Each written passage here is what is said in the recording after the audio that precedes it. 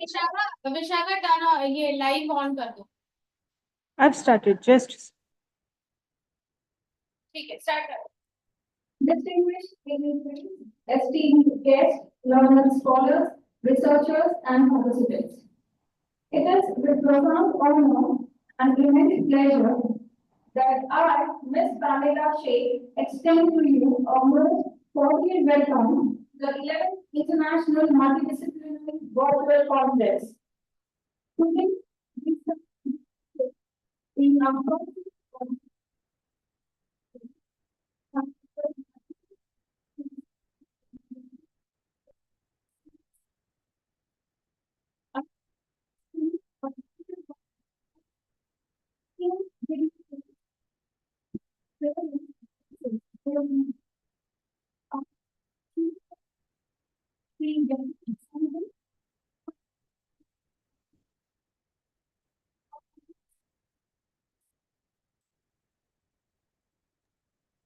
We can't hear you, Famida. Famida, we can't hear you. Ma'am आवाज नहीं आ रही वहां से नहीं आ रही Oh, Sangeeta, we cannot hear from that. Please check the sound system. Please check the audio.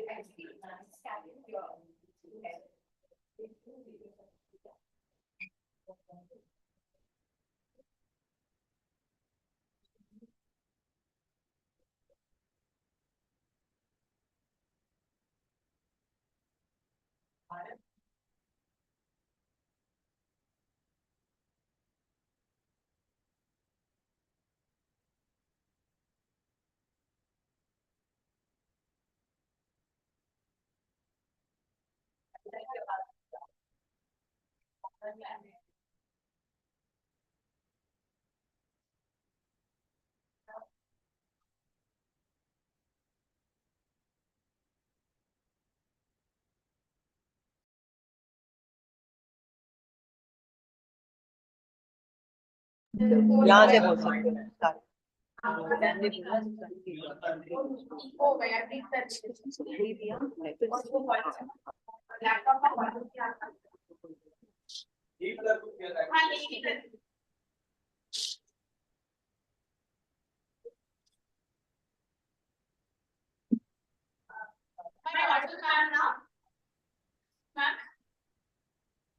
Yes, I think हाँ आ रही है आवाज.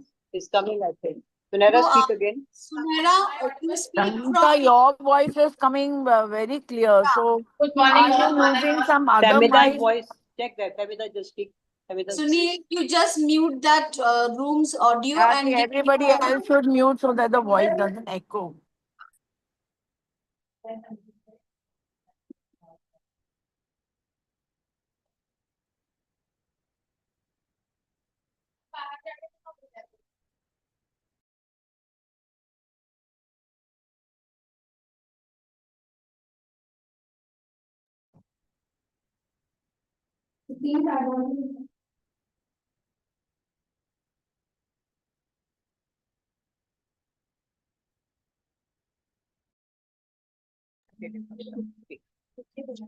Start.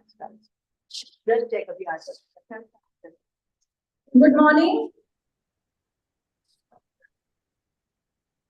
A very happy and pleasant morning today. Am I audible? yeah, it's fine. Distinguished dignitaries, esteemed guests, learned scholars, researchers, and participants. It is with profound honor and immense pleasure that I, Ms. Pamela Sheikh, extend to you a most cordial welcome to the 11th International Multidisciplinary Virtual Conference. Today, we stand united in our pursuit of knowledge and innovation. And it is my privilege to serve as your host for this prestigious occasion. Is someone talking? We can't hear. This. Allow me to extend a special welcome to our esteemed dignitaries Hello, whose Femina, is presence someone talking? graces this event. Our revered chief guest, Mr. Sri Yatish Pandey, founder, chairman, and managing director of Texperts Group of Companies. Principal Professor Dr.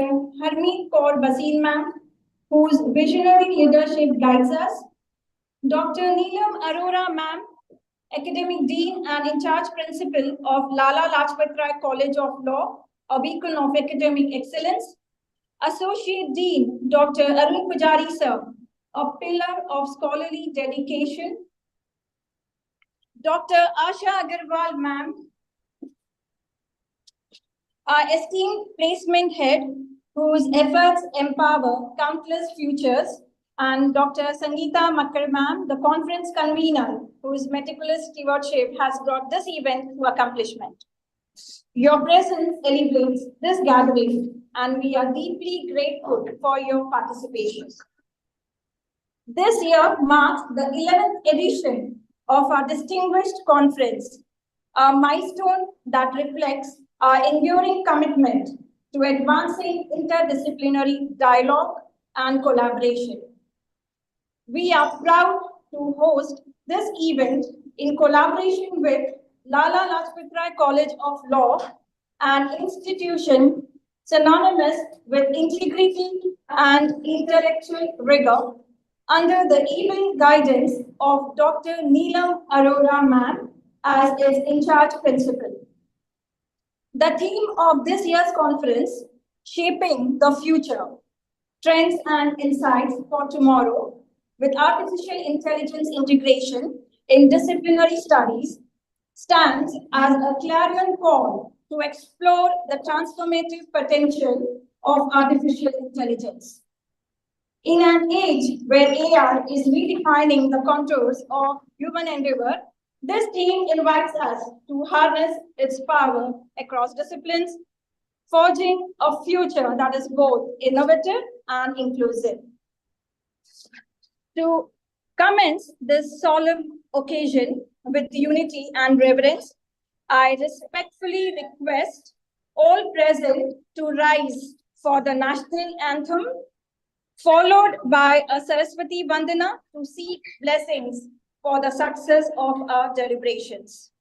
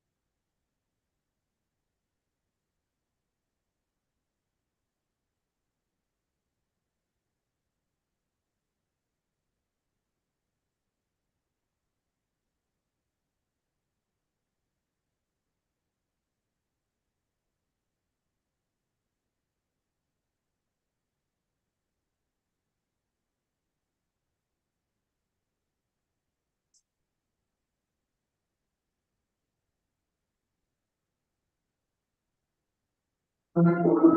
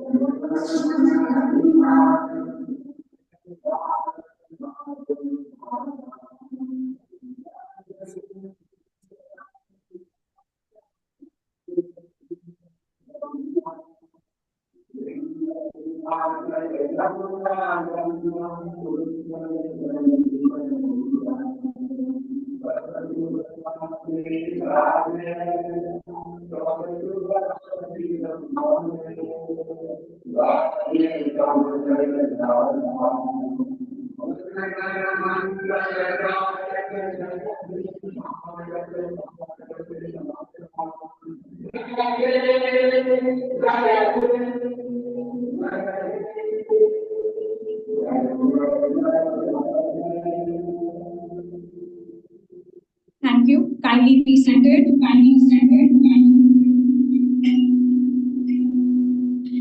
I request the technical team to play Saraswati Vandana.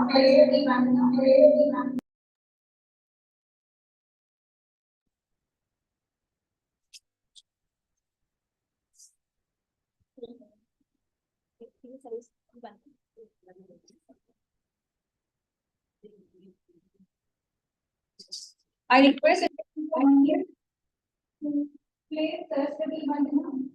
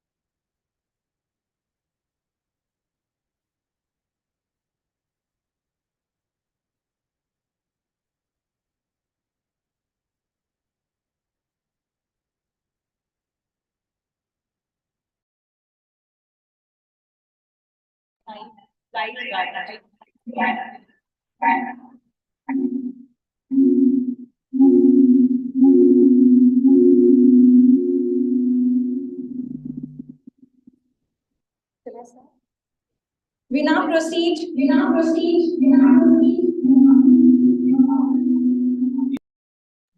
Sangeeta ma'am, there will be echo from your device. Only the main device can be used.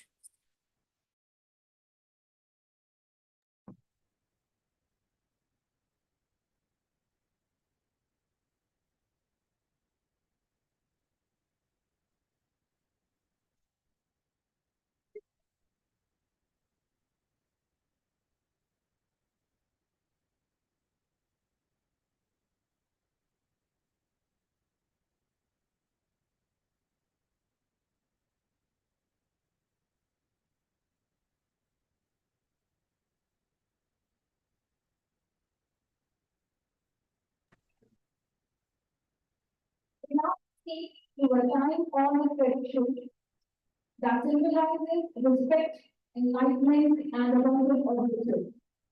I humbly invite esteemed dignitaries in the ceremonial garlanding of the statue of Lala Lajpat Rai ji, a visionary leader whose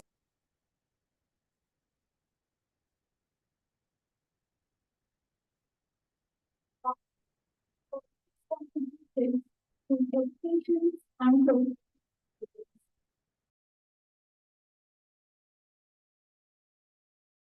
in the lighting of the lamp, a universal symbol of knowledge, dispelling ignorance and illuminating the way forward. May this light guide our deliberations today and beyond.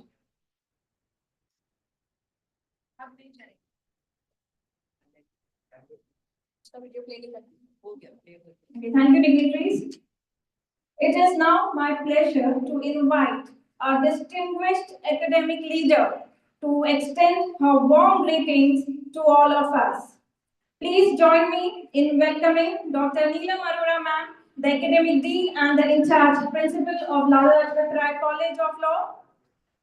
Ma'am's dedication to academic excellence and her visionary leadership have been instrumental in shaping this institution's legacy. I request Neelam ma'am to deliver the welcome note. Over to you, ma'am.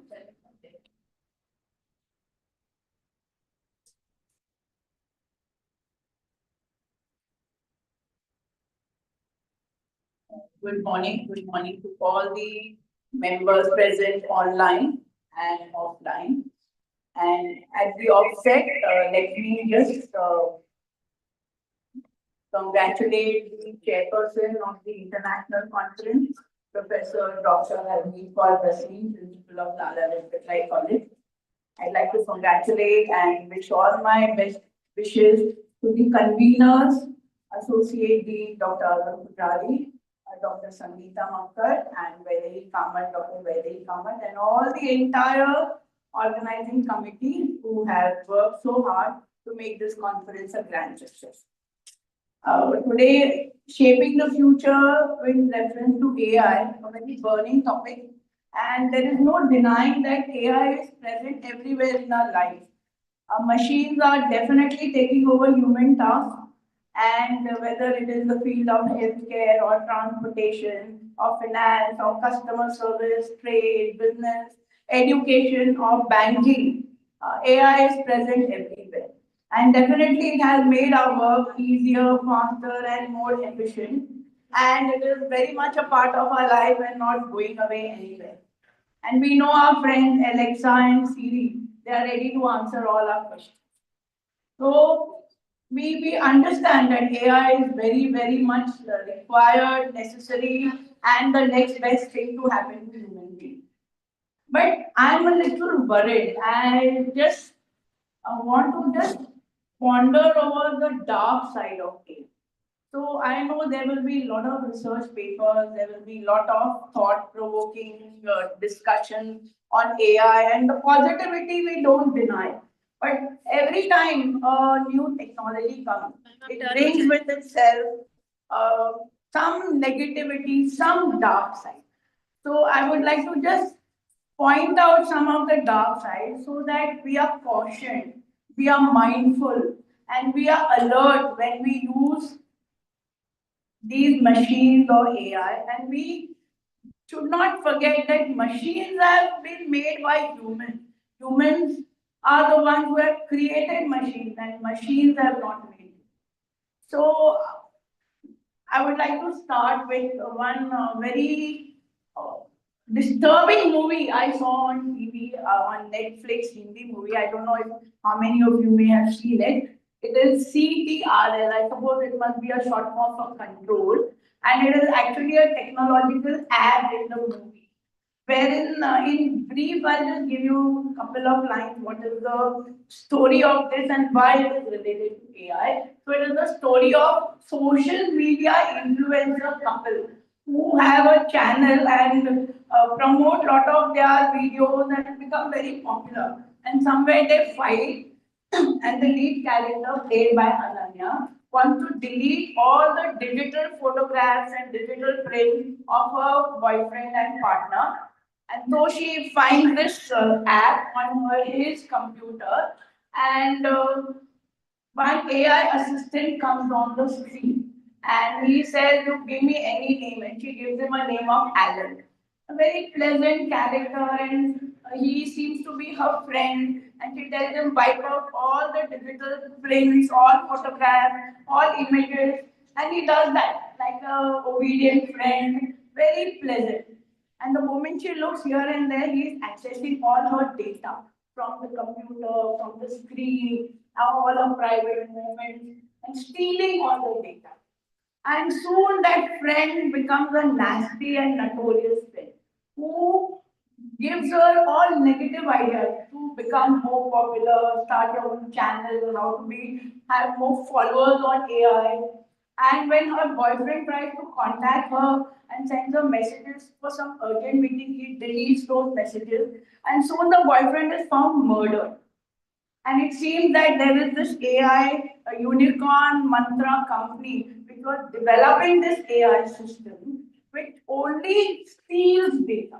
It only without the consent of the consumer. They are stealing our data, our whatever. See, when you think before you open Google Chat or Google Chrome, you think, I want to buy a bag. आपने रात को सोचा कि ना मेरे को कल purse खरीदना. It happened to all of us. Next day you put on Google, all bags had come, right? As if it is reading your mind. Okay, so this AI, this movie, in the end, she cannot do anything about the company, though she is sent to jail, and the company tells her, if you go against us, you will be rotting in jail all right. So she gives up and doesn't go to the court, and she goes back to her mother's bakery business and cannot help herself. The movie ends on a note where she goes back to this app, downloads another AI assistant who looks just like her boyfriend, names him Joe. That means she's now again in the clutches of fear.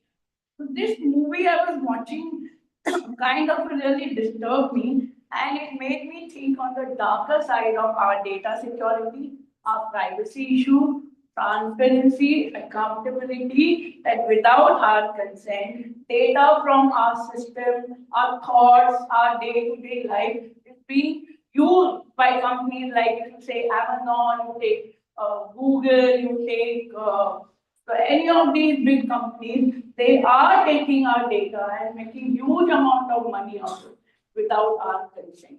So that is something which brought me to the dark side of AI. Even if you see the recently 2 3 days ago, there was a news in the news in a US court. One video conferencing was going on where the judge was asking questions to the plaintiff on video conference. And the judge asked that plaintiff some question. Person couldn't answer. Turned out that he was an AI avatar and not the actual culprit on the other side. And then the judge shouted, shut that darn thing out and give me oral talk. So whether we are talking to a fake person, whether we are talking to a real person, is something we don't know. That is what AI has done. We all hear of data, fake videos, deepfake videos. We hear of voice cloning. Often you read some mother gets a call, your daughter is kidnapped. And the daughter is saying, Mama, mujhe batao, bachao, and the lady transfers money. Pata chalta, daughter is sleeping in a hostel. And these kidnapping cases, senior citizens losing a lot of money to fraud is becoming rampant, what we see. So AI, though it has increased efficiency and productivity, one has to be mindful. And हम बोलते हैं ना आंखों देखी बात पर विश्वास करना चाहिए. Then I think that also is not correct in this, because आंखों देखा भी सच नहीं हो सकता. When you have a dead Sushant Singh video telling I am alive, please use this investment scheme. Amitabh Bachchan voice for investment scheme. Deep fake video of Virat Kohli promoting some product. These are all rampant and do mislead us, and that is, I think, some of the negative or the dark, I won't say negative, but it is the dark side of AI, which we have to be alert and mindful of. So what do we have to do for that? The government has to make lot of laws relating to protection of people, protection of data, our privacy, then our privacy, accountability and transparency. These are the 5 basic things which are required for AI protection. And in India, as of now, there are no specific laws or acts pertaining only to AI. We are growing, and as you know, AI is growing faster. Sometimes AI dominates the creator. The machine also doesn't listen to the human being. They do their own thing. And that's how laws are absolutely required. Let me just tell you which are some of the laws which are there. One is the Information Technology Act 2000, which just tells you about electronic transactions and how to protect yourself from electronic transactions. But no guidelines are there for AI. Recently, Digital Personal Data Protection Act 2023, which has laid down very stringent law on breach of data. If you are a company and if your data goes out, then the company head is responsible because it is a very it's a big crime to give out personal data of some people to others who may misuse. So that Digital Personal Data Protection Act 2023. Then we have certain Misinformation Technology Rules 2021, which regulate digital platforms and social media. Then now the responsible AI guidelines have been laid down, wherein you talk about accountability, privacy, and transparency, so that misuse and wrong use of data is not there. So these are main laws, but they are not enough. AI is very dynamic, changing very fast, and if we don't update our laws, we will be lagging behind. So concerns and impact, I would say misinformation and trust, legal and ethical challenges. These are the main things. Ethical issues wherein your privacy is invaded and the privacy concept is now sorry, absolutely gone. So we should be mindful, we should be alert, and we should not let ourselves be victim to all these frauds which happen. Cyber crime and cyber security, cyber crime is increasing. So cyber security angle is an absolute necessity. We have to have certain stringent laws and alertness. You see that serial Jamtara, you keep getting calls. Like somebody tells you, I think some of our professors have been victims. The other day, Nimesh was telling, someone said, amount ki jagah na ye code dalo, 1384. And 1384 educated people like us. We put, and he said 20,000 ki meri limit hai, 2184 dala, and the money got detected. So, we educated people fall more victims. We need to be alert, we need to be mindful, and I'm sure AI will be our friend and not the foe it can sometimes.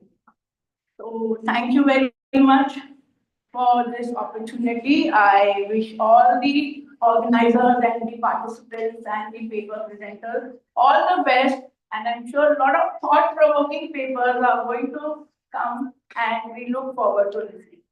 Thank you, and over to Seneca.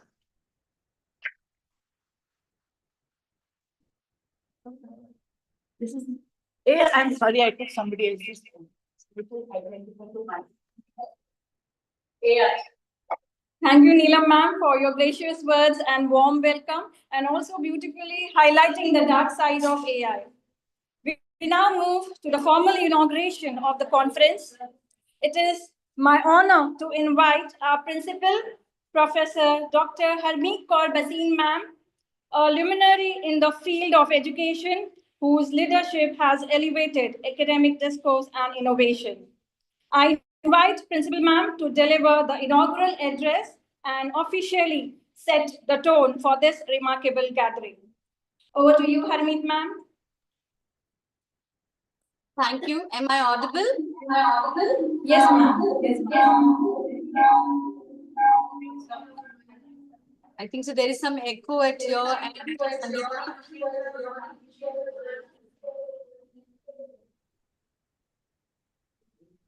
Yeah, can I? Fine. Good morning. Thank you for that. You have to mute yourself that side.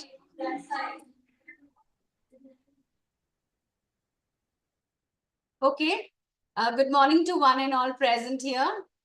It is with immense pride and heartfelt gratitude that I stand before you today to inaugurate this intellectually stimulating and forward-thinking conference, shaping the future trends and innovation in artificial intelligence with multidisciplinary approach.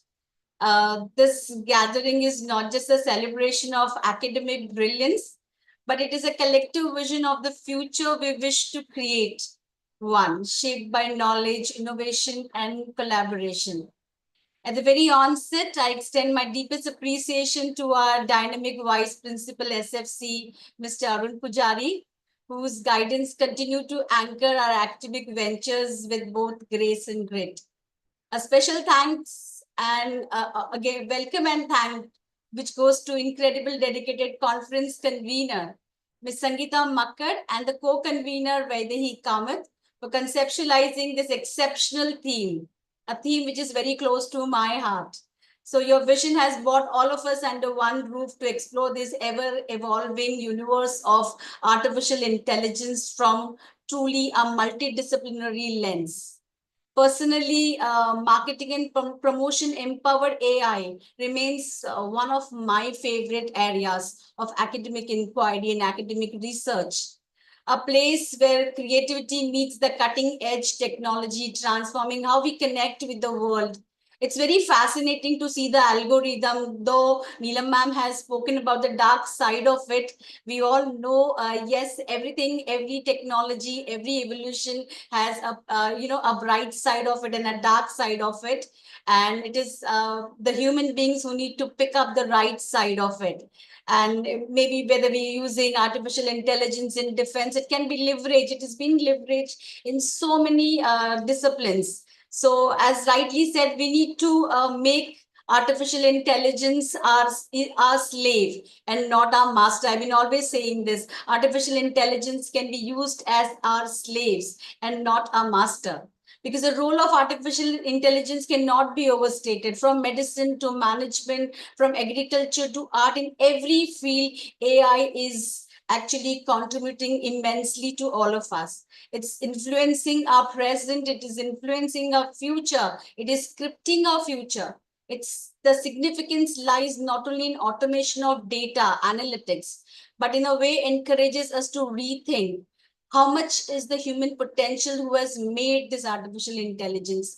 It is both our mirror, it is our map, it is something which is going to navigate us in future. The future generation is going to get its navigation through artificial intelligence. It is an absolute honor to welcome our chief guest, Mr. Yatish Pandeyji. Sir, your presence adds great value to this gathering. I have been inspired by you formidably. No, I have been inspired long by you. It's like been ages I'm admiring your knowledge in this industry. And even more than the knowledge in this industry, I'm sure you're going to share lots about artificial intelligence. More on that, I would like to tell people about your remarkable virtues, your modesty and humility. They are remarkable, sir. I'm very confident that whatever you bring today would be great. It would be enlightening and inspiring all of us. We are equally honored to welcome our keynote speaker for today, with Ms. Shri Manu Vedupudi, Director of Business and Technological Integration at Ford Motors Company. So your work at the intersection of cutting edge technology of global business strategy is truly inspiring. So I'm sure the contribution coming from your side would create a very good impact or great impact on our conference today. A very warm welcome to our academic dean, Dr. Neelam Arora, ma'am, whose wisdom continues to be a pillar of strength in our academic community. Thank you, our counselor, Dr. Asha Agrawal ji, for being an unwavering support of encouragement and support through every initiative we undertake. I welcome and sincerely thank each and every staff member who contributed tirelessly to the planning and execution of this conference. I'm also thankful for people who have graced this occasion. Asha Jindal ma'am, who's on our academic council, and Vinita Pimple ma'am, who is on our advisory board of this conference. Your dedication and strength and your support behind this endeavor is great. A very warm welcome to all our esteemed researchers. You have shared your scholarly insights and contributed your valuable paper and a vision to this conference. Your work adds depth and direction to this academic dialogue. And finally, to all our dear students, you are the heart of this institution, the reason why we strive to evolve and excel. Your curiosity, your creativity, your commitment, your learning fuel the very essence of this conference. Thank you for being here with open mind and eager heart. I wish this conference a great success. Let this conference be more than just a conference of thought. Let it be spark that ignites new possibilities, new collaborations, and new beginning. Thank you, and let's shape the future together. Let's begin with the conference. Over to you, Sangeeta.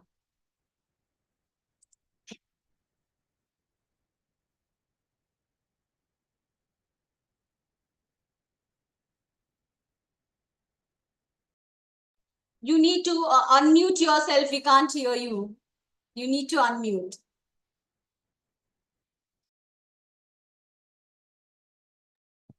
Thank you.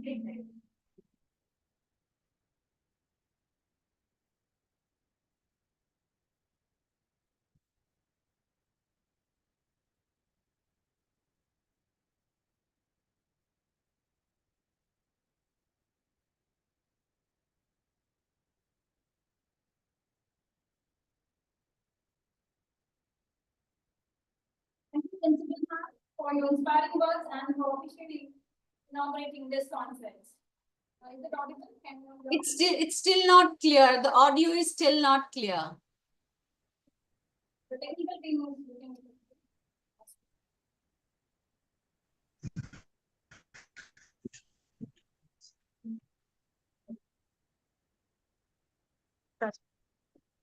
To shed light, to shed light, to shed light, to shed light on the purpose and vision. Sunera, there is echo.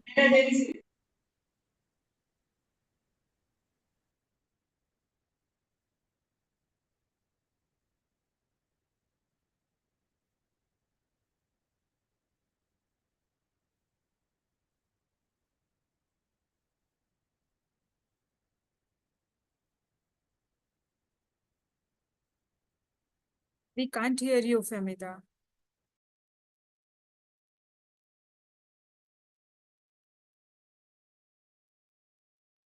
Ramita, we can't hear you. It's just the audio is just not on. No, no, no.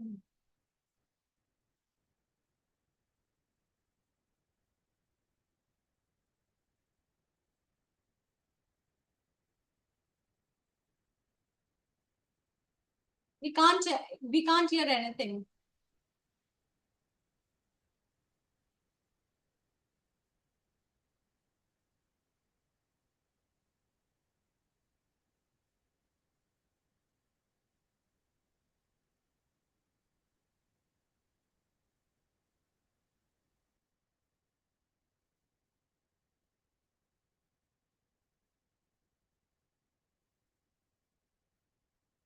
We still can't hear anything.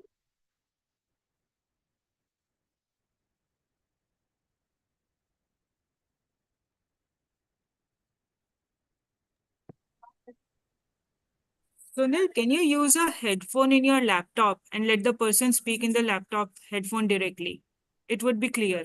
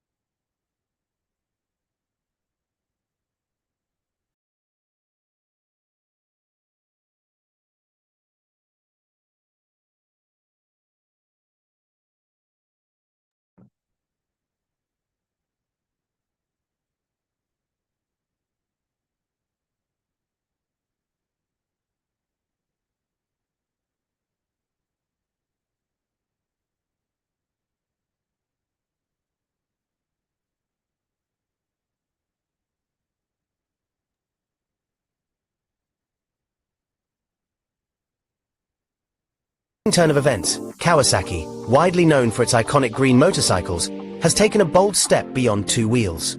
The Japanese manufacturer recently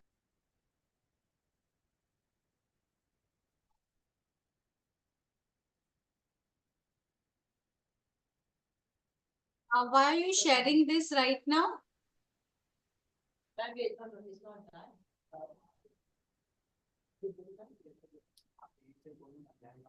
Hello. A very good morning to one and all. No, we still can't hear you all. We still can't hear.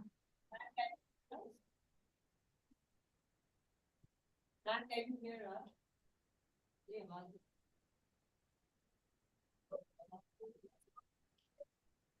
Hello. Ma'am, can you hear us? No, we can't. So earlier, Famida was speaking in a specific mic. Why is that?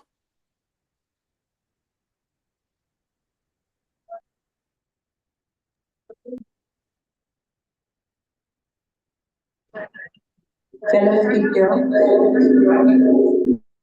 Else need to unmute and only the main needs to be. Hello. Can we, ma'am, is this audible? Yeah, this is better. This is A very good morning to one and all. At the onstart, heartiest thank you to all the dignitaries who are gracing the occasion today for the 11th season of our International Congress. And as Hardeep ma'am rightly pointed out, we are open to considering, understanding, learning all the positive outcomes and development and collaboration with this amazing insights what AI is driving to us. The transformation of the world is going to be massive. We are already on set with it. And the force is going to be us, the youth, the young, and the upcoming generations. This conference is here to unfold many insights, many thoughts, which could be for path breaking. And taking a moment from there, I'm just going to sweep you through some of the multidisciplinary examples that are path breaking for us to put a look into. Can I just have a quickly look into this first example? Since the conference is multidisciplinary, so here a quick sight. A robo, which is going to transform the way we transit, we move in the various bigger global arena. Can you please have the video put on? It's just a 1-second video that I'll be showing since we are looking In a at- surprising turn of events, Kawasaki, widely known for its iconic green motorcycles, has taken a bold step beyond two wheels. The creating Japanese new manufacturer recently chemicals of understanding and taking the world forward in a very, very miraculous and path-breaking ways. So here's a robot which climbs the mountains, which climbs In a the surprising roads, turn of which events, walks Kawasaki, with widely seasoned known for its speed, iconic green motorcycles, has collaborating taken the a bold human step mind, beyond two but wheels. yet on a The faster Japanese pace over manufacturer here. recently introduced a new concept So vehicle this called robot has been Coolio, a machine designed not only to traverse brought all about terrains, but in also to redefine the robotic very idea force, of it is mobility. called The that. unveiling took And it place is at the yet to be Kansai launched, but it is International on Exhibition an in Osaka, experimental way, drawing ready immediate to be attention launched from very, both very tech shortly in the enthusiasts world and the in general US to public. start off with. Moving on to the next one, we'll Coolio is quickly look no at ordinary how vehicle. yet It's a another four-legged path-breaking robotic world machine. that is coming about. Just as you can see the horse that was just running with strong speed. Here the hospital setup. Imagine walking into a hospital where Healthcare the and future is AI not in just a vision, collaboration. but a Now, reality these are the above your various head. machines you Sleek, can see silent as they machines glide glide along around tracks, along the like whole something track out of of the an SCI various assignment for hospitals, patients in which are going to visiting be care a with reality adults. very As these devices soon. move with So the precision, weaving medicines through the are delivered corridors. Their in destination? complete Welcome to the customization world to of the smart patient hospitals in in the China. These ICU as machines well are as in the automatic various medication wards. delivery Our systems 10,000 tirelessly working plus to patients ensure is life-saving served medicine and each medical single day. supplies reach We their can very quickly destinations. reach With out to unmatched each one speed of and them accuracy from from the the pharmacy pharmacy to to the the nurse nurse station stations. and even Even directly to directly to the patient patient ward. wards, this Switching seamless on to the operation next one, we eliminates look at human error. another one sector, education. Jumping off to China, since we all into education industry, here's a little peek into the China, what they're doing to the students, mapping their thoughts. How are they behaving in the class? So this is the one device all students are expected to wear on their head, which directly maps into the computer their attention level, their interest, and how much of the work they are able to absorb, and any kind of other health concerns. So they even look into whether their uniform, their participants in activities. So they are under a camera surveillance, but even a yawn during the class is monitored, whether students have blacked out of their attention span and so forth. So that's something. In fact, China has started teaching AI to the primary school as well. So this is just a peek into that. Moving on to the yet another one quick example, we are looking into how the China again has launched flying taxi, a reality coming very, very soon for all of us. It has already been launched in China. The prototypes are coming up in India as well, but we are still in the experimental phase. But China is all out. They are creating the airways, air pathways, air networks, so that to avoid pollution. So there are interesting settings. Let this video play. I think it's very, very fabulous how various fields, and our conference basically rests on the multi-dimensional collaborative thoughts that we are trying to network on and create new ideations to work together. So these are some of the thoughts that I would like to bring. And the last one, there is one more I would like to take a second to pay your attention to.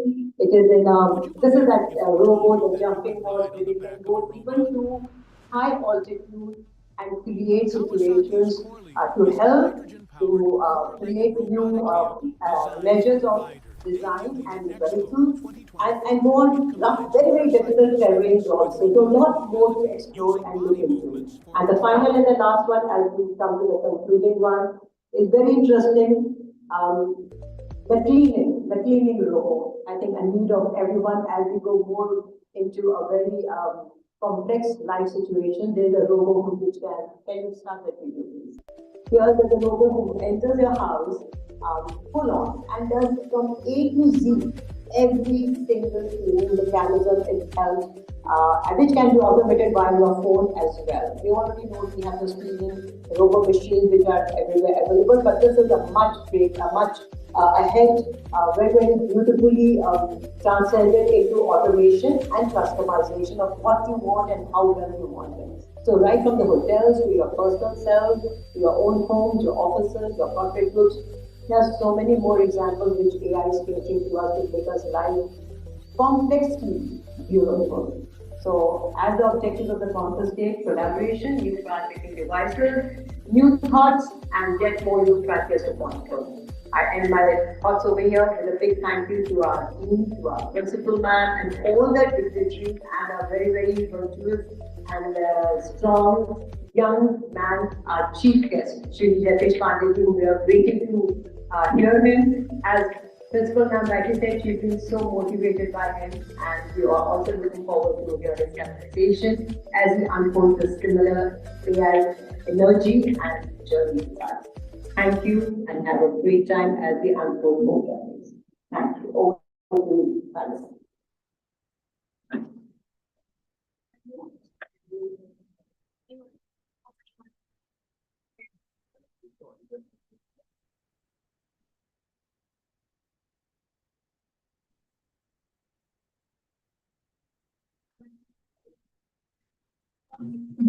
Next step. Thank you. Thank you, Sangeeta ma'am, for articulating the roadmap that will guide our discussions today. Am I audible? Shall we proceed?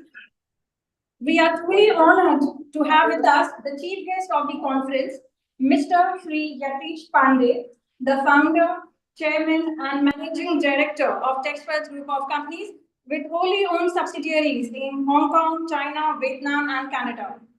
His entrepreneurial vision and global impact in the business world make his presence a privilege for us all.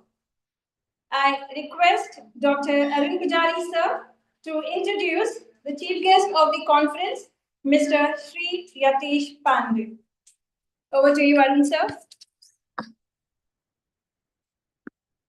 Thank you, Femina. Good morning, all.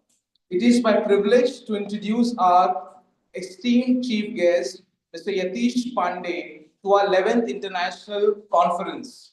Mr. Yatish Pandey is an accomplished entrepreneur, visionary, and thought leader with over 38 years of extensive experience in international business and the global textile value chain. He holds a BSc degree and MBA and has continuously enriched his professional journey with prestigious certification, including the Chief Digital Officers Program from ISB Hyderabad and specialized training in exports and imports management, sales acceleration, and advanced leadership programs. With over 3 decades in international trade, Mr. Pandey has built expertise in export import management, marketing, logistics, documentation, and global compliance. His early professional journey included leadership roles at leading conglomerates such as Modern Group, RSWM, and Welspun. In 2002, he founded the Texperts group of companies and today serves as its chairman and managing director. Under his visionary leadership, Texperts has grown into multinational enterprise with 100% subsidiaries in Hong Kong, China, Vietnam, and Canada, and operations across 65 plus countries. Beyond business, Mr. Pandey is a passionate educator and mentor, having served as visiting faculty at institutions such as NMIMS, CFAI, and the Exim Management Association. He has spoken at numerous prestigious platforms, including Doordarshan, FICCI, Texacon, Textile Association of India, SAP Rise with HANA, and Proficon 2023. A lifelong learner and tech enthusiast, Mr. Pandey is now pioneering efforts to integrate artificial intelligence into textile value chain management and is actively building a B2B digital commerce marketplace aimed at transforming global textile trade. His career reflects a commitment to innovation, digital transformation, and sustainable industry growth, making him an inspiration to professionals and entrepreneurs alike. Please join me in welcoming Mr. Satish Pandey. Thank you.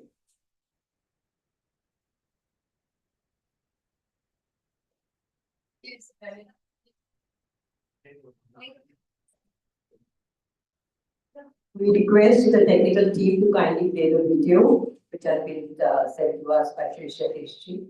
Thank you.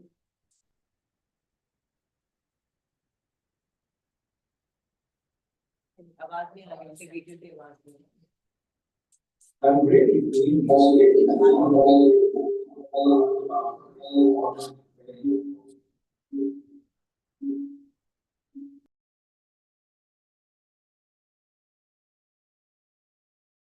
But we can't hear the video, Sangeeta. That's not happening. Sangeeta, we can't hear the video. It's fine. We'll ask her to speak then.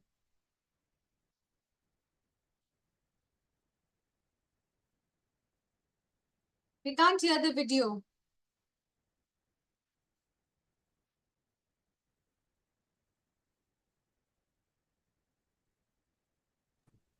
Sunil, share the audio along with video. Sangeeta ji, just switch off the video, then we'll ask her to speak if that is the case.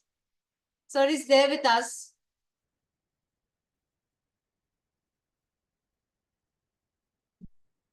Sir is there with us, and he can give him a sharing right. He will share his PPT then. So we are very sorry for this glitch, technical glitch. So over to you, sir. Okay, so good morning. I'm really very excited to be part of this August gathering. Before I start in talking about a conversation about artificial intelligence, may I ask, am I audible and I'm clearly visible? If yes, can you just, some of you just raise both your thumbs so that I get clearly that I'm audible and I'm visible. So Yes, sir. And you're thank you visible. very much. It's a great privilege to be part of this August gathering. The chief patrons, chairpersons, the faculty, esteemed guests, and the brilliant students. I'm really, really honored to be part of such an important and relevant subject for today, that artificial intelligence and its application and its relevance in interdisciplinary studies. There couldn't be any better occasion to talk about the subject of artificial intelligence. May I ask, is anybody here using it the way we are using our emails or WhatsApp? So, today, artificial intelligence is something which anyone in the world can use, including a 4-year person to a 85-year of person. As a matter of fact, we all are already using it with or without the knowledge of the fact that we are in the age of artificial intelligence. So let me take you through the journey of artificial intelligence, where we are and what's next is shaping our future for tomorrow. And please allow me to share my PowerPoint presentation.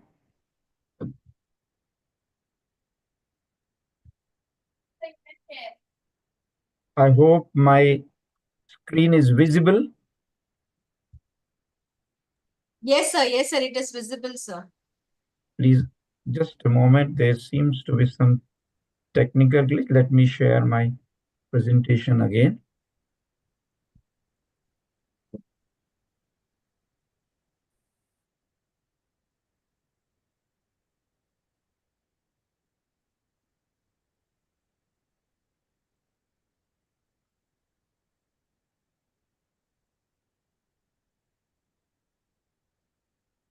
Okay, I'm all set. Just a moment. I'll share the presentation.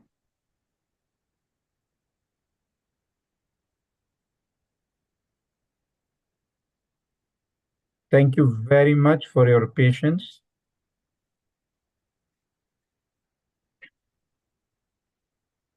So here we are here to discuss about AI integration in interdisciplinary studies.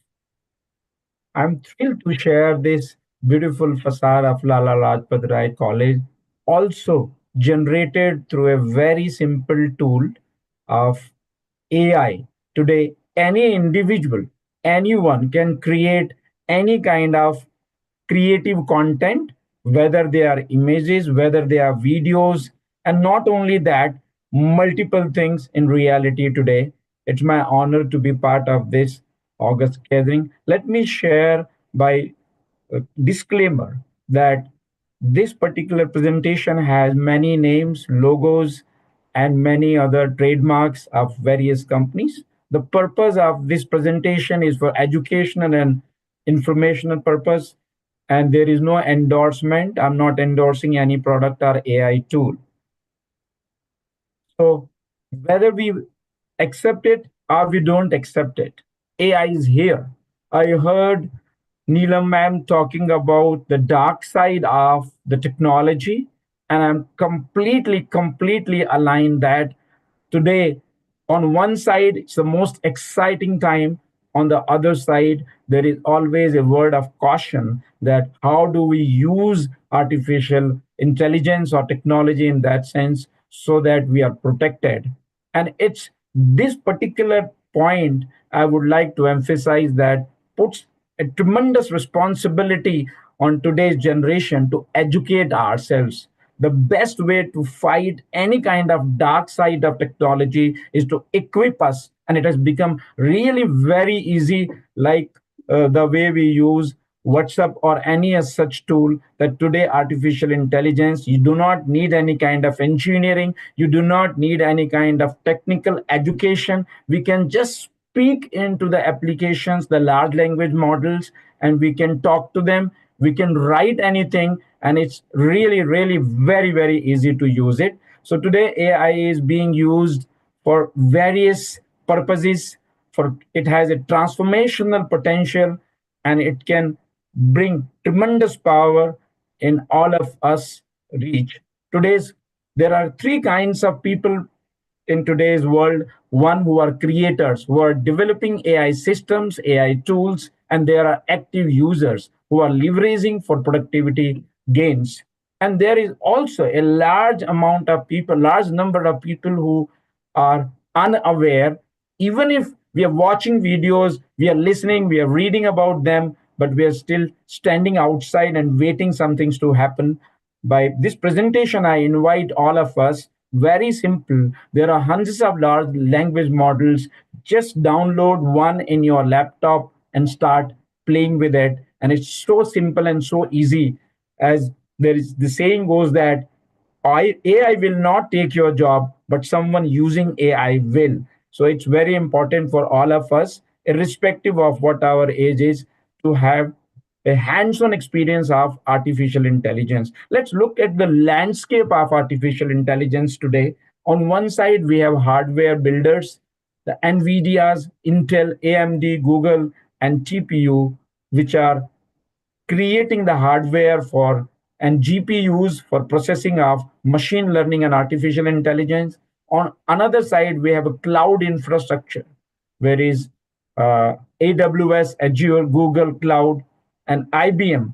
They have made it democratic for any not so rich or so resourceful organization also to create AI, GPTs, and transformers.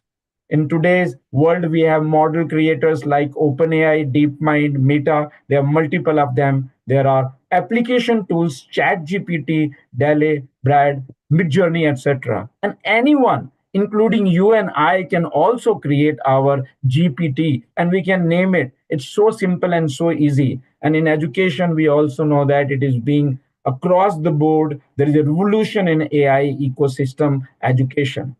Let's look at the landscape of AI. I would like to look at some of the very interesting AI tools which are available. There are thousands of them. There are 30,000 plus AI tools which are available to us to do any activity which we want to do without having to do anything, just by giving instruction by verbal, speaking to them, or by typing into them. Today, on one side, we have leading large language models like OpenAI, Google, Meta, Anthropic, as well as Mistral, and there are hundreds and hundreds of them.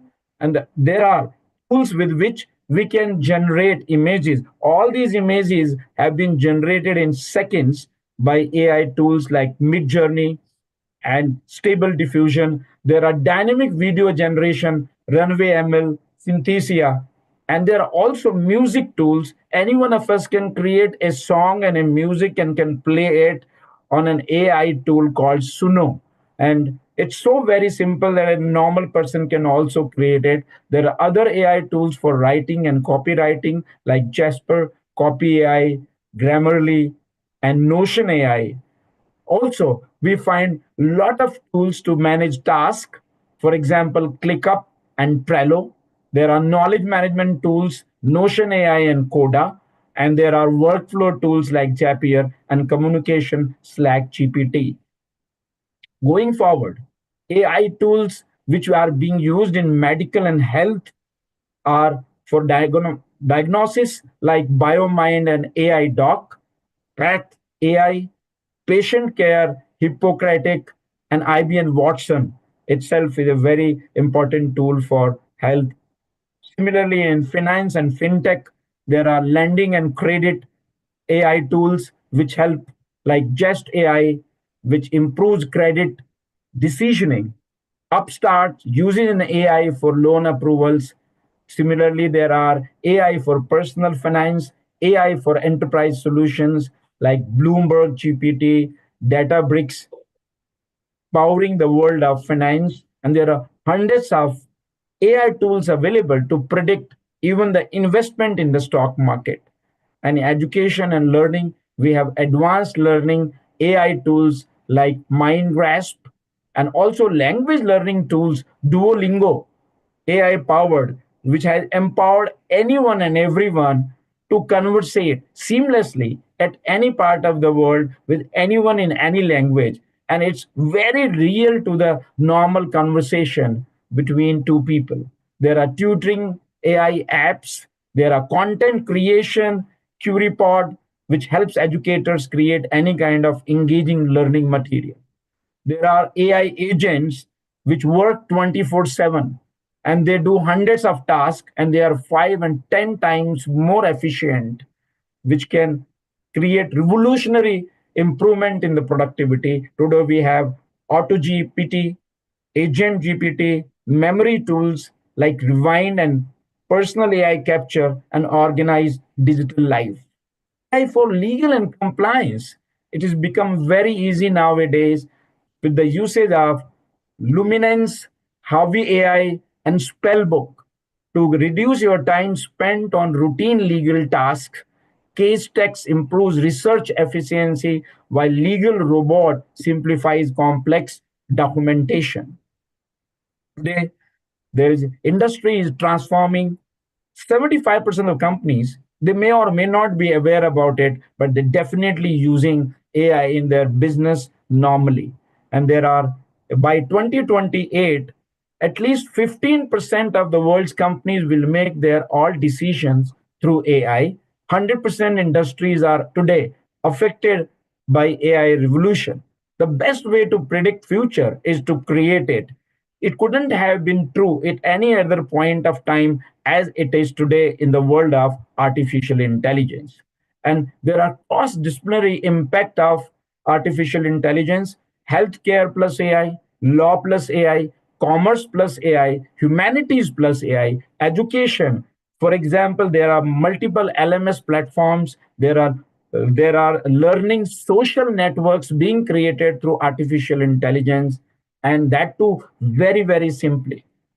There is global AI landscape. Let's look at, while we know that United States of America is leading the innovation of basic large language models, GPTs and transformers, and there is academic powerhouse, but it is China which has put it into application across the board in multiple organizations, in multiple institutions, you name it, and there is one AI version, and it has really democratized. In India, we are catching up with it very fast. First of all, it has made access to everyone to be able to be a technology geek. It's very easy today to code any kind of programming for a normal person like you and me without having knowledge of any kind of technology tools, because there are GPTs with which we can code and create programs for simple applications as well as for complicated applications. There is multilingual AI which is progressing today. And the most exciting part of it is that today in India, we are the youngest people in the world who is who is who is leading. The Our talent pool is the youngest and the largest in the world, and that's the most exciting time in India. And I believe that very soon we will be leading the forefront of this revolution of artificial intelligence. What is the path forward? The path forward is to build bridges, to create cross disciplinary connections and ethical teams, which is diverse expertise and perspectives. Human plus AI can create something which we call augmenting human potential, and it is the world of collaboration. So, the new word for competition is collaboration, and that's what AI has made it possible for us. The future of AI integration in multidisciplinary studies is by industry specific AI tools will continue to proliferate, addressing unique challenges in each sector. Multimodal intelligence, AI systems will combine text, vision, and audio capabilities and unified interfaces. And it's a pure democratization of AI, no code platforms. We don't need any kind of technical knowledge to create artificial intelligence driven solutions for multiple problems. And here is the word of caution and the word of responsibility. The focus will increase on ethics.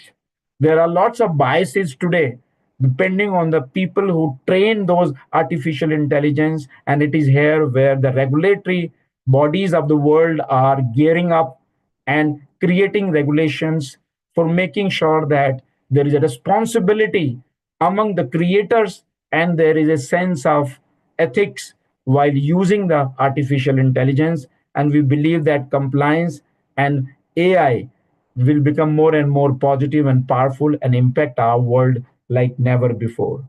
So, with this, I conclude my conversation. Thank you very much for your attention and participation. And we are ready for any kind of questions and discussions. It's my pleasure once again. Thank you very much once again for having me. Thank you.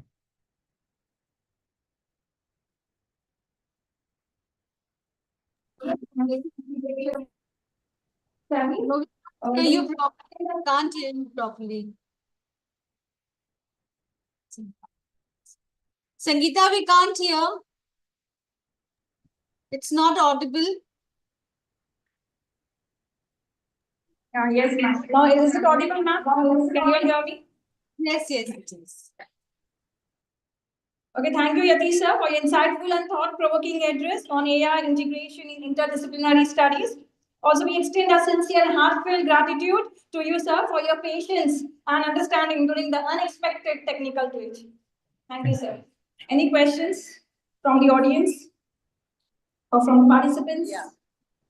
Sir, I have a quick question. So while you beautifully described and took us down the journey of various kind of compliances and various kind of fields, and you showed us so well the various apps and the software that would be good work upon. But just a quick question, how ethically we can work on these? Because the use and abuse of these old softwares can be a challenge in the growth and the development of the humanity and the community as such. So could you kindly throw a little light on that, please? Okay, thank you very much for raising a very pertinent topic, because this question is what bothers a lot of us to stay away from it. In my experience, there is not even 0.00001% misuse of artificial intelligence, even though that would be also overwhelming if even that happens. But like any technology today in the world, there are the bodies, but more than regulators, the people who are at the helm of affairs of creating this kind of technology, they are in general highly responsible and highly conscious about that what it can cause and what kind of problems it may cause. And I see and I experience a sheer revolution happening around me. There are hundreds of organizations which are doing great job. Couple of days back I was part of a mastermind class, AI master class, organized by Economic Times and the Times of India. And there were thousands of people who were sharing their experience and the part of that kind of revolution. And I see happening it around everywhere, not only in India, every part of the world, wherever I go and interact with the people. And there is more positivity than the negativity. But negativity is, it's important that our media and we are responsible that we highlight all of these problems so that there are regulations at places.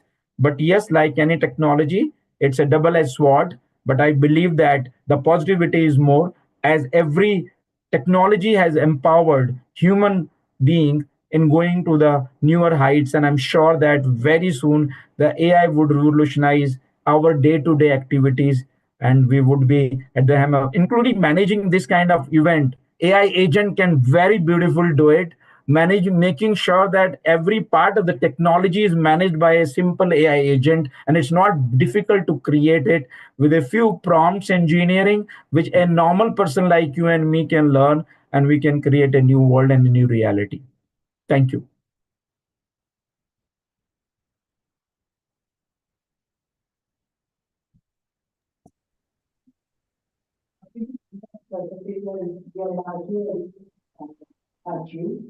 We can't hear you, Sangeeta. We can't hear you. There is audio issue.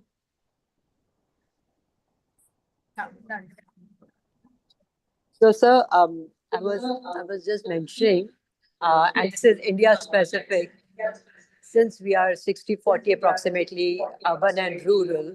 So, how strongly the integration of these various AI tools and techniques and software will be able to integrate into our bigger part of the country?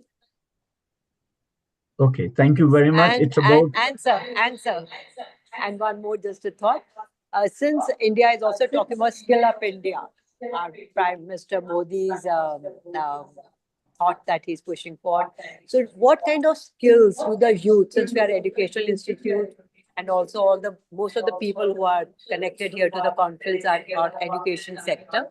So what skills would you suggest, since you have such a wide experience and learning, what would say skill would you that youth of today, and we too, though we are not the youth, but on the side turn of it, we could skill up ourselves to be able to absorb and walk with the new thought that Horizon is coming up with. So those two things we could share with us. Thank you. okay. Thank you very much. First of all, uh, unfortunately, we in India have missed the bus of research, but that's not a big problem because we have a great and youngest talent available and a very huge amount of talent available, and we are very intelligent. We catch up very fast. So it's just the beginning. It's not even the tip of the iceberg what has been discovered about artificial intelligence, and we are adopting it very very fast. We have hundreds of startups in India, and I'm really really very excited at the speed at which it is spreading all over. And when I speak to various forums and various people in normal day to day life, the number of people who are adopting it, the number of tools available for learning is expanding exponentially, whether you name it any kind of YouTube videos or multiple channels where you can find free content, and it's so easy to use it. Any normal person, I said that 4 years to 80 years or 85 years of people who can use WhatsApp can use AI. So that's how simple it is. And coming back now to India and the environment in India, our Prime Minister, particularly, and the current government is very, very interested in maximizing upskilling and usage of artificial intelligence at various forums. We are always in the forefront to create a regulatory environment wherein there is unification of various countries. Recently, our Prime Minister visited a artificial intelligence conference in Paris, and he was one of the highest level of advocate to creating a framework of regulation where there is unification of the standards of artificial intelligence usage. And coming to the upskilling, the one thing which I believe that can create tremendous, I would say, revolutionary development of artificial intelligence in our country in educational institution is mindset. It is not the skill set, but it is the mindset. I would say that just believe that I can do it. That's it. I don't think that there is any uh, shortage of resources, and you just go on to any website and you type artificial intelligence and you find hundreds of contents which are absolutely free, which we can use to upskill ourselves. If I were to name one or two tools which I think each one of us can download and can ask these questions which you ask me. So any kind of GPT, any kind of large language model, the most popular ones, let's say that Chat GPT or Gemini or Claude, some of these we can download in our mobile phone. We can create a free account. The magic here is very democratic, that almost every tool is free. Almost every, there are 33,000 tools available, and there is a website in which you can find every single tool. And this website name is also very simple. There is an AI tool for that. There is an AI for that. That's very simple. You type that and you have it, and you have 30 list of 30,000 AI tools, and 99% of them, or maybe 99.5% of them, are completely free of cost. They're the first version of them, and we can use them. Any large language model, if we just download and we ask the same question which you are asking me, interactive, and you can find an answer, and hundreds of ways and means by which we can create our own GPT, our own AI tools, and we can use it in our day to day life. And I find almost all institutes today in our country at various levels, starting from ISB, IIMs, IITs, they have multiple artificial intelligence courses and not very expensive one. And then today's learning management solution, whether it is Coursera, whether it is multiple other which were very much prevalent in our country, they are offering AI course. I believe that there is a complete uh, availability of information as well as courses which one can skill. But one thing which we need, I would again go back to mindset. It's the only mindset. The one who decides leads the journey of AI resolution. I hope I answered the question.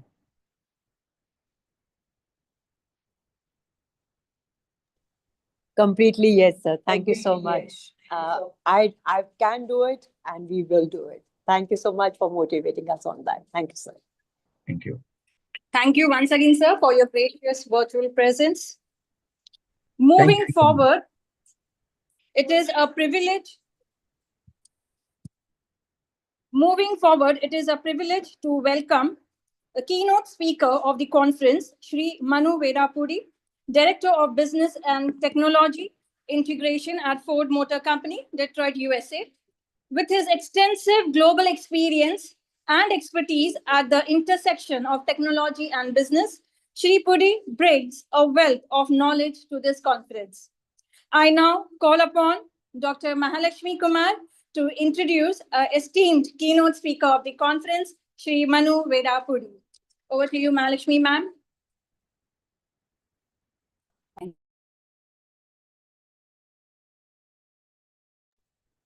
Am I audible? Am I audible? Okay. It is my honor and privilege to introduce Shri Manu Vedapudi sir, keynote speaker for today's international conference. Sir has done his BS chemistry, minors in maths and physics from Madras Christian College, Madras, India. He has also done his MS Computer Science from University of Mississippi, Oxford. He has done his MS Engineering Management from MIT Sloan School of Management, Boston. He has done Disruptive Strategy from a course, Harvard Business School Online Certification Program from Boston. His professional training and activities include he has been awarded a US Patent Award on Vendor Neutral Integrated Vehicle Electrical Design and Analysis Systems and Methods. He was also an industry presenter at American Society of Engineers from India meetings. He also authored Ford Research Report. He has very good technical expertise, which consists of strategy development frameworks, discovery and ideation tools, development operations, IoT ecosystems, cloud-based technologies, in-vehicle architectures, product lifecycle management, data analytics, service-oriented architectures, continuous integration, continuous deployment, software development, and other categories. He has a vast industry experience of more than 30 years, which started with as a research engineer at Ford Research Labs, then moved on to being a product data management specialist in product development systems. Then he moved on and became a systems manager, product data management from 2004 to 2005. He then became an IT delivery manager at Ford Customer Service Division from 2005 to 2009. Then he worked as senior manager in vehicle software and electronics at Ford IT from 2009 to 2014. Then he became mobility products and platforms in charge from 2014 to 18. And currently, sir is a director in business and technology integration at Ford Motor Company, Detroit, Michigan. His strategic profile is extremely impressive. I'll just read a few of them.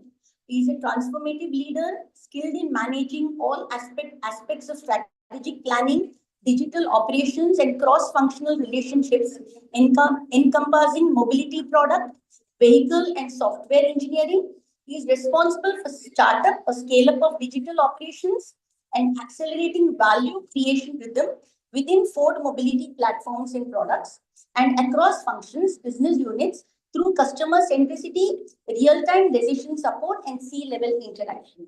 Sir, we are indeed honored to have a person like you with such technical, commercial, and managerial expertise as a keynote speaker for today's international conference. Sir, may I now request you to address the audience? Thank you.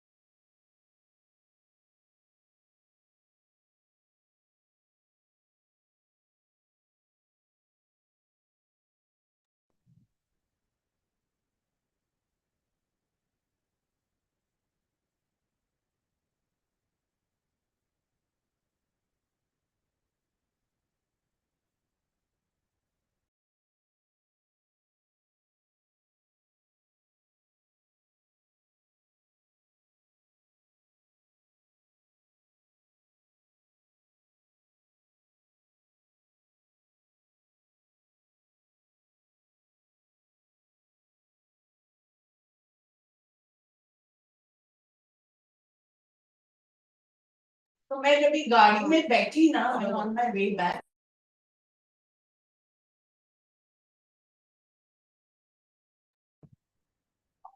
It is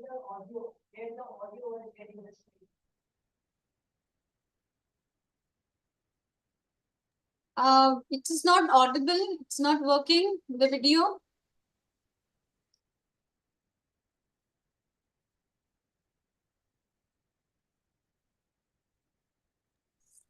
Ma'am, the tech team is working on it.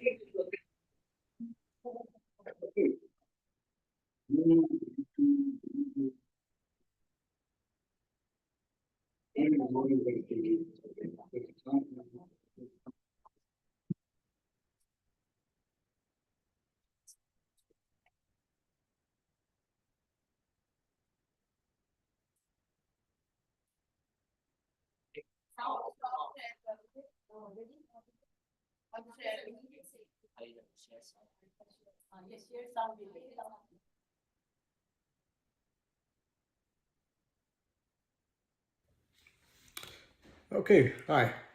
Good morning, good afternoon, good evening, wherever you may be. My name is Manu Vedapudi, and I am the global client partner at Ford Motor Company for Tech Mahindra. So a tremendous amount of exposure to industry, and of course, more recently, a significant pressure on all companies to really adopt AI. So my presentation is a little bit of a summary of AI in industry as well as in society, right?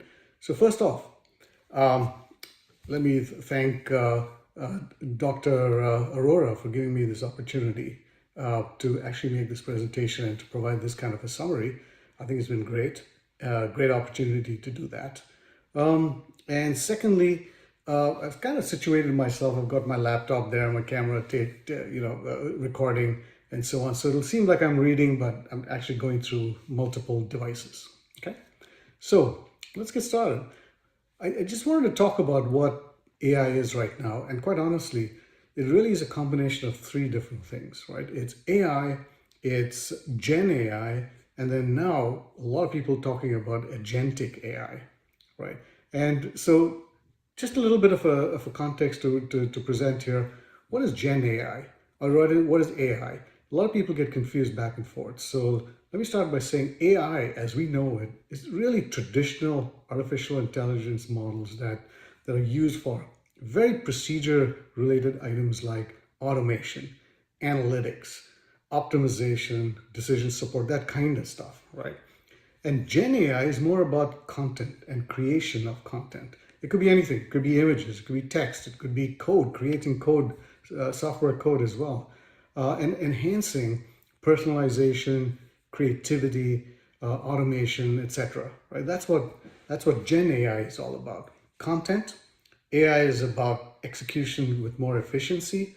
And then now, this advent of agent AI, agent-based AI, or as it's called, agentic AI, right? These are AI systems that act autonomously, right?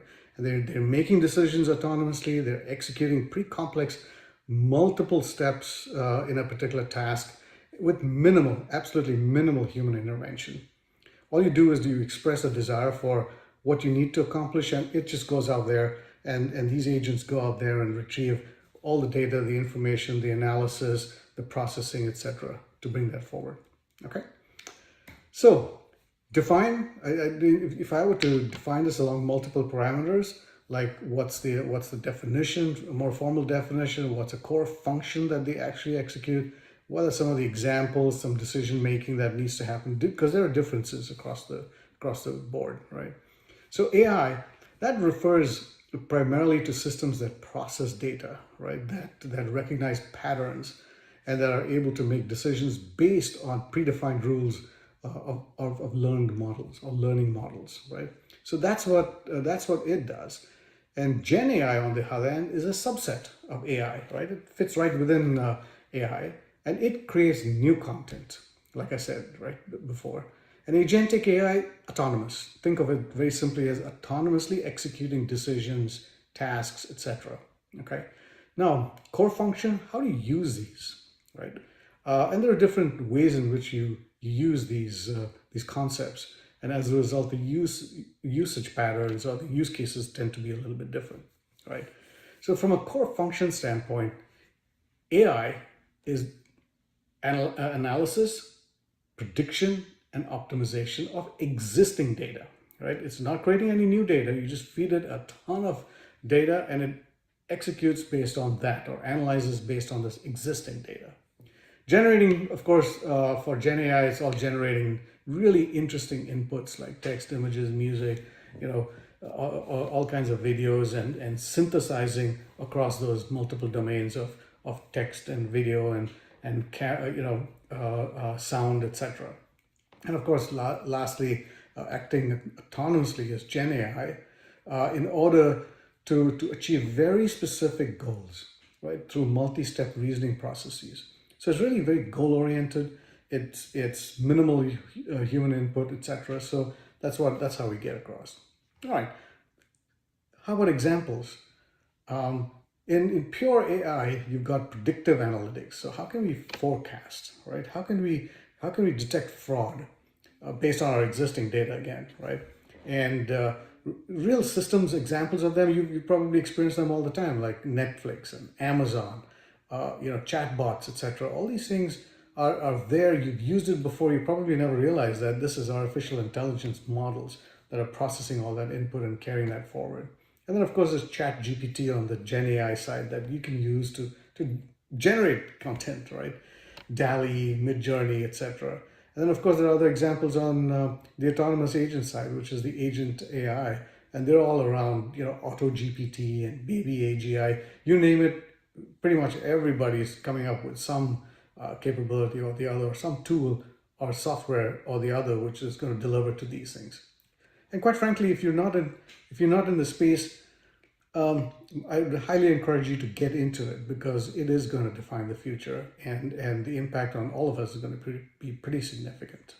Okay, so with that definition, I'm going to look at a broader discussion around AI itself, and I'm going to sort of go through what are the strategic as well as the operational benefits of AI, right? And then look at the challenges and the risks of AI, right? And how does that impact humanity and so on? So it's always good to break things down from what is strategic, meaning long-term, the right things to do, and then operational as in efficiency and what am I doing right now. So from a strategic benefit standpoint, competitive advantage, this is number one. There are 5 key elements to this. There's competitive advantage, there's cost reduction, there's data-driven decision-making, scalability, and of course, enhanced innovation. How quickly can you really innovate as a company, right?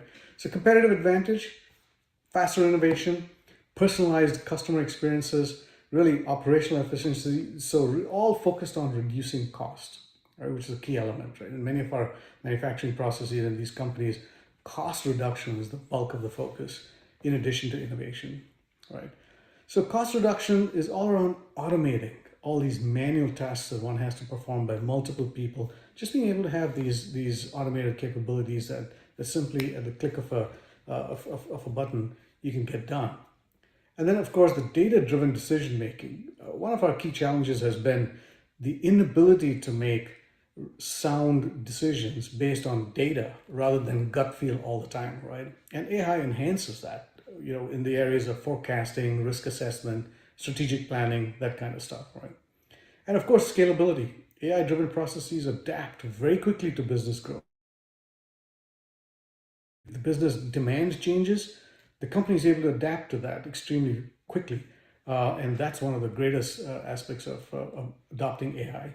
And of course, like I said, enhanced innovation, right? With Gen AI and R&D, creative industries, scripts, movies, etc. All these areas where you can actually create new content. From an operational side, yeah, efficiency gains like we talked about, enhanced productivity, like help employees start getting smarter about how they're working, not necessarily what they're doing, but how they get it done, right? Improved customer experience, of course, is a very critical aspect because everything is about the customer now. It's customer centricity, and AI really significantly helps with that. Then supply chain automation, I have to point out, is a very, very big deal because supply chains contain the largest cost of any manufacturing environment, right? Or any manufacturing company or operation. And AI predicts the demand, understands the logistics associated with that demand, optimizes that significantly, and then reduces waste in getting the components or subsystems to the vehicle plant in my case, right? I mean, in the automotive side. And of course, the risk mitigation. AI detects fraud, cybersecurity threats, operational inefficiencies, and is able to help us get ahead of that. Now, you'll be surprised, but there are some very, very compelling numbers around how we've been able to increase operational benefits to the tune of 30 to 40% in the cost side of various companies.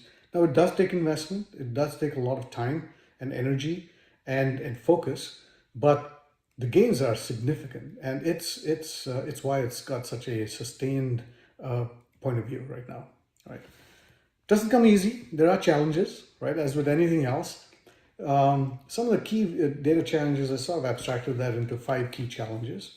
It's around data dependency, right? Garbage in, garbage out. You've heard of that, right? AI systems require the vast amount of quality data, which can be very expensive and complex to manage. We're talking about petabytes of data for a large company, and it has to be managed well. It has to be high quality, right? Integration complexity is extremely challenging because existing infrastructure may not be AI ready.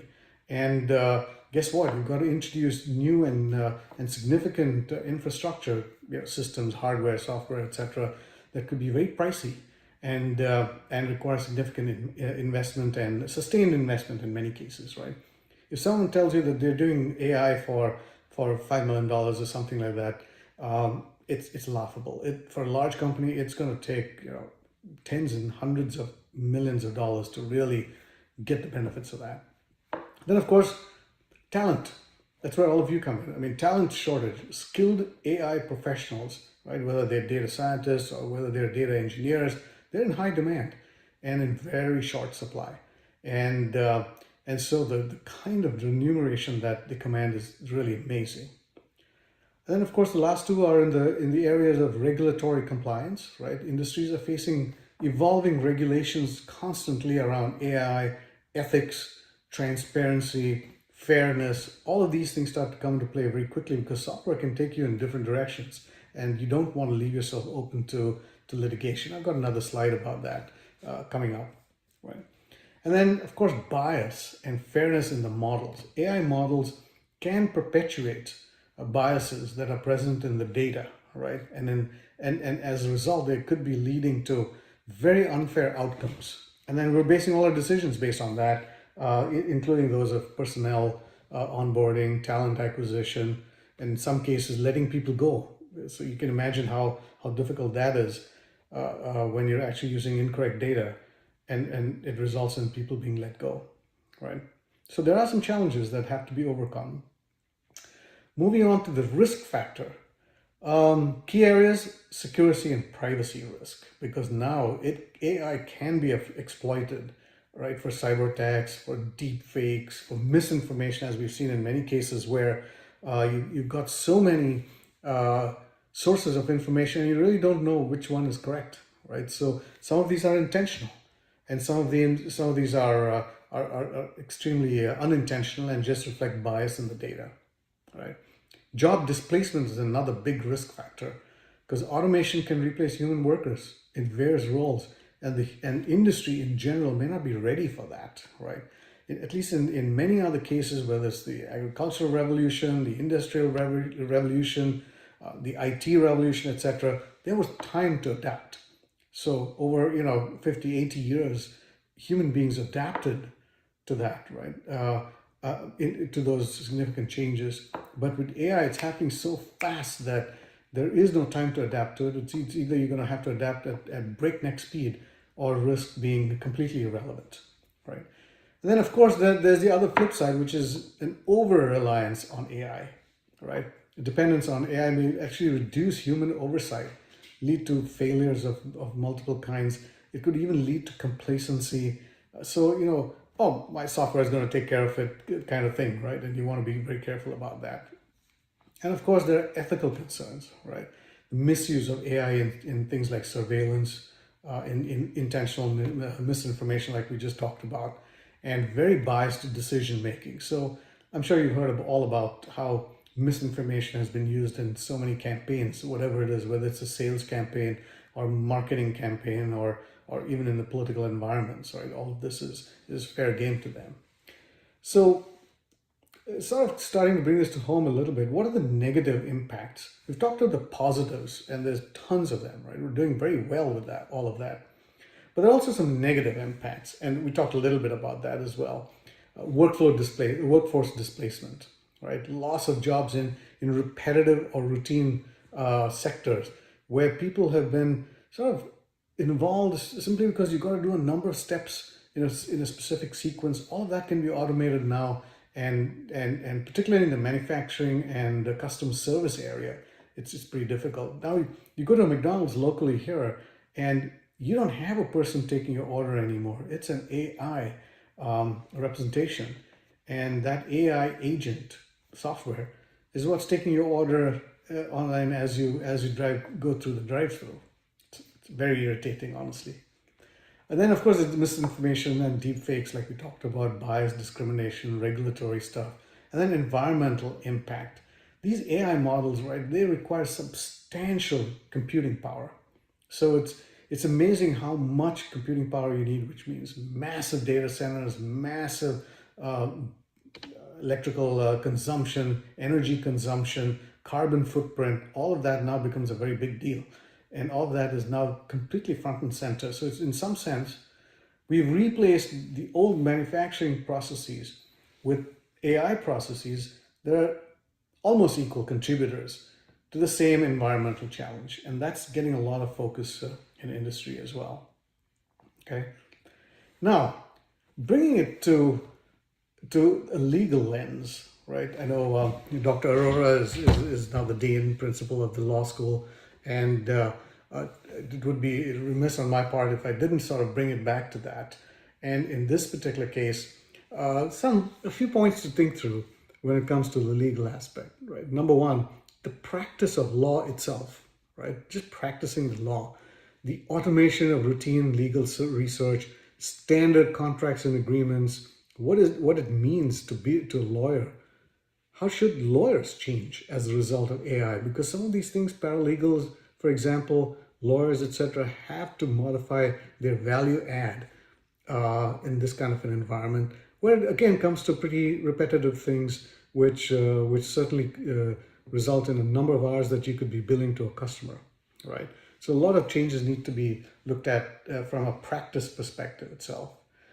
Then copyright is becoming a big deal, because recent rulings, at least in the United States and some of the other Western countries, have suggested that AI-generated products can be copyrighted, right? They can be copyrighted so long as they include meaningful human authorship, right? So in some sense, you've got to be able to prove that you've had human beings involved in the use of AI to generate content in order to be copyrighted. So that's getting to be a very interesting focus, particularly in the areas of authoring, books and movies and so on. So it's not simply entering a prompt, but really creating, it's real creative use of AI generated results, right? The prompts themselves cannot be copyrighted. The AI prompts, I'm talking about the AI prompt engineering and so on, that cannot be copyrighted. But the result of that, or the outcome of the prompts, that can be copyrighted as long as you've got some level of human value add. Okay, so there's an element, there's a lot of focus in that space as well. The third big area where they're looking at very seriously is regulation. Should AI be regulated? Number one, it's a big question in and of itself, or like many other aspects of it should be unregulated, right? So that's a big debate going on right now. And if it is to be regulated, to what extent, right? To what extent should it be regulated? How do you balance innovation versus growth and versus threat to the social and economic order and of course privacy, etc. So all of these come into play. And at the end of the day, the question is, how do you regulate something that is so complex as this, and that has many tentacles across multiple areas of responsibility? Because some of the software companies at the highest level, they have a significant number of other companies that they rely on for various components, right? Whether it's software or hardware or even service, right? So now where do the legislative boundaries lie? And how can you actually control that, right? And then finally, and I think this is a very critical aspect for a lot of the industries, is the impact on creative industries, right? Do we need authors anymore, right? Do we need musicians? Do we need artists? I myself have taken a photograph of one of my trips and then just submitted that to ChatGPT and said, hey, create a Van Gogh version or style of painting out of this. And in 2 minutes, I've got it, right? So imagine an artist thinking about how their work is sort of evaporating as we speak. But can AI eventually create movies and create art, create books, all that based on current content? And finally, is that okay to do?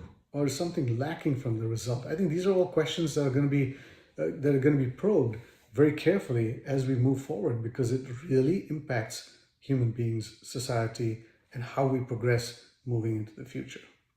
Okay, so in conclusion, AI, Gen AI, and Agentic AI, right, they all provide significant strategic as well as operational efficiencies and benefits, including areas of cost savings, efficiencies, enhanced decision-making, and so on.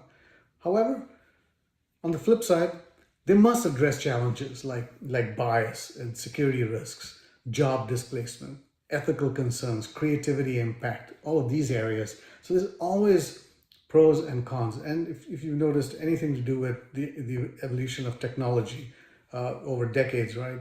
There's a pro and there's a con. When you've invented or innovated a pro, you've innovated a con, right? If something goes wrong. And this has been fairly standard. But in general, I think the direction's headed for a very positive adoption and application of AI. Lots of challenges, but lots and lots and lots of opportunities as well. Okay, I hope that was useful. I just wanted to leave you with a little bit of an overview of AI and some level of understanding of what are some of the challenges, including a legal perspective. Of course, I haven't done justice to the legal stuff at all. I'm hoping you guys will carry that torch.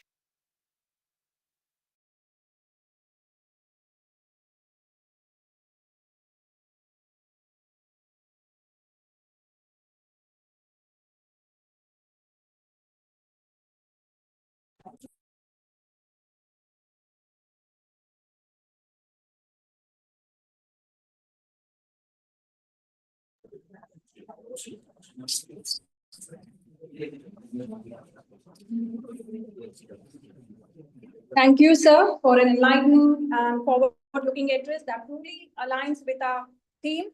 Once again, our sincere gratitude to you, sir, for gracing this event. We now, am I audible? Shall I proceed? Am I audible? Shall I proceed? We now transition to the technical segment of our session. It is my pleasure to welcome Shri Ankit Jamwal, CTO and CIO of Digital Transformation, Robotics and Sustainability, based in Zurich, Switzerland. His expertise in cutting-edge technologies promises to enrich our understanding of AI's role in shaping the future. May I request Professor Kranti Indulkar to introduce our first technical speaker of the conference, Shri Ankit Jamwal. Over to you, Kranti. Thank you, Famida. It's both my honor and privilege to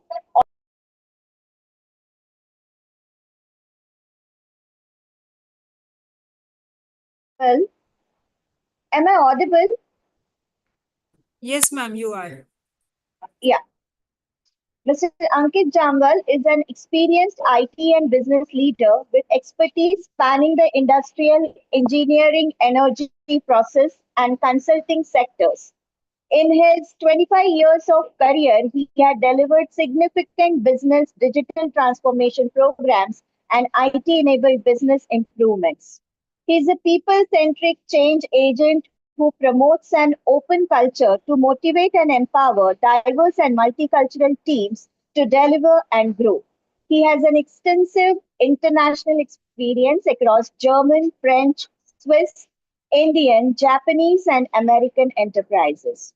And all of this has been possible as he possesses some unique and incredible skill sets like business and IT strategy and implementation, application development and maintenance, target operating model transformation, building organizational capability, M&A, carve-outs, relationship building, change agent, empathetic problem solving, IT, GRC, value driven, agile, lean, business process re-engineering, and the list is endless.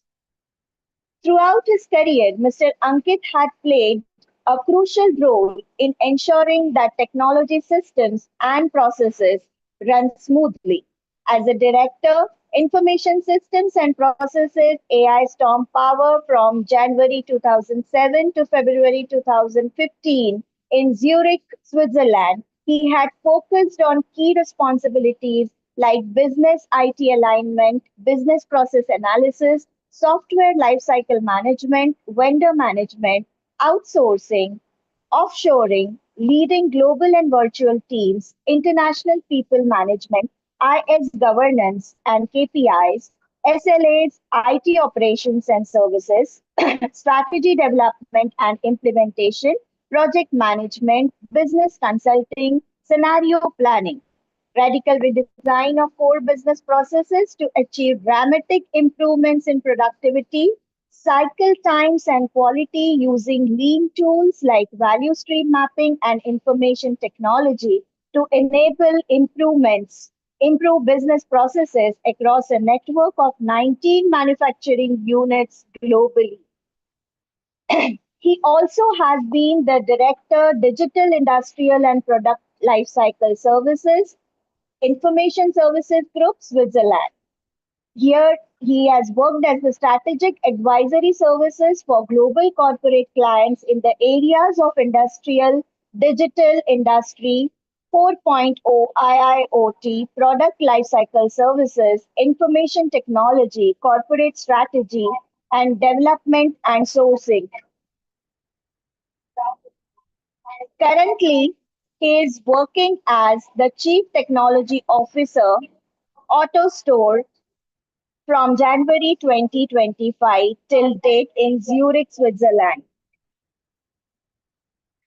We are truly fortunate to have such an eminent personality as a technical speaker for today's international conference. I once again welcome you, sir. Thank you so much for sparing your precious time to grace this occasion today. With this, I invite Mr. Ankit Jamwal to deliver his address and enlighten the gathering. Thank you so much.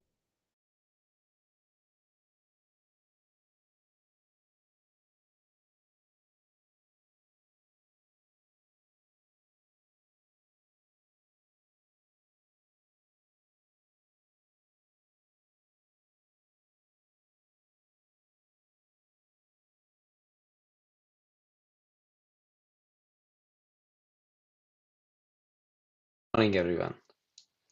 Before I begin, I'd like to express my sincere gratitude to Professor Dr. Harmeet Kaur Bhasin, Principal of Lala Lajpat Rai College of Commerce and Economics, for her vision and leadership in creating a platform that bridges academia and innovation.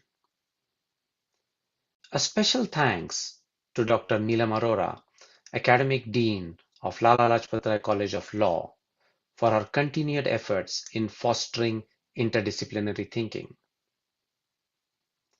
I'm also deeply thankful to Dr. Sangeeta Makkad, Head of Department of Multimedia and Mass Communication, for graciously inviting me to speak at this conference. And of course, thank you to the entire organizing committee, faculty coordinators, and student volunteers for your dedication. It's truly an honor to be part of the International Multidisciplinary Virtual Conference hosted by Lala Lajpat Rai College of Commerce and Economics and Law. The theme this year, Shaping the Future, Trends and Insights for Tomorrow with AI Integration in Interdisciplinary Studies, couldn't be more relevant or more exciting. Let me start with a simple question. How many of you have already used AI today without even realizing it?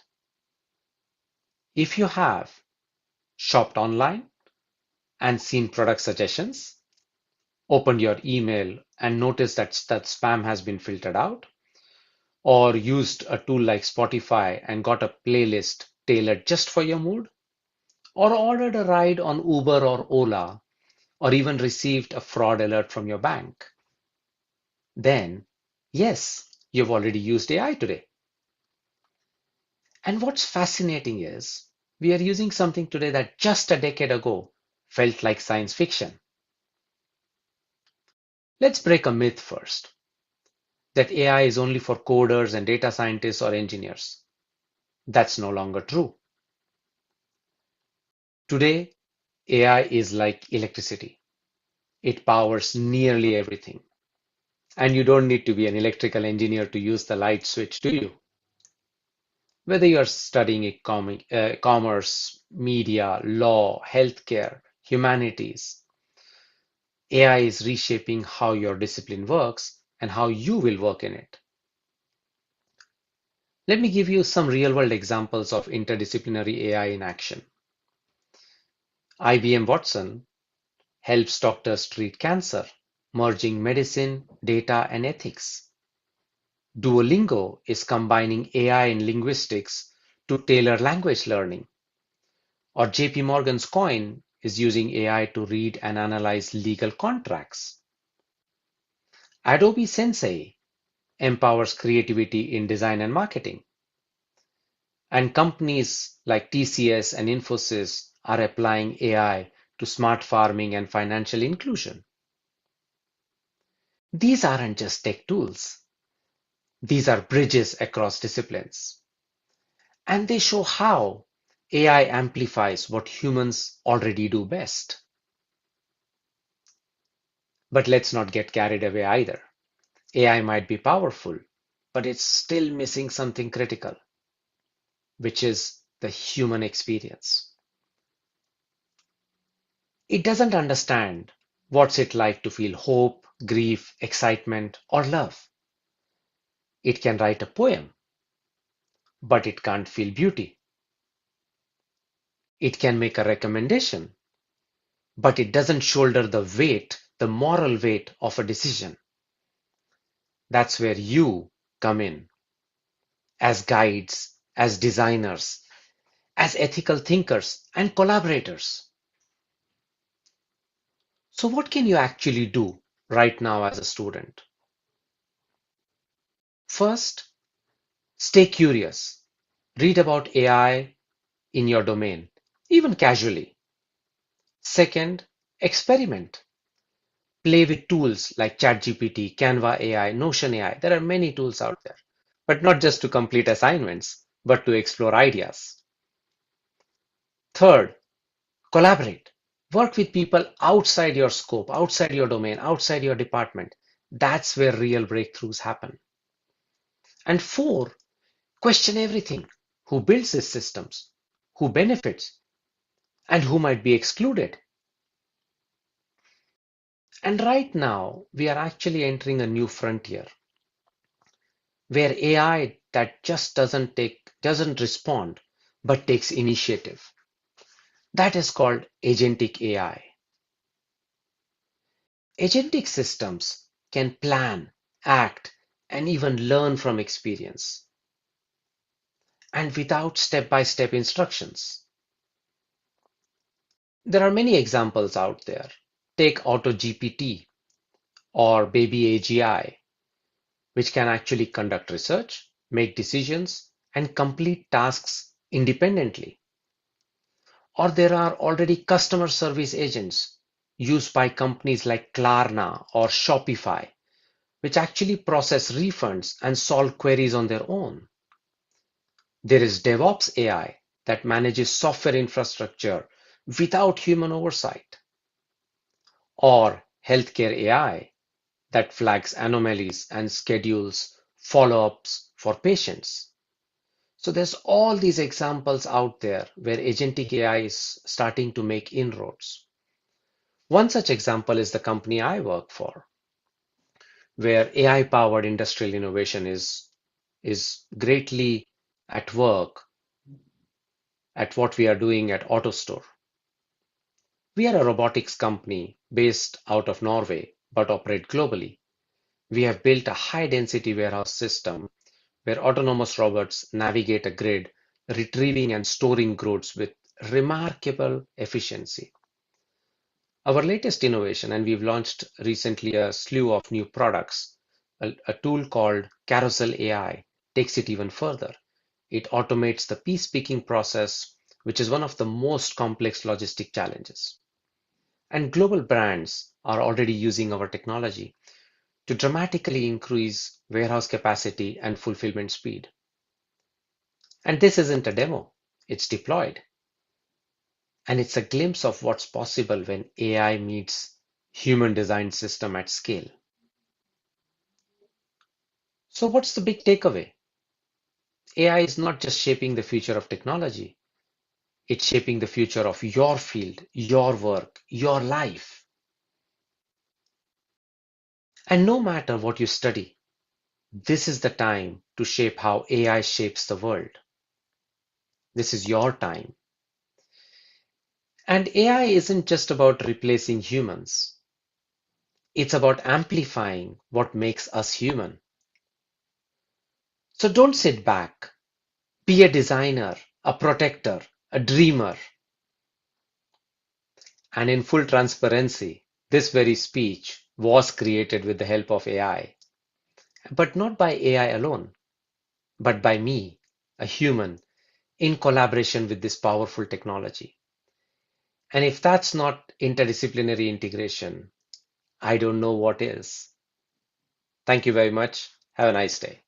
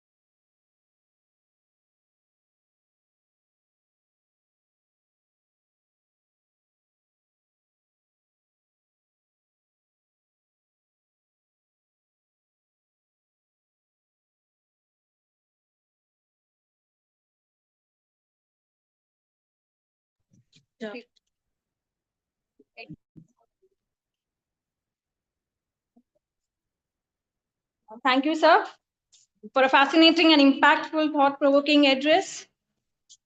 Just to inform the participants, soon after the inaugural vote of thanks, we'll be beginning with the paper presentations. As we draw the inauguration session to a close, let us express our gratitude to all who have made this event possible. I invite Ms. Payal Parekh to deliver the vote of thanks. Good morning, everyone. It's indeed a great honor and privilege to deliver the vote of thanks at this inaugural session of this prestigious 11th International Multidisciplinary Conference. On behalf of the organizing committee, I express my heartfelt gratitude to our esteemed chief guest, Mr. Shri Yatish Pandey, founder, chairman, and managing director of Techsperts Group of Companies, for gracing the occasion with his presence and delivering a visionary insights that he has set an inspiring tone for the conference. Loved the way his PowerPoint presentation dealt with. The sub-theme being AI integration and interdisciplinary, especially the new competitive edge, the new ecosystem, and the AI tools. I love the idea that we all need to upskill ourselves with 30,000 AI tools. We are equally honored to have Shri Manuveda Puri, Director of Business and Technology Integration at our Ford Motor Company, Detroit, USA, as a keynote speaker. His global perspective and thought-provoking insight has truly enriched the inaugural session. So very well brought out the whole idea that AI is revolutionizing every industry. AI, Gen AI, and job creation, and revolutionizing technology in every industry. Also, we were privileged to hear from Mr. Shri Ankit Jambal, CTO and CIO in digital transformation, robotics, and sustainability, whose technical session provided practical insights into emerging innovations, collaboration, using tools, questioning anything for benefits, auto GPT. Love the fact that everyone is like a reader, a dreamer, a protector, a designer. I would also love to now start a special word of thanks to our chairman and trustee for their unwavering support and encouragement that has made this event possible. Sincere thanks to Dr. Neelam Arora, Academic Dean of SFC, as well as the IC Principal of Lala Lajpat Rai Law College, for the warm welcome and for being a guiding force in both academics and administration. She also brought out the insight about the dark side of AI and also the Information Technology Act, how well we can utilize it. We are deeply grateful to Professor Dr. Harmeet Kaur Bhasin as a principal for motivating the inaugural address and constant leadership. Ma'am very well said that artificial intelligence is our servant, not our master. Our heartfelt appreciation also goes to Dr. Sangeeta Makar, the convener, for articulating objectives of this conference with clarity and purpose. Such a well thought idea. We also thank a special thanks to Dr. Vaidehi Kamath for assisting and being the co-coordinator. We thank Dr. Arun Pujari, Associate Dean, for introducing and distinguished chief guest and for his consistent encouragement and academic support. Special thanks to Dr. Lakshmi Kumar for introducing our keynote speaker with grace, and to Professor Kanti Indorkar.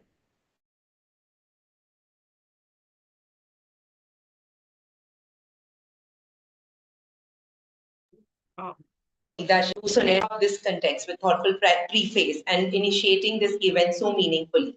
Our appreciation also goes out to all the respected guests, faculty members, delegates, and participants from all across the globe.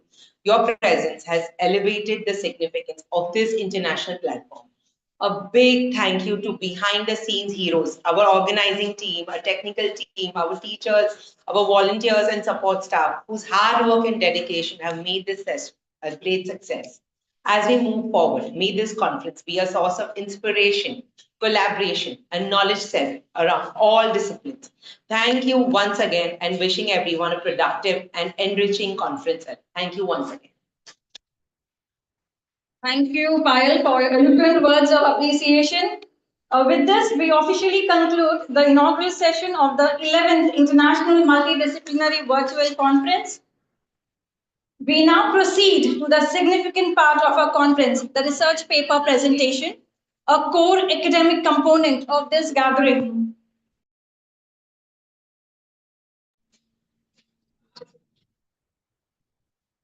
Participants will now be divided into 3 parallel technical sessions, each conducted in a separate Zoom breakout room.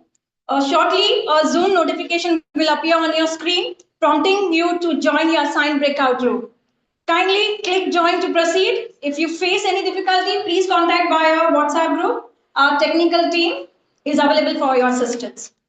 Also, one important announcement to all the participants, please note, after your respective sessions conclude, you will be automatically brought back to the main session, where we will continue with the rest of today's program. Thank you for your attention and cooperation.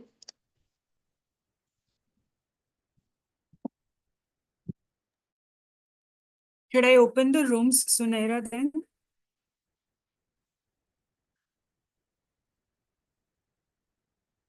Hello? Hello, am I audible?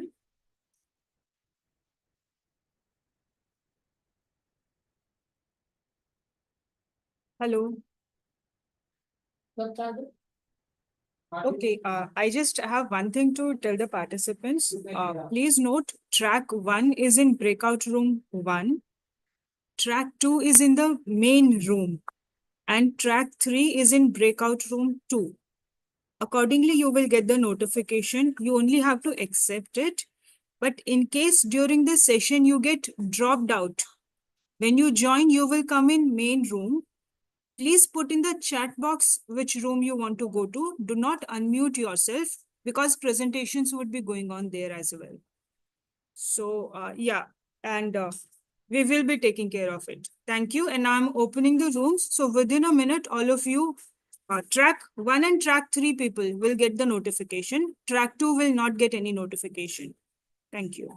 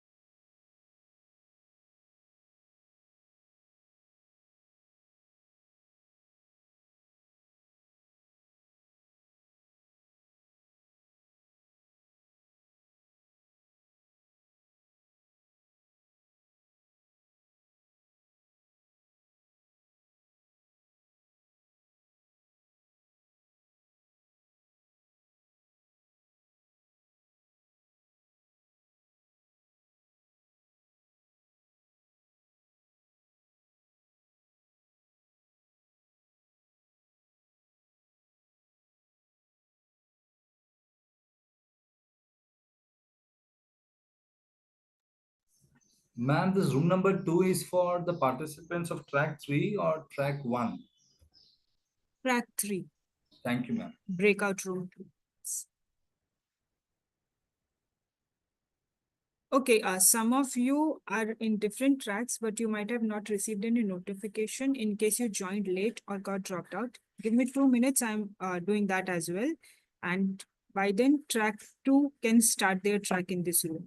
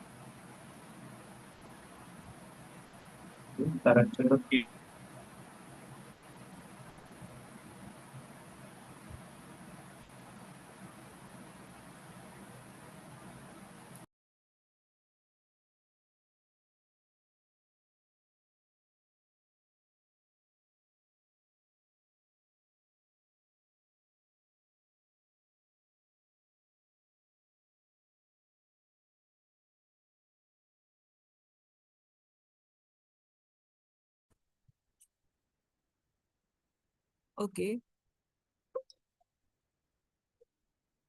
Hello hello एक minute आवाज phone हाँ हाँ बोल अरे pleasant environment एक जण बाकी आहे ना प्लेजंट त्यामुळे आपण आम्ही आम्हाला सांगितलं या घालला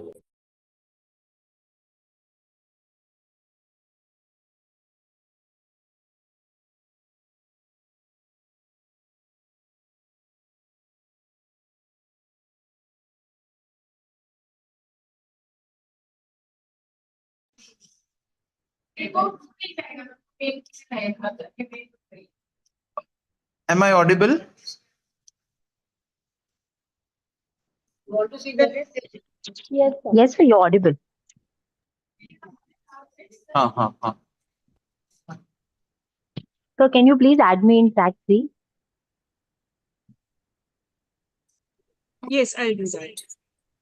Thank you.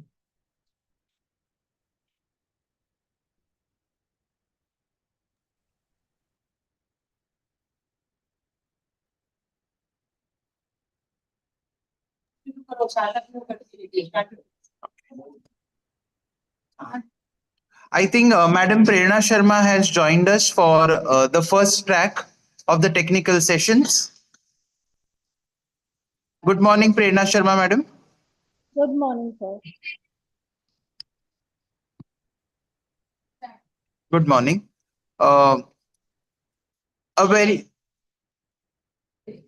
A very good morning to all the esteemed dignitaries on this virtual platform. I, Dr. Rahul Shetty, along with my chairperson, Professor Dr. Vinay Pandit, take this opportunity to moderate the first track of this international conference.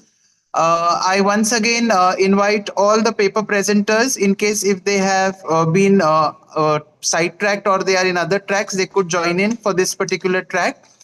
And I invite Dr. Vinay Pandit sir to kindly introduce our chairperson, Dr. Prerna Sharma madam. Over to you, sir. Thank you, Dr. Rahul. It gives me immense pleasure to introduce our chairperson for the track session, Dr. Prerna Sharma. Dr. Prerna Sharma is Associate Professor and in charge principal at Sri Sanatan Dharma College of Commerce. She has completed her B.Ed, M.Com, MBA, Marketing and HR, MPhil, NET, PhD, and has 19 years of teaching experience. She was HOD for Department of Media for the last 5 years at Pillai College of Arts, Commerce and Science, Autonomous, New Panvel, and was coordinating BMS for 13 years. He was the head of Teaching Learning Center at Pillai College. Had co-authored 78 books for BMS, BAMMC, and MCOM. She is a Vice Chancellor nominee and Management nominee as a subject expert in panel for appointment of BMS and BAMMC teachers. She is also a member in BOS at various colleges as a marketing and HRM subject expert. She has conducted many events and also has been invited as a resource person for many workshops. She was a syllabus committee member for framing syllabus for BMS for consecutive 3 cycles at University of Mumbai and have been invited for guest lectures at various colleges. She has many research publications to her credit. She has been invited as a judge at various events and conferences. She was awarded as National Level Best Teacher Award by Nisha Foundation at Parliament. She has also been awarded Best Teacher Award at state level. She was awarded the Best Research Paper Award by University of Mumbai at International Conference organized by Department of Commerce at Kalina campus. She has also been an external auditor in few colleges. We are very fortunate, ma'am, to have you as an expert. Thank you, ma'am. Over to you, Dr. Rahul. Thank you, sir. I once again welcome Prerna Sharma, madam. On this note, let me introduce that we have 12 presentations in track 2 and a brief line of instruction that we'll be having only 6 minutes for every presenter to present their research paper. And at the 5th minute, they will get a warning signal from my side. And at the 6th minute, they have to drop down. So we'll start with our first presenter, Ms. Pritika Khedwal. Her topic aligns artificial intelligence and the transformation of Indian media, evolution, challenges, and future prospects. Can we have Ms. Pritika Khedwal, madam, sharing her screen, please? Good morning, sir. Good morning, ma'am. Thank you so much for giving me this opportunity. I hope I'm audible to everyone. Pritika Khedwal, madam, I request Sunera, madam, to kindly make her the co-host so that she can share her screen. Pritika Khedwal, madam. Yes, hello, good morning, everyone. Yes, we have just changed the sequence on request of a particular professor. She has exam duty, so we have changed only the one participant sequence. So Ms. Pritika is going to go first, and then we'll follow the regular sequence. Thank you. Very warm welcome, Dr. Prerna. Very warm welcome to you and to all the participants in this track.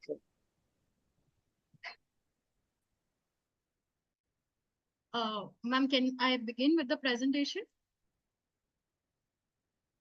Yes, please. Pritika, madam, are you there? I request you to kindly share your screen. Sure, sir. I'll do. Yes, she is there. If you can make her the co-host. I hope my screen is visible.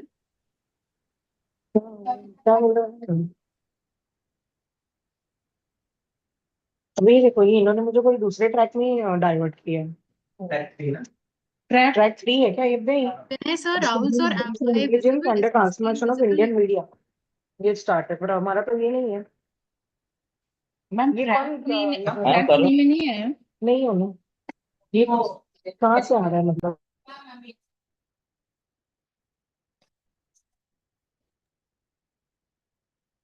Vinay sir, Rahul sir, is my screen visible? Can I begin with the presentation? Yes, sir. Yes, sir. Yes, madam. Yes, madam. Okay. Good morning, everyone. Good morning, Prerna ma'am. Thank you so much for giving me this opportunity to present my paper here today. That is stating a study on artificial intelligence and the transformation of the Indian media. I would like to begin my presentation by saying, of course, we are living in the AI era, and as we are all very well aware of that, media is not left behind, and we are in fact one of the first instigators, or we are the pioneers who have been trying our best to push AI and explore its limits. So to begin with, when it comes to AI, and its role in the Indian media specifically, we do realize that, there's a major contribution that right now we are taking up from AI with regards to production, distribution, and consumption of the media. Today, my study majorly focuses around various factors that have evolved over the last few years around journalism, around broadcasting industry, and also focusing with areas around how music and other industries have been incorporating AI as a very important tool. Innovations today, as we realize, we have automated AI anchors, especially Aaj Tak, beginning with Sana as an entire segment which is run by a AI anchor taking care of the show. The study or the current study explores evolution, ethical concerns, and the future of AI with regards to Indian media specifically. To begin with, my literature review has been quite, informative with regards to how AI in journalism specifically has a major role today with regards to fact checking and misinformation specifically. It at various steps helps us in detecting fake news and cross-referencing of sources, as we all realize that as a journalist, source is of utmost priority. However, certain ethical concerns that I came across was AI lacks the human context, and at times there is a risk of AI getting biased, or there can be credibility issues with AI majorly when it comes to journalism as a segment. Under broadcasting, AI has brought up a lot of personalization, recommending what can be watched, best. Of course, we are all familiar with AI and the algorithm that YouTube has been running for, last multiple years.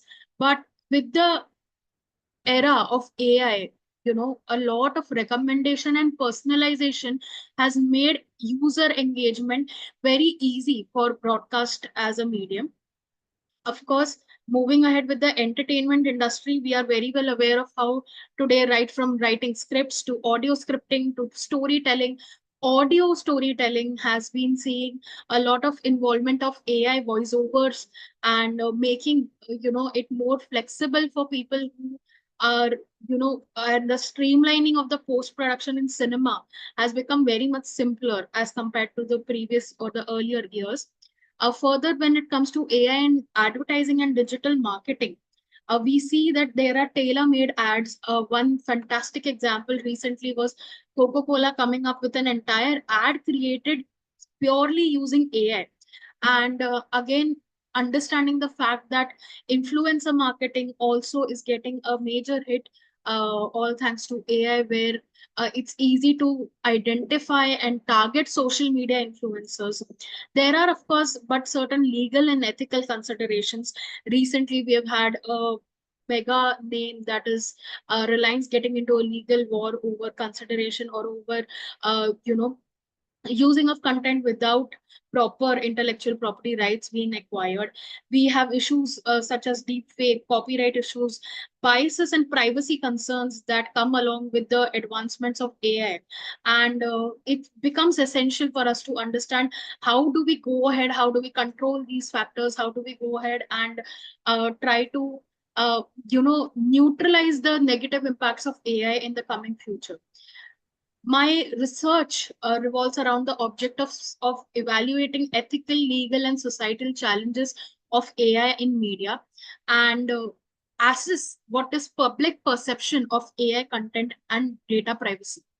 My hypothesis for the study are integration of artificial intelligence in Indian media has significantly transformed media production, distribution, and consumption, influencing public perception regarding content credibility, data privacy, and the need for stricter regulation. Under my study, my hypothesis or my H1 has been proven to be correct. Moving ahead with my methodology, I have used case studies and survey as a method. My Sir, am I audible?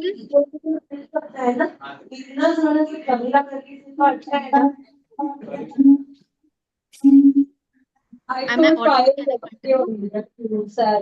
that you don't present. Thank you, ma'am. Thank you. बहुत.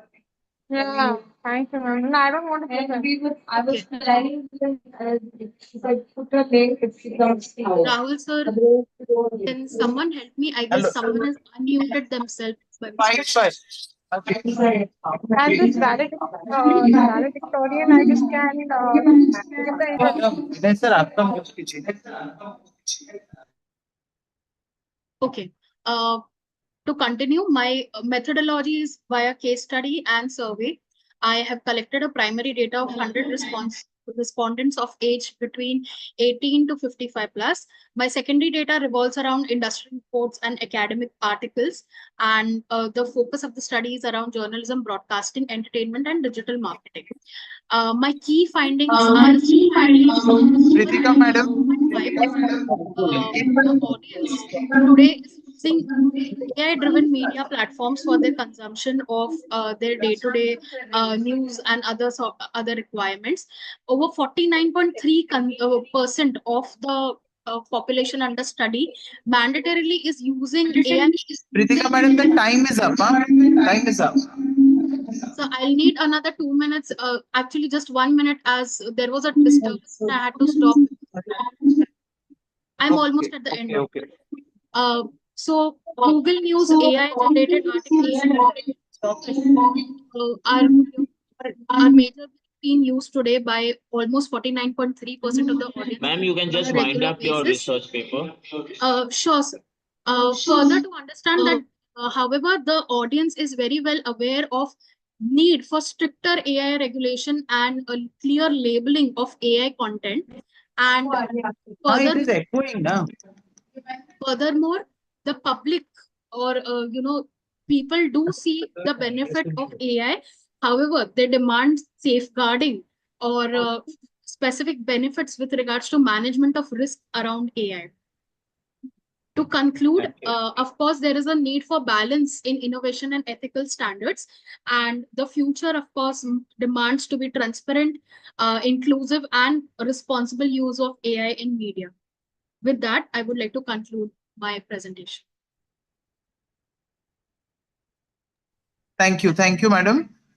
And before we proceed towards the next presenters, I request all the presenters to kindly abide by the timelines, because we can't go on and on. We only have 6 minutes, and 5th minute you all will get a warning signal from my side. We have to wind up by 6th minute. So this is a kind request to all the presenters. We now move on to the next presenter, Ms. Khushbu Barai, and a paper titles Bridging the Digital Gap, a statistical analysis of students' perception on e-learning integration in the HSNCU syllabus to support government digital initiatives. I request Khushbu madam to kindly present her screen. Yes, sir. Good morning, everyone. It is an honor to present my research title, Bridging the Digital Gap, comprehensive statistical analysis of student perception on e-learning integration in the HSNCU syllabus to support government digital initiatives through confirmatory factor analysis, structure equation modeling, and AI-driven sentiment analysis under the guidance of Dr. Asha Jindal. This research explores how students at HSNCU University are engaging with digital learning, especially in the context of the government Digital India mission through the lens of statistical and AI-driven approaches. HSNCU is a cluster university in Mumbai consisting of 3 colleges with the rollout of NEP 2020. The institution is embracing digital platforms like SWAB and NPTEL or study investigate how students are responding to this digital transformation in higher education.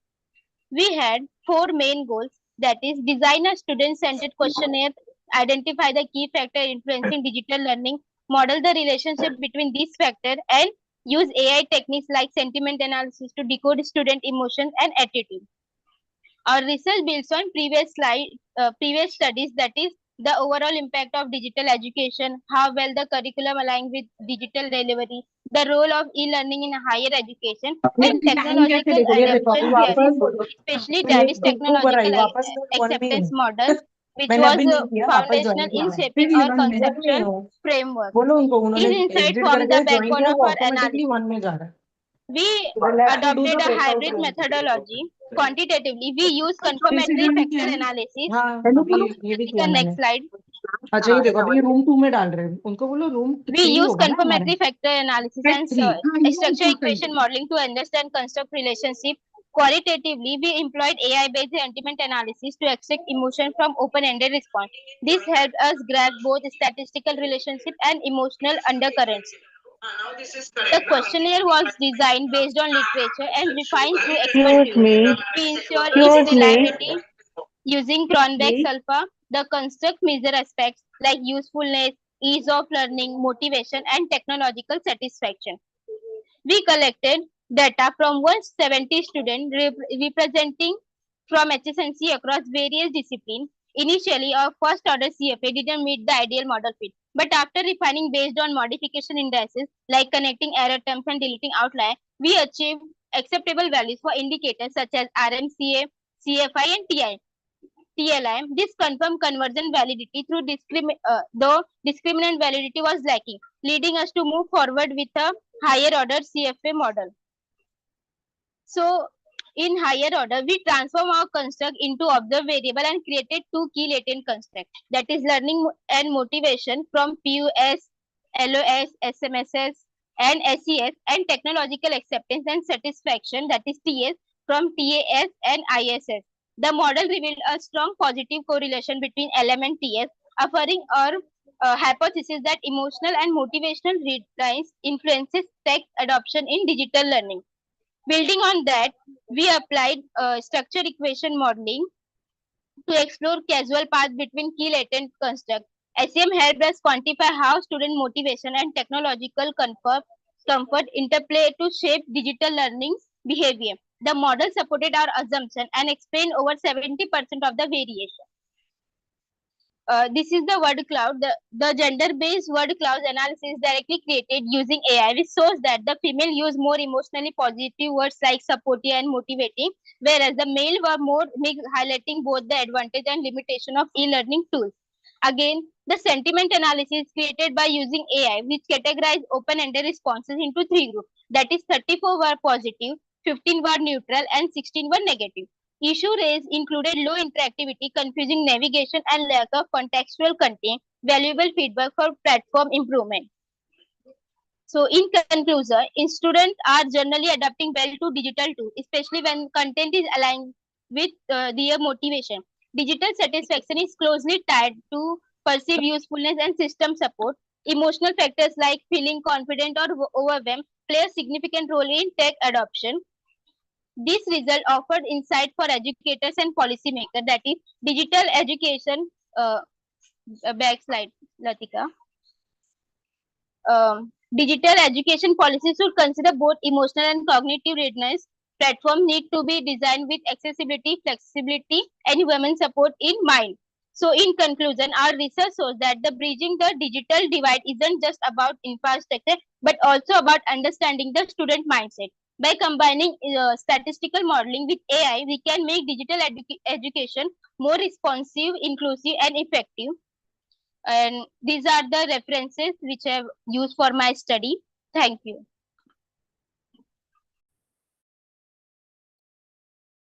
Thank you, Khushbu madam.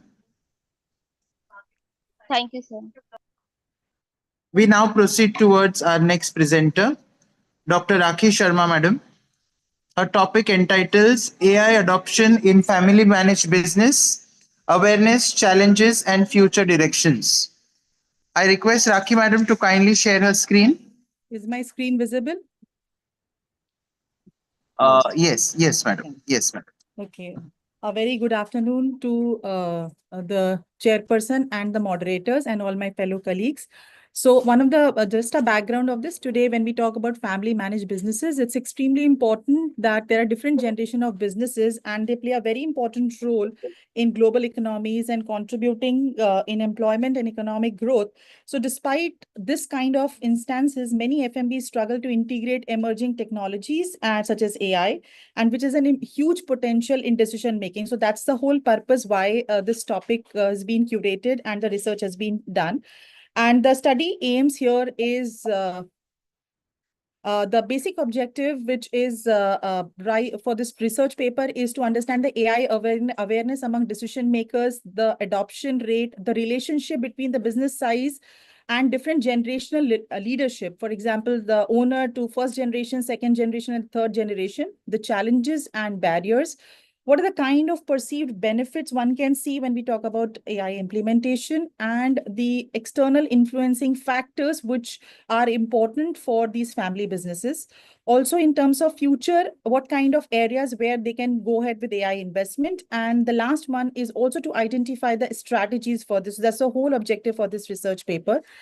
The entire research design, which was more into descriptive, survey-based descriptive research design. And here and the respondents were 50 respondents, which are either the owner of the business or the first or the second level of people who are running their businesses, and the senior team from the family businesses. The descriptive statistics, which was again the responses were summarized, and the chi-square test has been used to understand the relationship between various categorical variables. Just to give a brief inputs about what kind of businesses was taken into consideration, there are this manufacturing, retail, and services industries, and there are some others which were taken into consideration. It reflects the small and medium enterprises, which is mostly reflectable, which is 80% of the sample out of the 50 respondents we had. The next is the kind of size of the businesses when we talk about, so here if you see again, the size has been defined based on the number of employees those businesses had over the years, so large, medium, and small. The third is in terms of generations who are managing these businesses. So if you look at it, the first and the second are the third generations who are managing these businesses.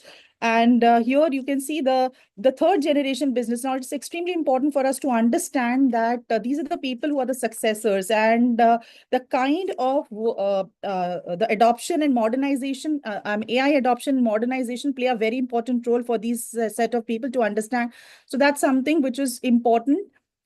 In terms of business size and AI adoption, if you see, there are we have actually categorized into the 4 categories in terms of this. So here it is, AI adoption with this chart appears to be most actively by next generation leaders, which 30% of the businesses remain non-adopters, and that there's a clear strategic divide which is visible with a future focused mindset or external support which are moving ahead. What are the challenges which have been identified for businesses? High cost, lack of technical expertise in terms of skill gaps, which is training, hiring, or strategic collaboration, which could unlock AI potential for most of the businesses. Willingness. Now, there's another thing, how this research paper can even look forward for the support to the family businesses is AI training programs for the businesses. And there is a high level of awareness on the perceived value which they look in, which they identify in gaining from AI related knowledge. There is the null hypothesis was for is that there is no association between the roles and the AI usage, and AI usage is independent of the person's role. The chi-square test was conducted. However, the result shows that there is a statistically significant association between being an owner or a successor and AI usage. The findings of this research paper is large FMBs, if you actually see, are likely to have AI-driven automation. Medium-sized are still a little reluctant. Small needs little bit. They have issues with financial constraints. In terms of, there are differences in AI adoption when you look at it by generations. So largely second and the third generations are more likely to adopt. In terms of challenges, when we look at it, financial limitations, whereas AI infrastructure. Another area which is very key finding is employees fear job losses due to AI automation, and limited access to AI skilled professionals also play an important role. And of course, the challenges and concerns about data privacy. The recommendations when we look at it is from this paper is training and education, which is important for AI-driven programs. Which will be helpful to the second and the third generation people who are actually running the businesses and will be running it. Cost-effective AI solutions, which are important, and cultural adaptation to maintain the core family business values, because they have created so many jobs and which is important for the nation's economy. Strategic partnerships is extremely important, and the government collaboration to have policy makers and all. So the last thing which I want to say, businesses must strike a balance between AI-driven innovations and their traditional legacy to thrive in an evolving market landscape. AI can serve as a transformative force, ensuring long-term sustainability and growth for family-managed businesses, which is extremely important in the today's scenario. So yeah, that's it from my side. Thank you. I hope I was in time. Thank you. Yes, madam, very much in time. Thank you so much. Thank you. Thank you, Dr. Prerna Sharma, madam, and the moderators and all my fellow colleagues for listening to the presentation. Thank you. We now proceed towards the next presenter, Dr. Rajesh Sakhare sir. His title speaks about AI and law enforcement, AI application in crime prevention, detection, and investigation. I request Dr. Rajesh to kindly share his screen.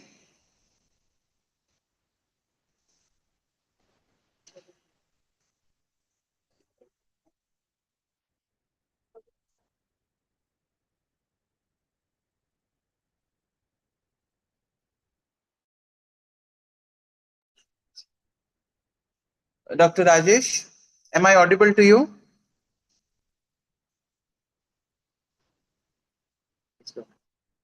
Sunera? Is Dr. Rajesh there in the breakout room? Dr. Rajesh? Yes, sir. Yes, sir. Actually, I'm.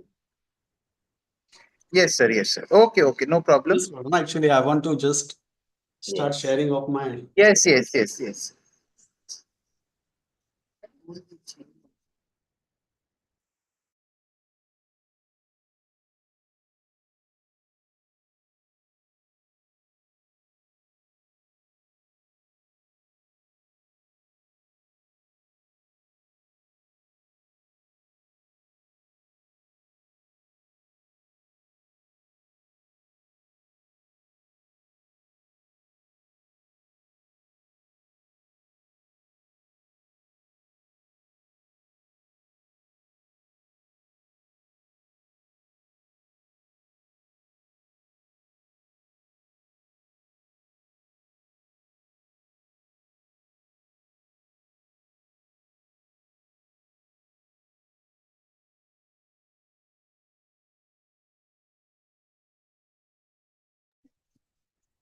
Sir, if there is a technical glitch, then we can start with the next presenter.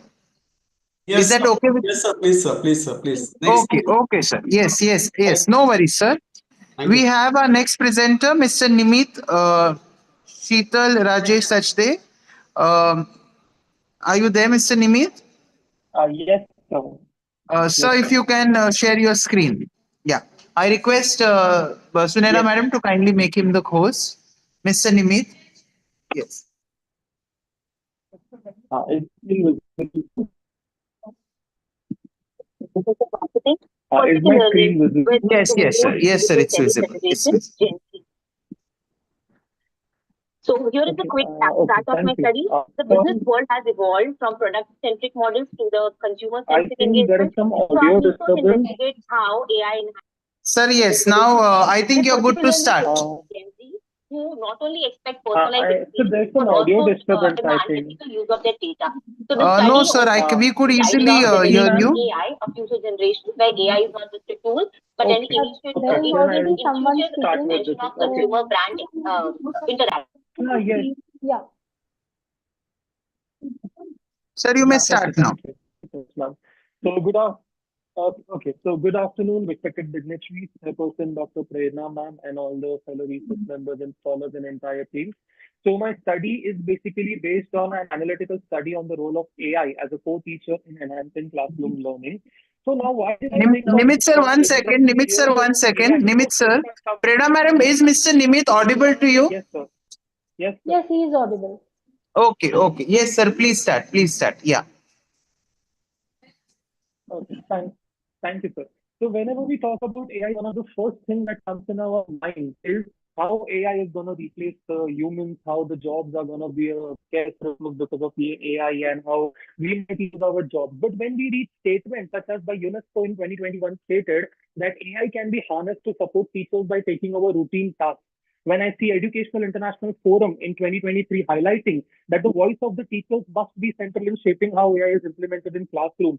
So over there, we get a window where we can understand that rather than replacing a job, AI, can it in fact be more helpful for the teaching industry and for the professors? And that is where the thought of this research came ahead. Talking about my literature reviews, I have reviewed a total of 20 research papers and articles that were studied. And two things that I majorly found on the reviews were, firstly, most of the reviews the student in AI, how students' perspective, majorly focusing on how it can be an engaging class and all these things, and it lacked a positive approach.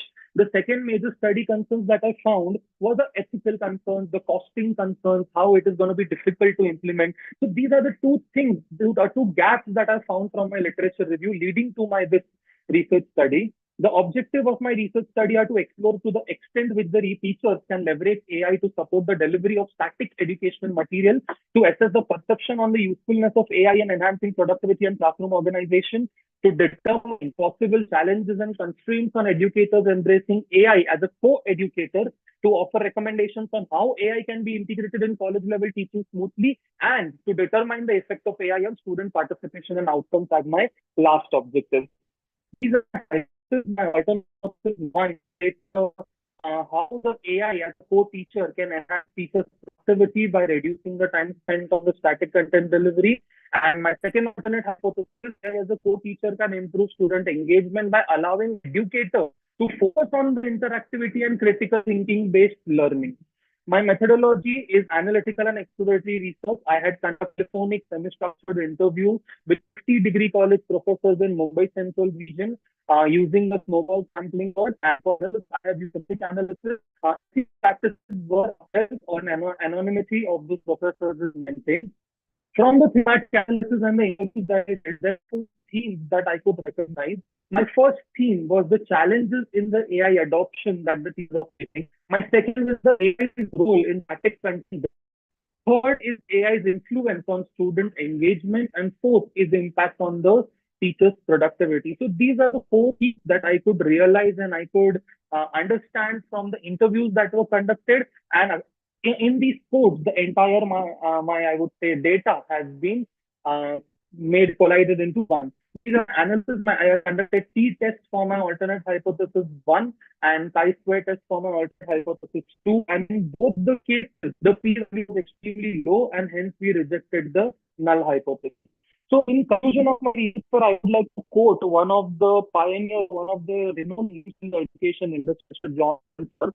And as he said, that for all the hype about AI replacing teachers, the reality is that teachers are irreplaceable because it is a deeply human endeavor and not just a technical aspect.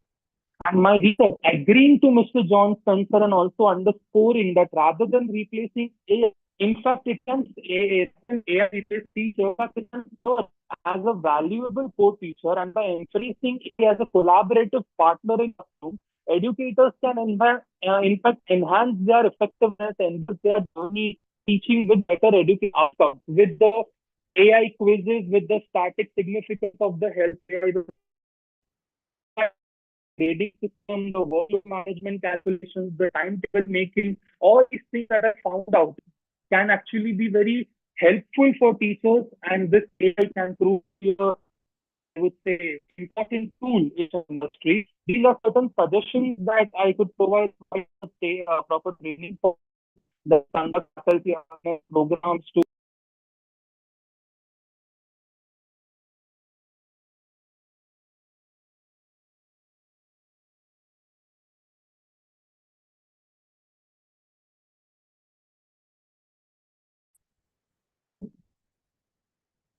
Am I audible? Yes, sir. Hello? Yes, sir. I think I got disconnected. Sorry. Is my screen visible? Ma'am, is my screen visible? No. No, sir. No, sir. No, sir. No, sir.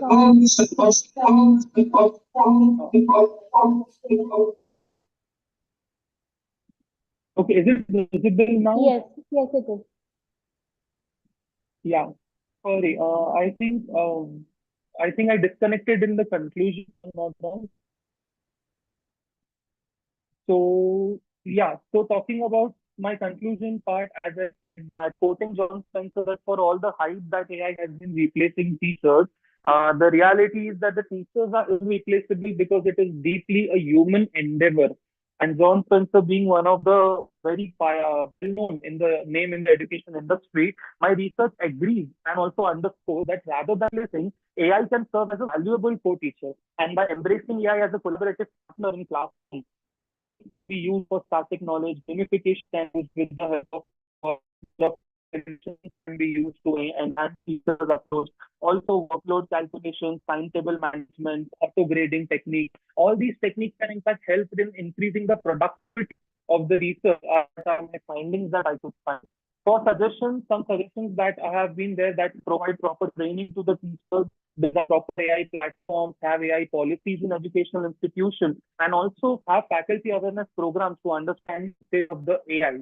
Talking about the further scope of the work that is done, explore AI's long-term impact and learning, study AI's ability to adapt individual learning styles, as well as examine AI's usage in different and diverse culture and economic settings to understand the global relevance. So that is all about my research paper. I would like to thank the entire committee and the conference for giving me this opportunity, and Dr. Prerna ma'am for giving the opportunity. Thank you so much.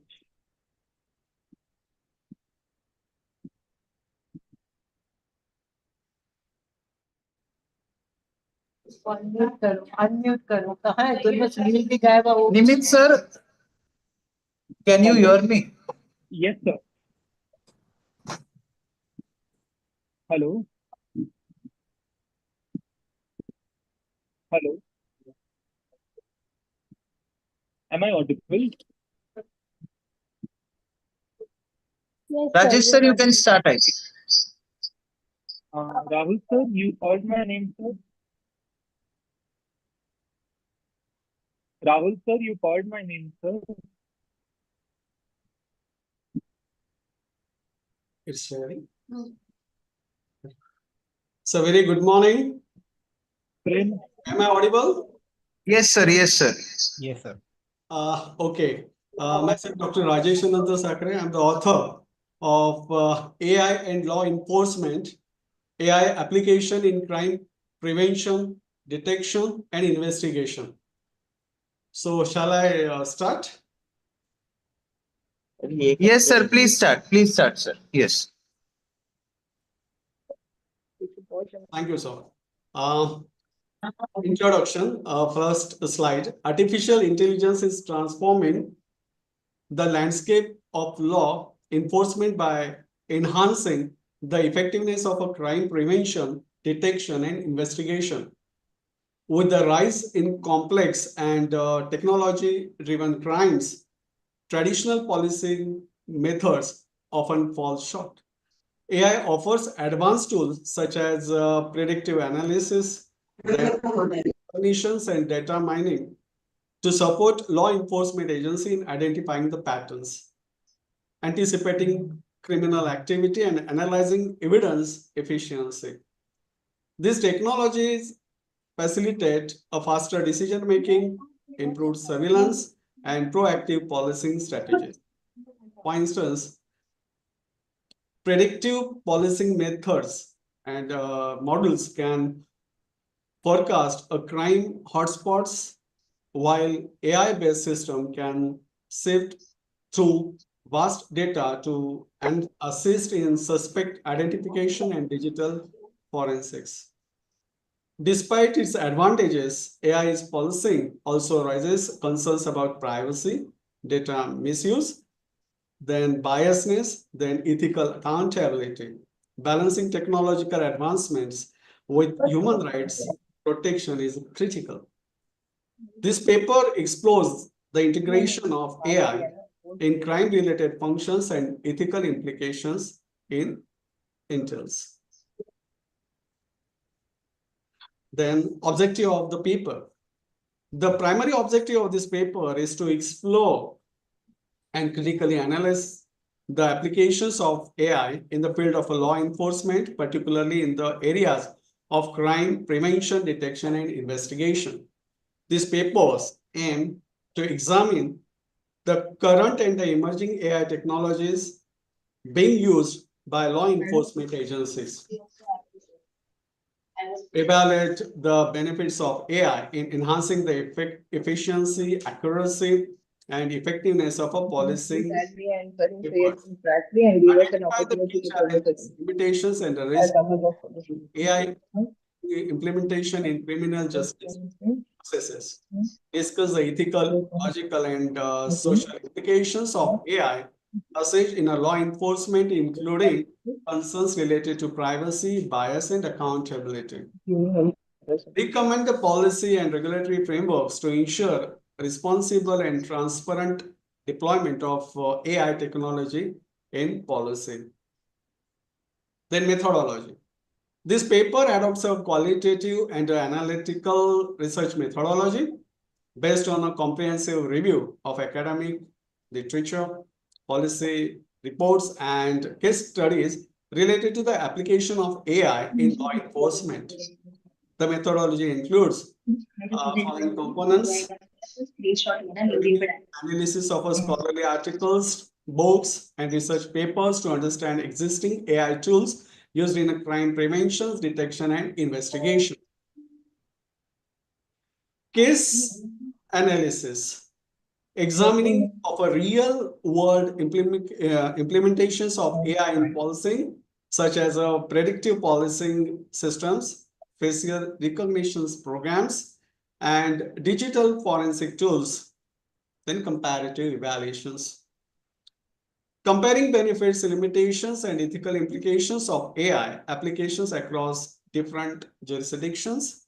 Then doctrinal and normative approach. Assessment of a legal frameworks, policy guidelines, and ethical standards surrounding the deployment of AI in law enforcement. Emerging trends in AI-driven interdisciplinary studies. AI is rapidly transforming interdisciplinary studies by integrating advanced technologies across diverse fields. In healthcare, AI enhances diagnostics, precision medicine, and mental health monitoring. Legal and ethical domains utilize AI for case predictions, legal research, and responsible governance. Environmental science apply AI in climate modeling, disaster forecasting, and smart agriculture. Education benefits from personalized learning and automated assessments, while business and economics use AI for forecasting and strategic decision making. Media and communications leverage AI for the content creation, fake news detection, and sentiment analysis. The creative arts embraces AI in generating music, art, and literature. A key trend in human AI collaborations focusing on systems that supports human decisions. AI fosters innovations and deeper interdisciplinary understanding. Then AI applications in crime detection and investigation, predictive policing, AI analysis of past crime data, that is time, location, tribe, a predictive future crime hotspots, helping a police deploy a resources proactively. Sir, we are done with 5 minutes. Just an intimation. Yeah. Yes, actually, I will conclude my paper presentation. It's in conclusion. Yeah, in conclusion, artificial intelligence in transforming law enforcement by enhancing crime prevention, detection, and investigation through tools like predictive policing, facial recognitions, and cybercrime detection.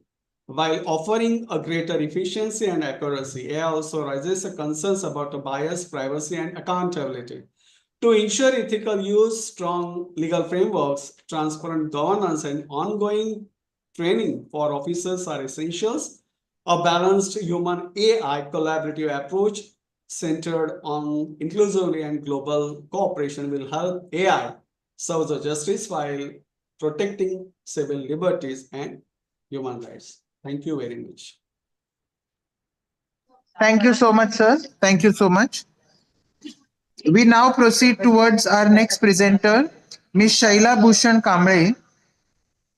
Her topic entitles AI-powered digitalization, transforming supply chain innovation in the leather industry. I request Shaila madam to kindly share her screen.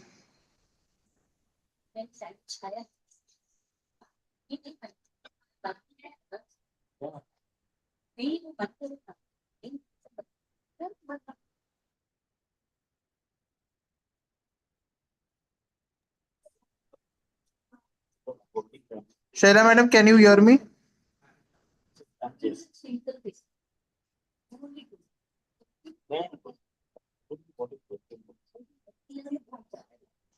Hello, Shaila madam, are you there? Yes, sir. Yes, sir. Yes, sir. You can Yes, I'm unmute trying yourself, to. madam. Yes. Yes, sir.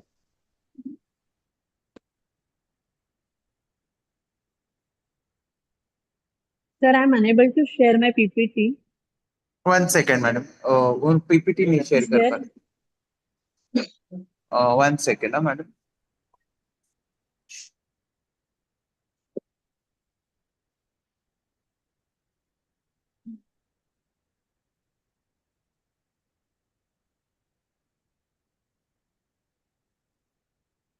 Madam, now please try.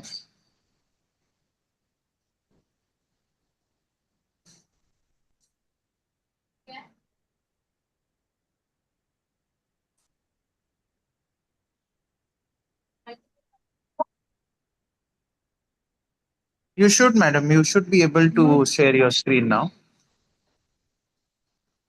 Just a minute. Go to the next one.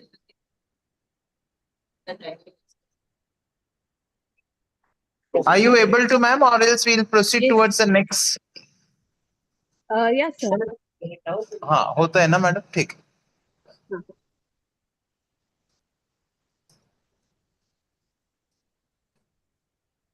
Sir, I will do it in the next time. Okay, fine. We have our next presenter, Miss Sanmi Chando.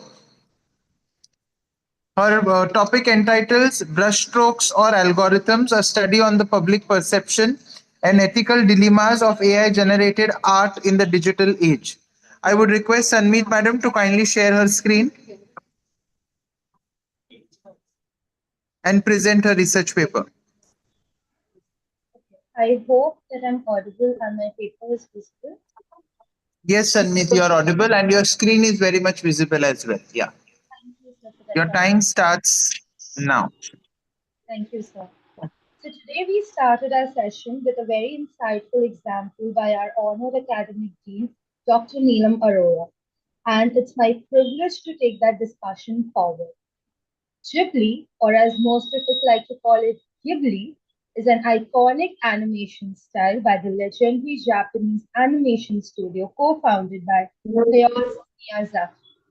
Recently, AI tools like Midjourney have started getting Ghibli-style images, sparkling debates about art, originality, and copyright, which is why it has been featured in my research today.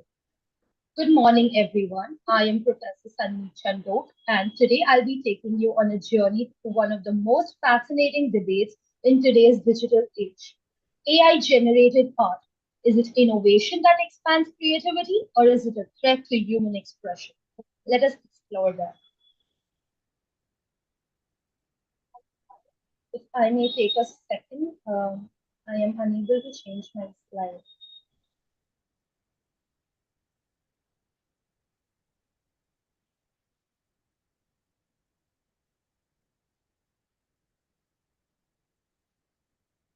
Any issues, Sanmeet? Just one moment, sir. My slide wasn't changing. I am Okay. back. Yeah. Yes, we could see your screen now. Yeah. Thank you, sir. AI tools like Midjourney, DALL-E, and Runway are booming, pushing the boundaries of creativity. The research today looks into the public opinion, ethical concerns, and what all of this means for human artists and the future of creativity. My study explores and covers the scope of how AI is reshaping digital art, its views from consumers, artists, and legal experts, the major issues like copyright, originality, and fair play, how the public receives AI generated art, and how finally its impact on future law, tech, and art itself. The study is important because it covers the matters that touches everyone from art lovers to tech developers. Is AI here to help or replace? And a very important question that gets answered. And the study that ties into the audience preference and the presence insights that can shape how we handle AI in moving art forward. I have used a mixed method approach where I have collected surveys for my primary data. It also includes interview from one person that I'm very closely related to and who comes from the space of art, and my secondary data that is based on various articles and case studies. I've collected responses via simple random sampling via 50 respondents of Mumbai region, and my analysis include thematic graphs and a chi-square test conducted for my hypothesis testing. The objectives that I have studied for my research paper is to understand the public's perception of AI-generated art, to explore its legal and ethical implications, and to assess how it affects human artists. The hypothesis that we studied is whether or not people perceive AI as a threat for compensating human artists, or whether they are in favor and support of it. For data analysis, the secondary data that I have considered as my literature review were 2 case studies, one an emerging one where we've spoken of how Studio Ghibli has taken over the entire of internet, and whether the artist who put in 84 years of his career into making that art, was it ethical, right, and is AI or the creators of AI liable of doing it? The second case that I studied for my research is that of Anderson versus Stability AI. It was a copyright clash, and the case is still going on, which also helps us to understand the ethical dimensions of this study. I studied, my primary data analysis was considering of 10 questions. Here I'm presenting 2 questions that are relevant for hypothesis testing, where I understood my respondents' reply towards their thinking of AI-generated art being a threat to human artists of traditional creativity, where majority of them supported it being a threat, and whether AI platforms should compensate human artists for the work that they use to train the AI models, wherein again the audience and the respondents have been positive about it. I used the chi-square test. Though the test has been positive and my alternative hypothesis has been proven, it has been proven by a smaller margin, and as for me, there is chance and there is scope for improvement with a larger set of data to make it more accurate. My findings were that mostly the youth are somewhat familiar with AI tools, and there's a strong support for labeling art, and major concerns around copyright and job losses. Some of my respondents have also accepted AI as an assertive tool, but not as a replacement. In conclusion, I would like to say that mistrust and ethical concerns have been dominating. People admire creativity but want boundaries for AI. There's a clear call for ethical standards, fair pay, and transparency. Although my studies happened at a very small span of time and my study was limited to Mumbai region only, that has played as an important limitation when I was conducting this study, and being a study yet in progress and wanting to explore more aspects such as environmental and also privacy concerns, I would like to keep on with it and present it descriptively and understand what biases actually affect the position of my study. Also, the current laws on AI and copyright are still in flux. My suggestions that I have personally put in and have also come in from the public forum for my survey are that AI should be labeled clearly, there should be ethical guidelines set, fair artist compensation should be provided, the use of AI as a tool should be promoted but not as a rival, there should be proper IP laws created, and collaborations should be fostered amongst developers and artists. With that, I'd like to conclude my presentation for today. Thank you to the Yes, madam. Time is up. Yeah. Thank you. Thank you so much, Sanmeet madam. Now, is Miss Shaila madam ready with her PPT? Yes, sir. Okay. Shaila madam, I request you to kindly share the screen. And once again, a gentle reminder to all the participants to kindly abide by the timelines, Share me. because we are notifying the times as well. Okay. Thank you. Yes, sir. Can I come? Unsupported effort. Yeah, I want to send notices to.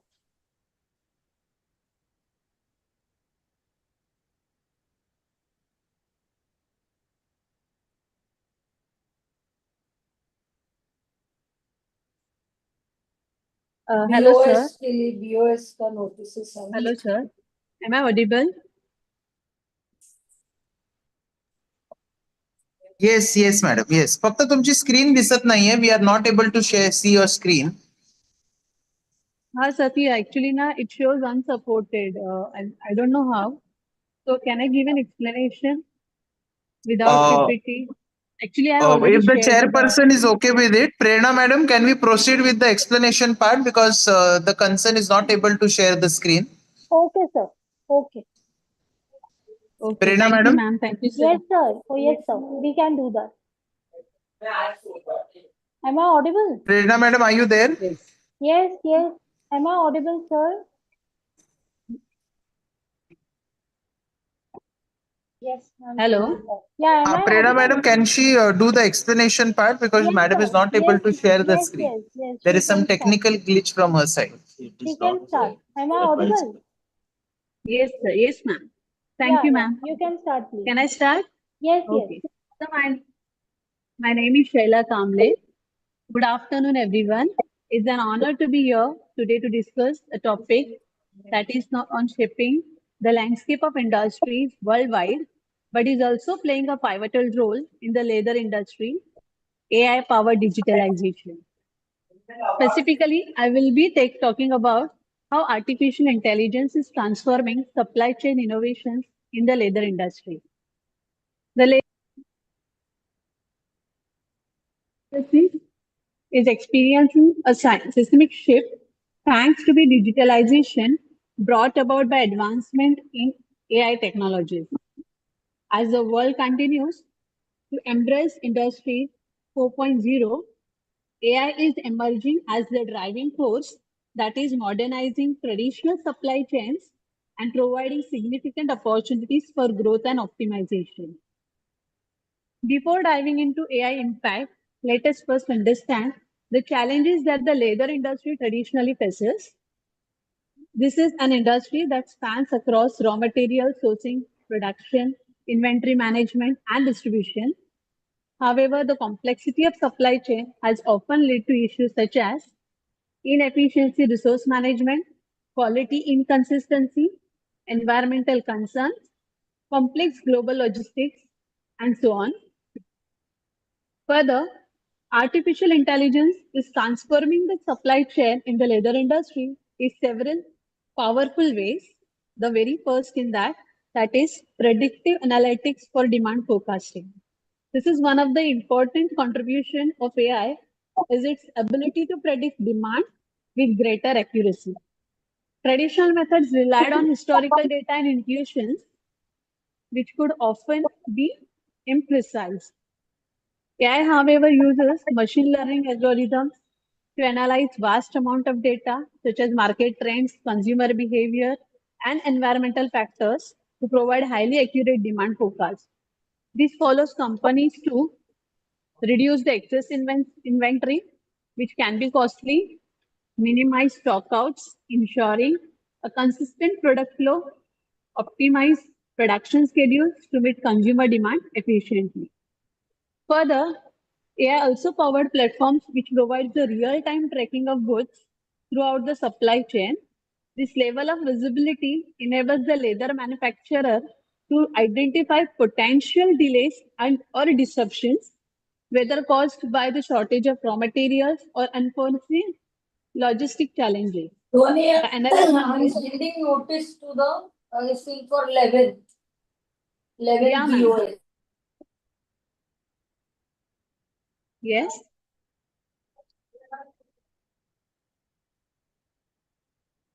Yes, ma'am. Additionally, these AI technologies can also enhance the traceability within the leather supply chain. This is particularly crucial for sustainability as consumers and regulators are increasingly focused on knowing whether the materials come from how they are produced, and environmental impact of their production. This AI ensures greater transparency, enability leather companies to track the entire life cycle of their products and meet sustainability standards. Further, AI also playing a key role in automating various production processes in leather industry, whether it's cutting leather material or stitching intricate designs. AI-driven robots and machines have the precision and speed to perform these tasks with minimal human interventions. So this automation not only reduces the labor cost, but also improves the efficiency and accuracy of manufacturing process. The next point is about sustainability through the AI optimization. This sustainability is critical issues in the leather industry due to concern about environmental degradation and animal welfare. So AI is reshaping address this concern by optimizing resources usage. For example,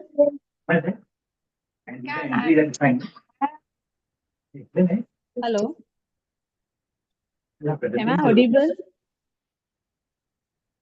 Am I audible, sir? Yes, madam, you are. Yes, yes, madam. Yes. Okay. So this AI can support the development of alternative leather products such as those who are made up from plant-based or synthetic materials by analyzing new material composition and production techniques. So this contributes to a more sustainable further for the industry while reducing dependency on animal-derived leather. Next point is about challenges and considerations. While your AI offers immense potential, its implementation does come with challenges. One of the key barriers of initial investment in technology and training. Many traditional manufacturers may hesitate to make the shift due to the upfront cost associated with AI systems. Okay. Madam, 5 minutes are done, huh? Oh, yes, sir. Yes, sir, I'm concluding here. Yeah. In conclusion, AI-powered digitalization is undoubtedly transforming the leather industry supply chain from predictive analytics and real-time monitoring to automation and sustainability efforts. AI is helping overcome long-standing challenges and enables the companies to be more efficient, responsive, and environmentally conscious. Okay, sir. Thank you so much.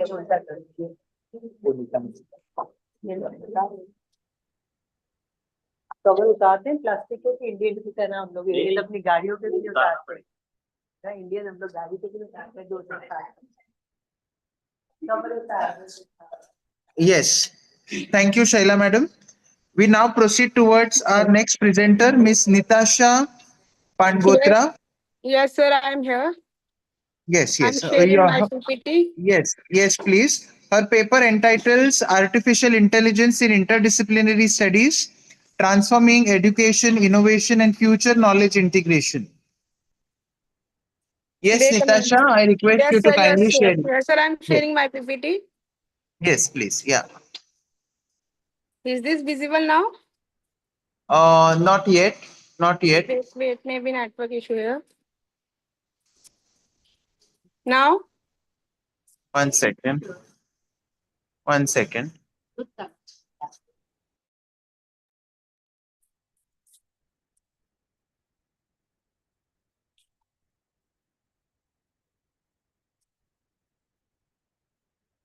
Hello? No, no, madam, it is still not visible. Wait.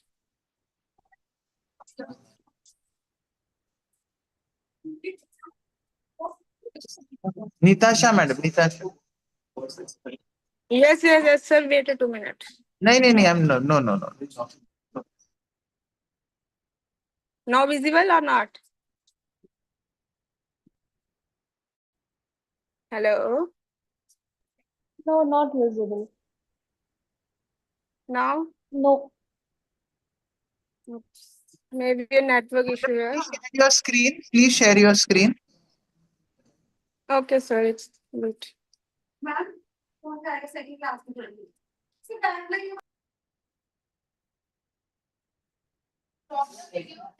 Stop the video and share the screen, madam.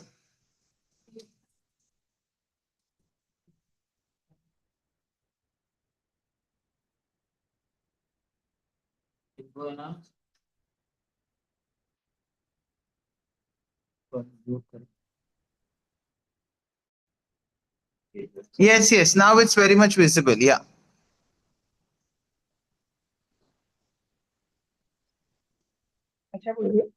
So my आप- name is Nikas. नहीं दिख रहा है screen. Madam आपको video आपका stop करना पड़ेगा and आप शेयर स्क्रीन कीजिएगा. Yes, sir. वही कर रही हूँ सर. एक second.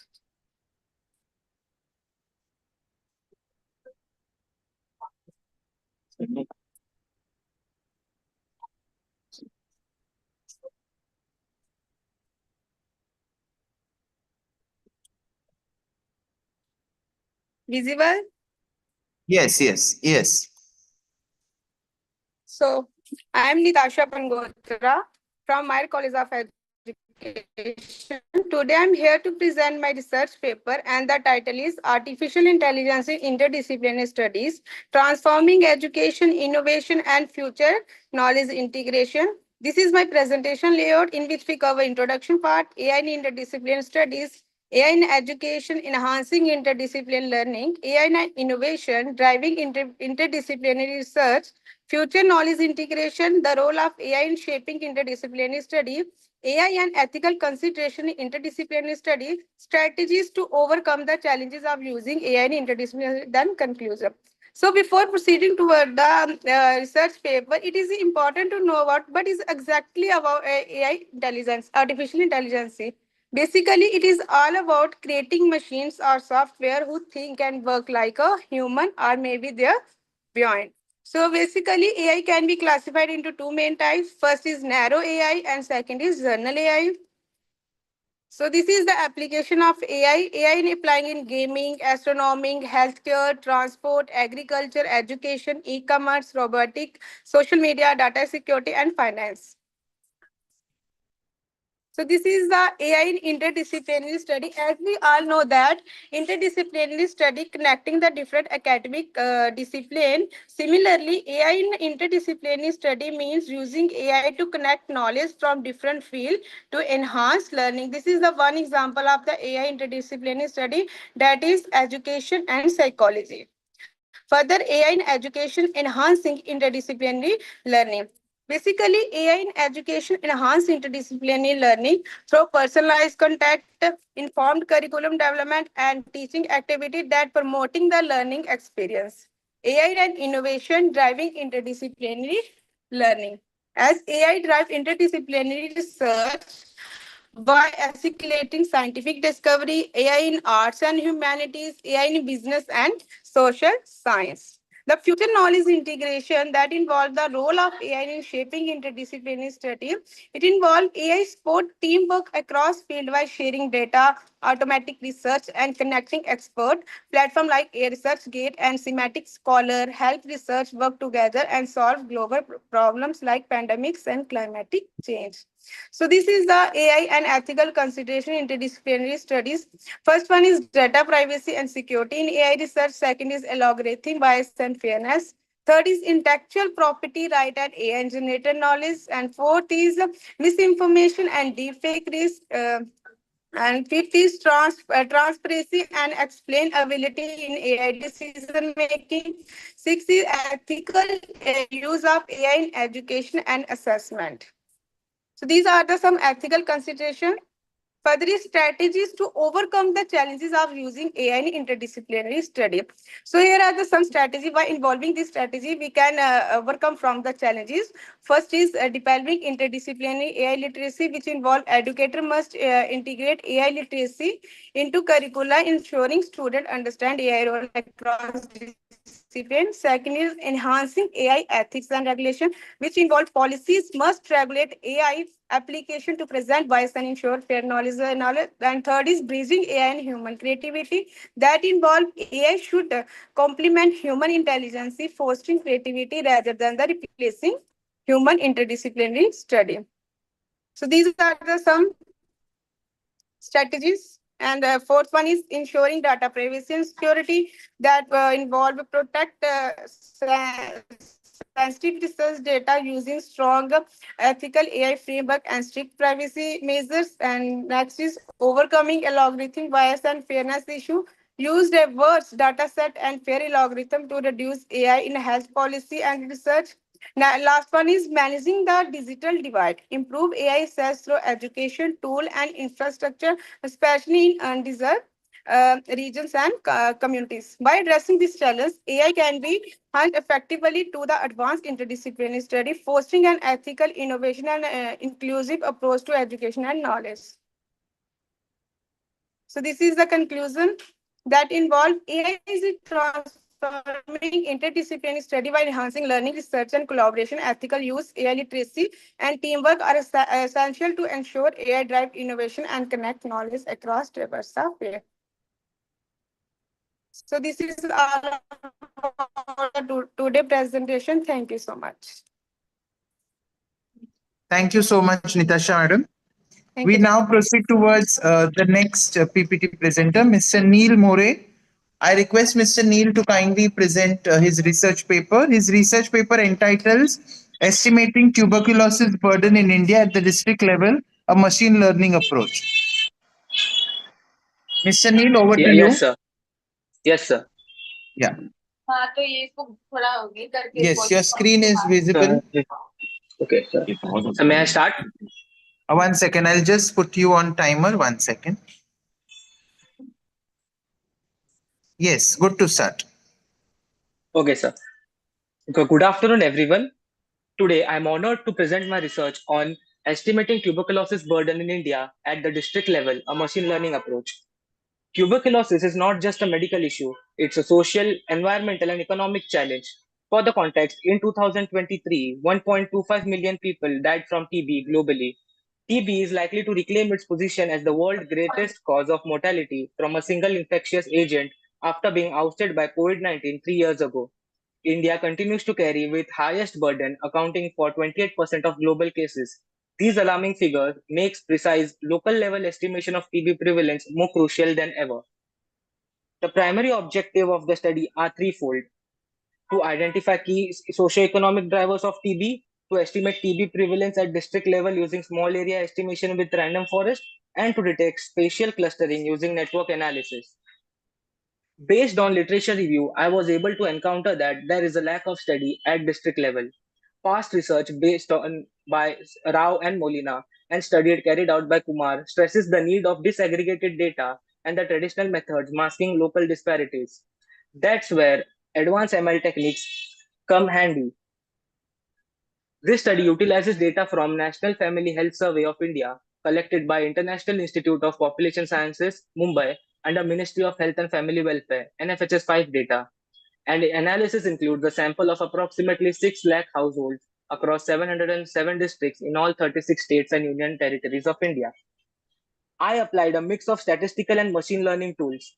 Firstly, chi-square test to explore association, random forest to model nonlinear predictors, and network clustering to identify patterns of transmission. This bar chart shows wide variation in TB prevalence across states. Uttar Pradesh and Bihar report the highest estimated cases, far exceeding the national average of 10 cases per lakh. These findings call for targeted intervention in high burden states. Preliminary tests revealed significant association between TB prevalence and factors like poor sanitation, type of cooking fuel, and access to safe drinking water, highlighting environmental and infrastructural inequalities driving the disease. The random forest model was trained on 80% of the data and tested on 20%. The model had a strong performance with R squared of 0.7948. That is, it explains nearly 80% of the variation and RMSE of 0.037. The plot shows residual centered around 0, indicating minimal error. The scatter plot demonstrates a strong alignment between predicted TB rates and traditional direct estimates. This is a sign of well-calibrated model. The map is plotted on the predicted value by the model for district level prevalence. The district level estimate reveals a clear geographic pattern. North, Central, and Eastern India show dense cluster of high TB prevalence. Districts in UP, Bihar, West Bengal, Mizoram are especially vulnerable. This helps identify micro-regions where public health efforts must be concentrated. A network clustering study of tuberculosis transmission gives critical insights into how the disease spreads across regions in India. This TB transmission network was constructed based on prevalence similarities and proximities, where nodes represent districts and denser clusters suggest inter-district dependencies and potential routes. This insight supports integrated regional strategies instead of isolated district-level efforts. The use of artificial intelligence allowed us to capture nonlinear and complex interaction between variables, provide district-level predictions, and visualize hidden patterns that traditional models may miss.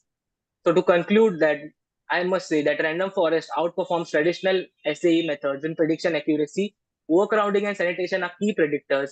Spatial network clustering identifies zones for targeted intervention, and AI methods are scalable for other public health issues too. This study addresses district-level data gaps through innovative ML integration. Thank you. Thank you, Mr. Neil. We now proceed towards our next presenter, Ms. Latika Palekar. Her paper entitles The Trait Effect, How Personality Shapes Your Choices. I request Latika Madam to kindly share her screen.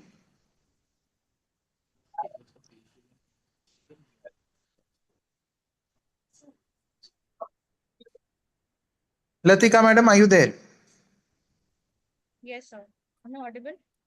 Yes, yes, yes. Is my screen visible? Yes, now it's visible, yes. Good afternoon, everyone. I'm Latika Palekar, a master student in statistics from KC College, Mumbai. It's my pleasure to present my research titled The Trait Effect, How Personality Shape Our Choices, under the guidance of Dr. Tanzeen Sheikh. Every day, knowingly or unknowingly, we make decisions, some big, some small.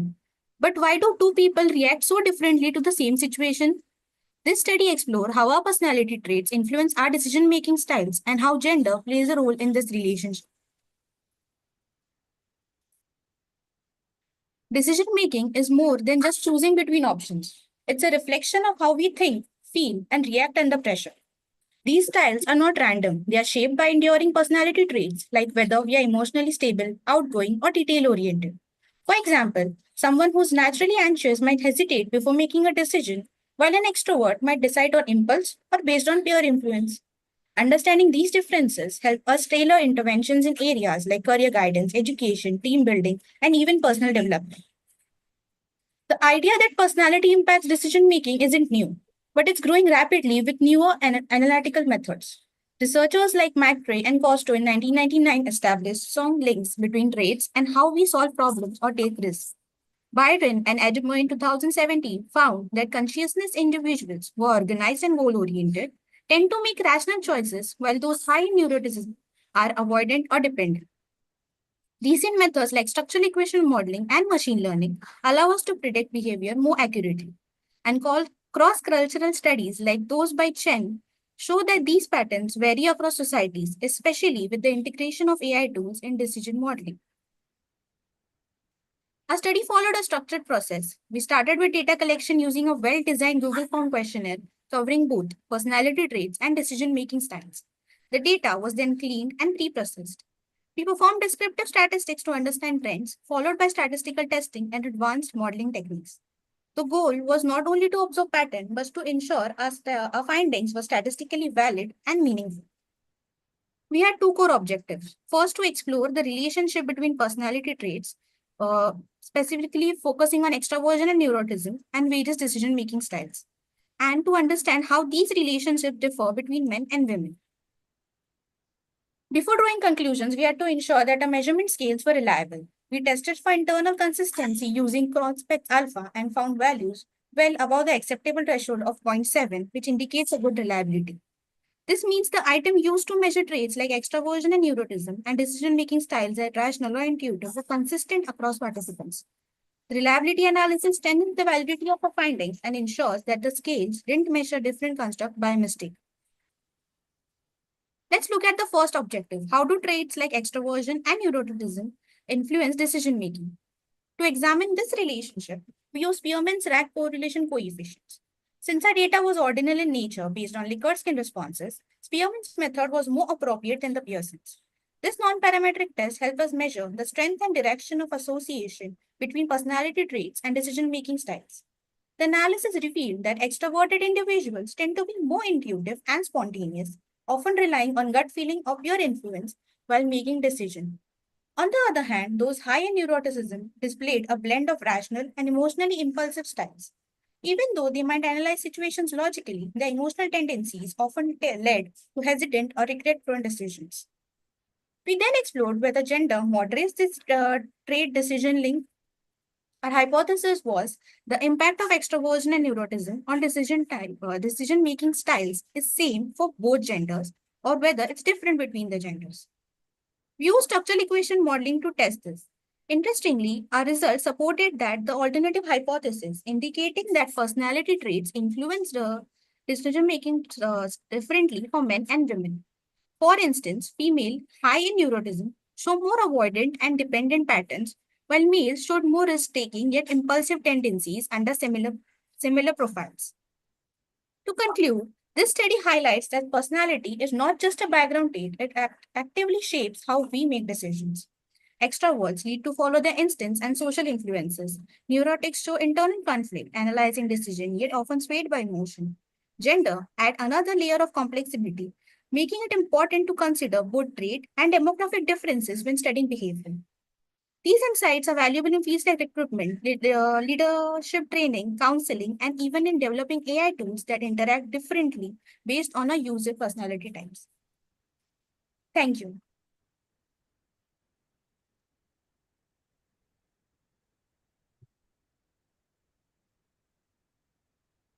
Thank you, Latika. We now proceed towards our next presenter, Ms. Sania Bhatia. Her topic entitles Consumer Behavior Towards Sustainability Through the Adoption of Circularity in the Luxury Fashion Industry. I request Sania to kindly share her screen, please. Hi, actually, I had changed my topic. I had messaged and mailed. So that's, I've changed my topic. It's a new topic. Can I proceed? Sania, I think I can see your screen, but you are not audible so far. Am I audible now?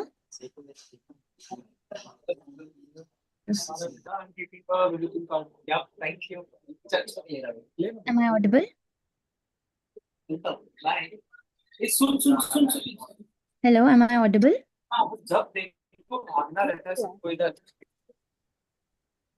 Yes, you are audible. Okay.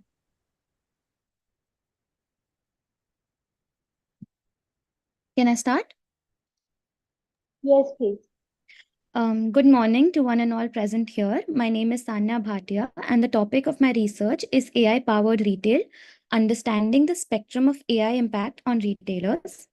Before delving into the semantics of my research, I would like to highlight the alpha and the omega of the retail landscape, which is customer and technology. This study... Sania, we are not able to hear you, beta.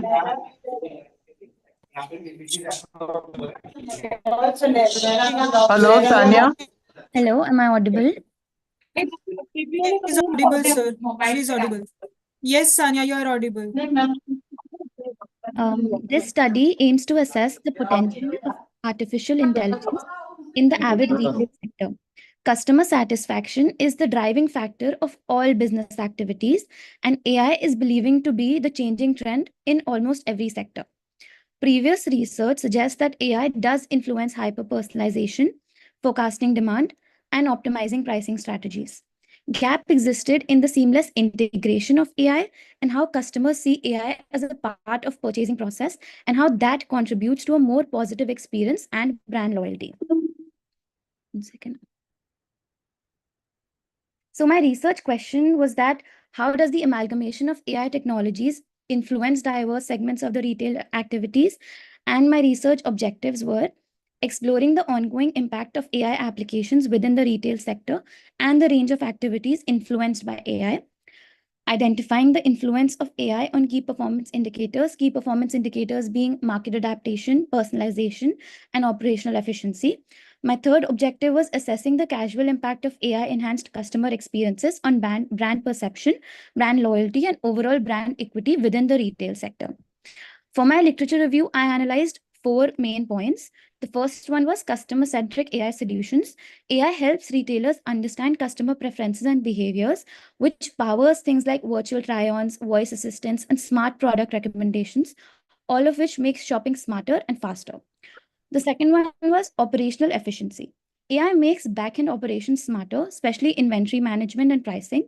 With machine learning, stores can predict demand and adjust prices in real time, which reduces costs and avoids running out of stock. My third point was enhanced buyer services and insights. Today's customers, especially millennials, want more than just products. They want experiences. AI enables things like virtual reality shopping, robotic assistants, and personalized suggestions, which build stronger brand connections. My fourth point was cost optimization and market trends. AI helps cut costs and stay competitive. Tools like dynamic pricing, fraud detection, and smart shelves improve security and boost sales. And as we saw during COVID, brands that did not adapt to AI quickly risked falling behind. So the two hypotheses that I used for my research were, the first one, the null hypothesis, was that there's no significant difference in retail activities due to the adoption of AI technologies compared to the old methods. And the second one was that the use of AI technologies in retail increases customer satisfaction, operational efficiency, and overall profitability across the range. So the method that I used for my research was the structural equations modeling. I used a formative model. I used Smart PLS for my research. So what I did for that was I analyzed 3 main independent variables, which were operational efficiency, customer personalization, and market adoption, with the help of the mediating variable, which is decision-making capabilities, and the moderating variable, which is customer trust in AI, influence the dependent variable, which we're trying to analyze here, that is customer satisfaction and profitability growth. That give us the output variable, that is brand loyalty and sales revenue. So for my research, what I did was I checked for path coefficient values, which represent the strength and direction of relationship between the variables. The path coefficient values were closer to 0, which represented that the factors do not strongly influence my variables. And the second thing that I used was R-square values. I got low R-square values, suggesting that AI integration might lack a strategically significant impact on the key retail performance aspects. I also checked for multi-collinearity through the VIF factors, and all my values were nearing 1, which suggests that my model was not inflated. I conducted a bootstrapping analysis, checking for p-values and t-values, and the hypothesis that I got through that was that there's no significant difference in the retail activities due to the adoption of AI technologies compared to the traditional methods. And my alternate hypothesis got rejected, which was that AI technologies and retail does influence the customer satisfaction, operational efficiency, and overall profitability. Now, the reason why my research suggests that AI does not significantly enhance retail environment is because this is a very early stage for retail. Many retailers are still on the early stages of using AI, so the full impact may not be visible yet. Just installing AI tools doesn't guarantee success. It requires proper training, integration, and time to work well. Most of my survey respondents were from India, and I think India is lacking behind when it comes to integrating AI in the retail sector. AI in retail, I believe, is not a shortcut to success. It's a tool, and like any tool, its value depends on how wisely it's used. My research reminds us that innovation must be intentional to be impactful. Tanya, 5 minutes are done, beta. 5 minutes are done. Okay? Yeah. Another reason why I got these results could be that personalization through AI might still feel robotic and impersonal to customers, reducing its actual influence on loyalty. Currently, AI is not giving customers the exact results that they want.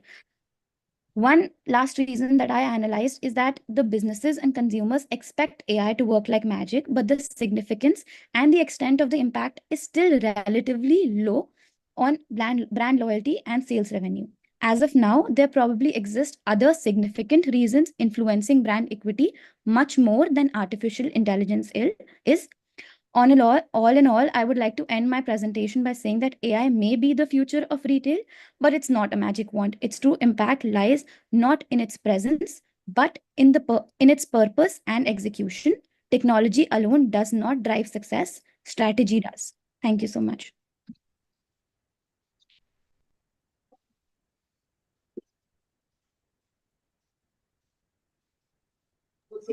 Thank you, Sanya. We now proceed towards our next presenter, Ms. Shivani Singh. Topic entitles The Study of Implication of Use of Artificial Intelligence, AI-enabled technologies in the banking sector as a predictive model, Banking 4.0. I request Shivani to kindly share her screen, please.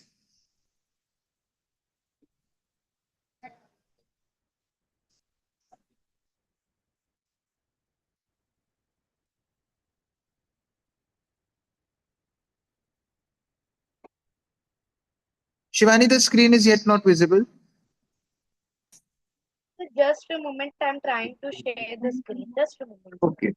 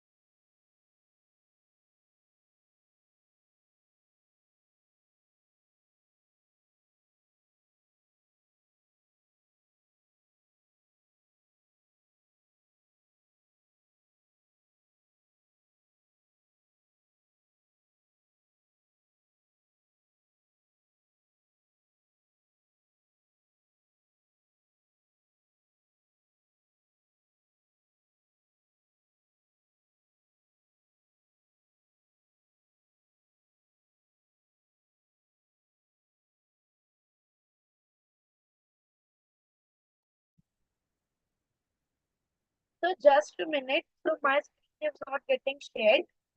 My ma'am is just joining Shivani, is that okay if we have we have one more participant in our track? So we'll complete her presentation and come back to you. Will that be okay? Yes, so yes, will that will be okay. That will be fine because till that time my ma'am will be joining. Okay. Okay, Prerna madam, kindly note we have one more presenter with us, Ms. Jyoti Bhatia madam. So she would also be presenting in this track. Okay, sir. Okay. Yeah. Jyoti Bhatia madam, are you there? Yeah, I am there, sir. Yes. Good afternoon. I request you to kindly share your screen. Sir, I was not able to share the screen. That is why I have been shifted from track 3 to track 2. Okay, we will share it for you, madam. We will share it Yeah. for you. Our technical team is working on it. Yes.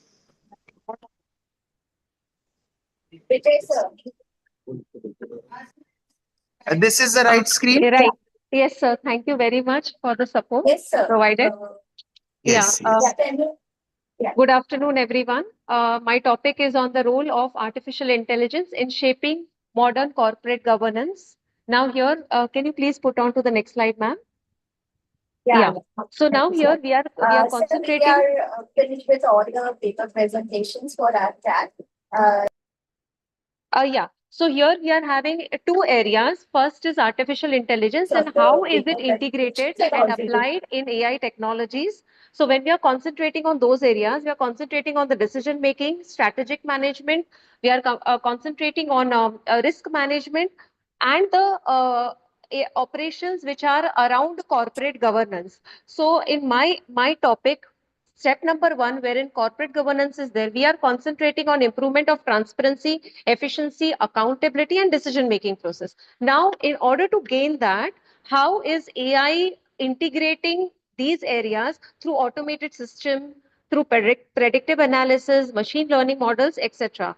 Now here we are concentrating more on corporate boards. So how will the data be coordinated amongst the corporate boards? How will they be predicting the future analysis? And how gender biasness will be reduced with the usage of AI? That will be covered up over here. Ma'am, next screen, please.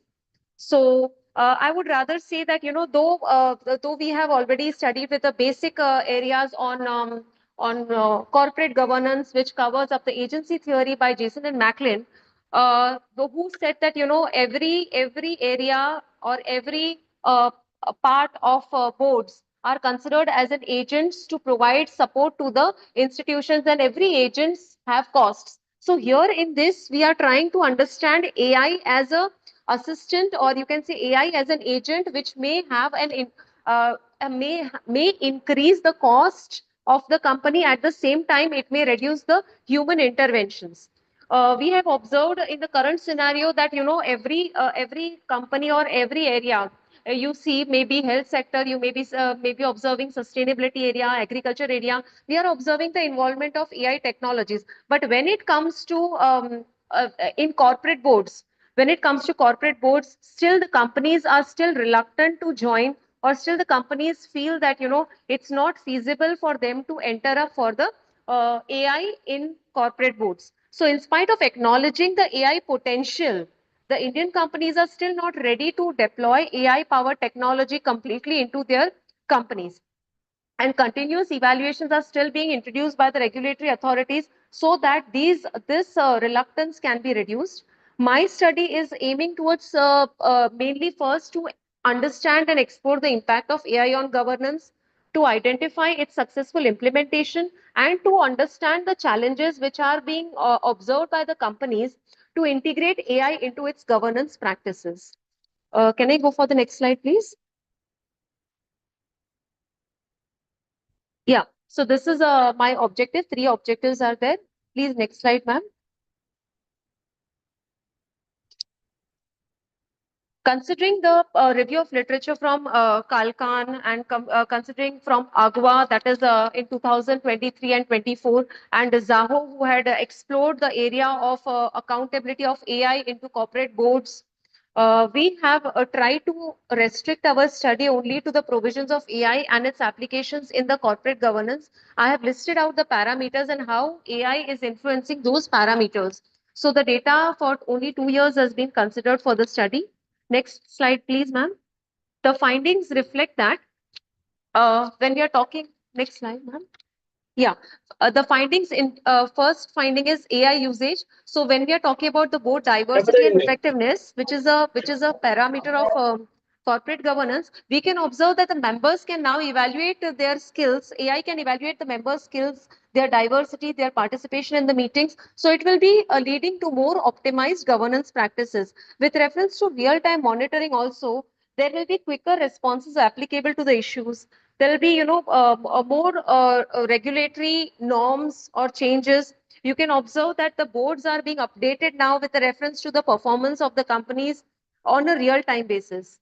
With reference to the decision making, we can observe that the data, a lot of data can be, processed fast, and comparatively it may be more accurate and it may be more responsive as compared to the human intervention which was there earlier. Next slide. Regulatory compliances with reference to the next slide, ma'am. Hello. Yeah.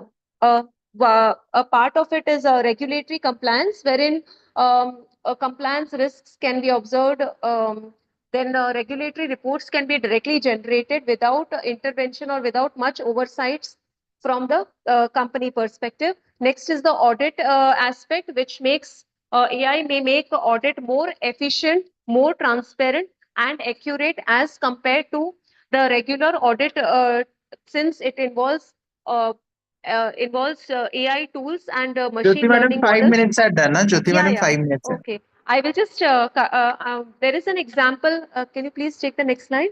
There is an example of KPMG. There is an example of Aladdin, Reliance Industries, which are also incorporating AI into their studies.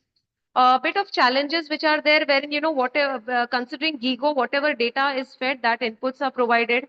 It involves to handle the sensitive data, and how far are the security concerns confirmed, that is there. The another aspect can be, the AI tools are required to be customized since they are too costly. Human judgment may be involved to a certain extent with reference to the decision making capacity. and the regulatory norms are still required to clarify as to how much data can be used and how much data can be let gone. Another point is that there is a risk that boards may become overly dependent on AI. So here I can conclude that I can conclude that AI can be useful. It's not a problem. But then apart from the usefulness of AI, we recommend that the construction of AI governance framework has to be done. There has to be protocols for human interventions in AI-driven decisions, and there should be a continuous evaluation of AI tools with the education and training of board members to choose a particular AI system for their respective company boards. Thank you, everyone. Thank you, Jyoti madam. Thank you so much. We now proceed towards our last presenter, Ms. Shivani Singh. Shivani, I request you to kindly share screen, please. Yes, sir. Yes, sir. Ma'am, please share the screen. Ma'am, please. Yeah, I'm just sharing. Yeah.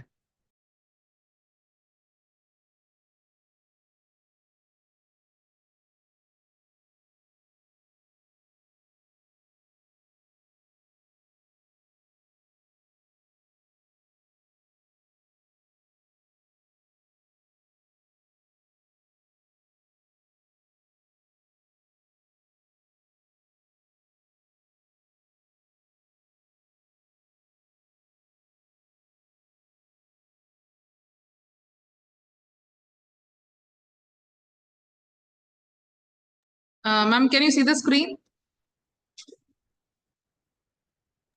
Yes, it is Hello? visible.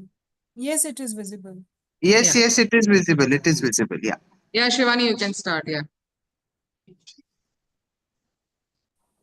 Ma'am, the PPT is not yet open.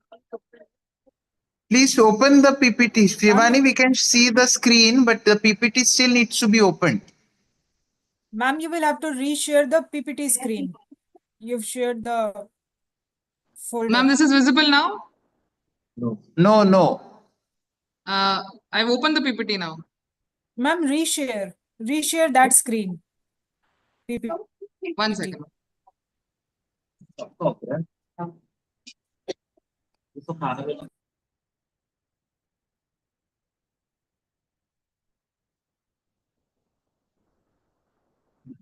Ma'am, can you see now? Yes, ma'am. Yeah, Shivani, you can start it. Oh, yeah. Good afternoon, everyone. I am Shavani Singh here, and today I will be presenting my research paper on Banking 4.0, study of implication of use of artificial intelligence, AI, enable technologies in the banking sector as a predictive model. Ma'am, the next slide.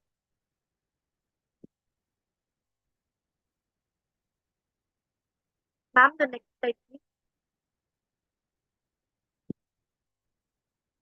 Yeah, the next screen, please.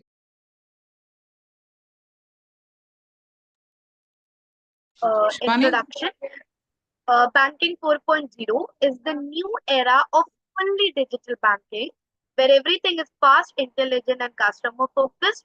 AI technologies like chatbots, biometrics, digital wallet, and emotional intelligence are transforming how people interact with the bank. Our aim was to study how customers feel about these technologies and how they are shaping the future of banking.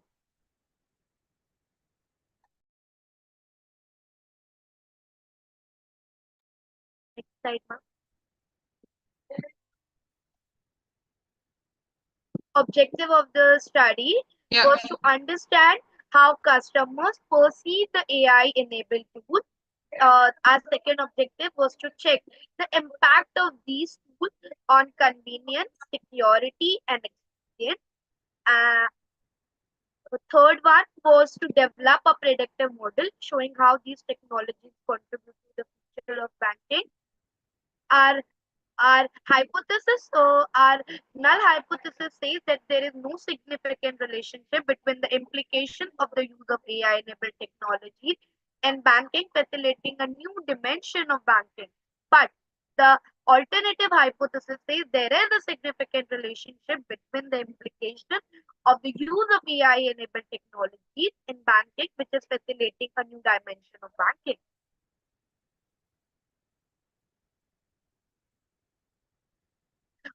These are the few research papers we have gone through. We have used the 4 factors: chatbots, biometrics, smart wallet, and emotional intent. For the research methodology, we have used primary data source. We have collected data from 70 respondents who are tech-savvy bank users. We use a structured questionnaire and analyze data using SPSS software and highest regression. Reliability of the data was strong with the Cronbach alpha, that is 0.860, showing its consistency in the responses, as you can see on the screen. Next slide. Demographic analysis. We have got the respondents of our data was from the major group 26 to 45, and 61% of the respondents belong to 26 to 45, and 48% of male respondents, and 51% of the female. And 61 respondents prefer online banking services for secured online transactions. 52% of the respondents prefer the use of AI technology towards secure transactions and the use of chatbots. The major factors contributing towards the use of AI technology is of chatbots and the use of biometrics as per our respondents.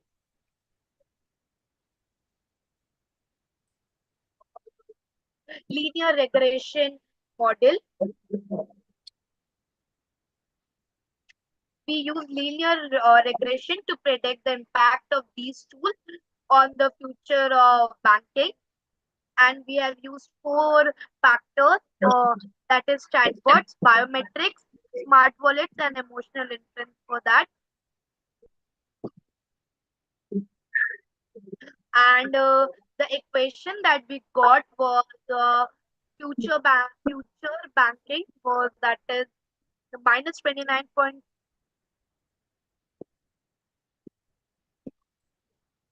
Can you show the next slide, please? The equation that we got was y, that is the new dimension of future banking, that is minus 29.780 plus 0.107 into chatbot plus biometric.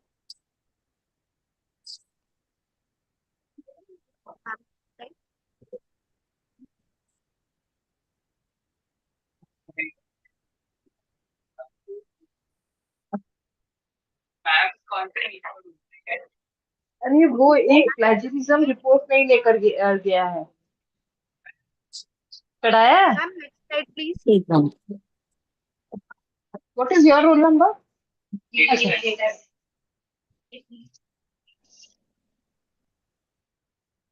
Requesting to kindly mute yourself. The presentation is on. Shivani, I request you to kindly conclude. Yeah, sir.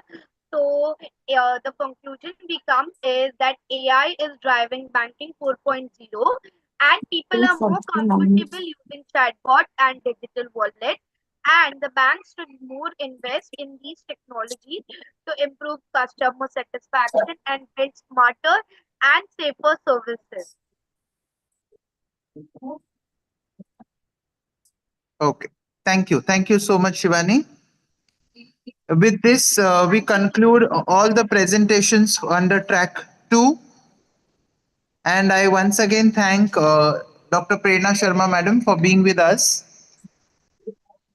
for the entire track session. We'll soon have the proceedings of the conference being taken care by the anchors. Thank you so much.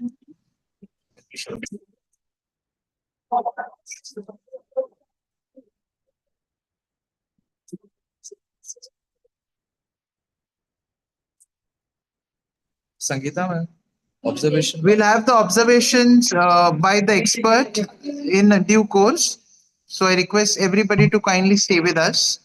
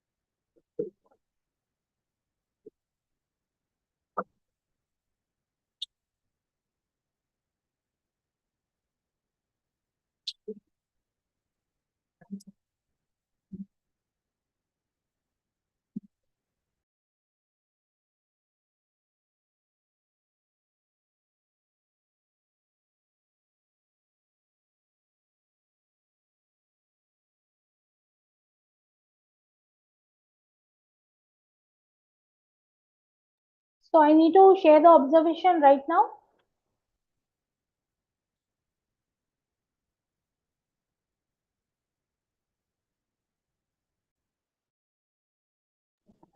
Hello, no, ma'am.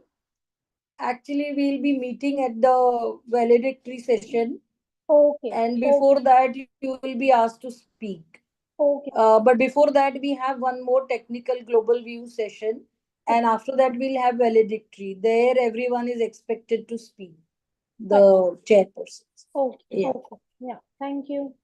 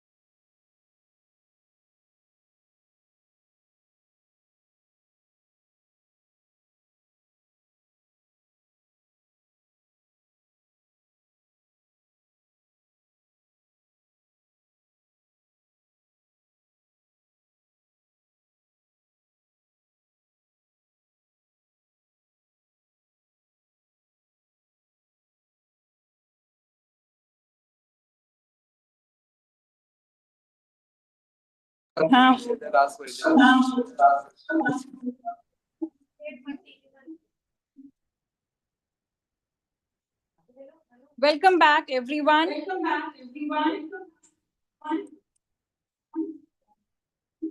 It's echoing. सुना ना echo हो रहा है.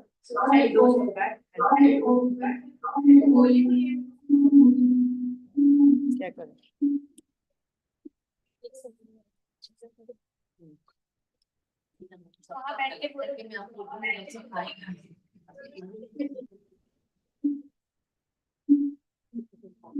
ये बंद किया ना नीचे से.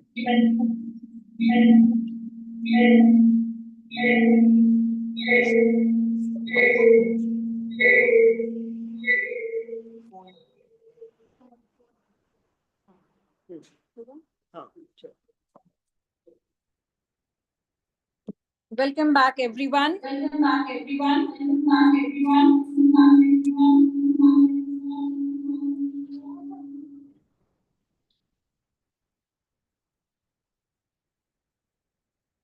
We hope you all had an engaging and intellectually enriching time in your respective technical paper presentation sessions. It was truly inspiring to witness the exchange of diverse ideas, rigorous discussions, and collaborative thinking that unfolded in all the three technical sessions. These sessions not only showcased pioneering research and cutting-edge trends, but also reflected the spirit of our conference theme. Through dynamic presentations, I'm sure we all delved into the real-world applications of AI, future-forward research, and its implications across sectors. We thank the technical chairpersons, the moderators, and the paper presenters for contributing to such a high-quality academic discourse. As we continue our journey of knowledge sharing, Let us now move to the next part of our conference, Technical Global View 2. It gives me great pleasure to welcome our next esteemed speaker, Shri Hitesh Motwani, who is a leading expert in generative and agentic AI, LangChain LLM, and automation marketing. He is a seasoned data science professional and serves as vice president at CoverFox. He also holds faculty positions at IIM's SP Jain, SDA Bocconi, and the University of London. I now invite the co-convener of the conference, Dr. Vaidehi Kamath, to introduce Shri Motwani. Over to you, Vaidehi, ma'am. Yeah, Pamida, thank you. I'm here. Hope I'm audible. Good afternoon to all the dignitaries present. It is my privilege and honor to introduce today's Technical Global View Speaker 2, that is Shri Hitesh Motwani, a generative and agentic AI, LangChain, LLM, and automation marketing trainer, expert in data science and VP CoverFox. Mr. Hitesh Motwani is a recognized leader in generative AI machine learning and digital transformation, specializing in LLM training and AI-driven solutions.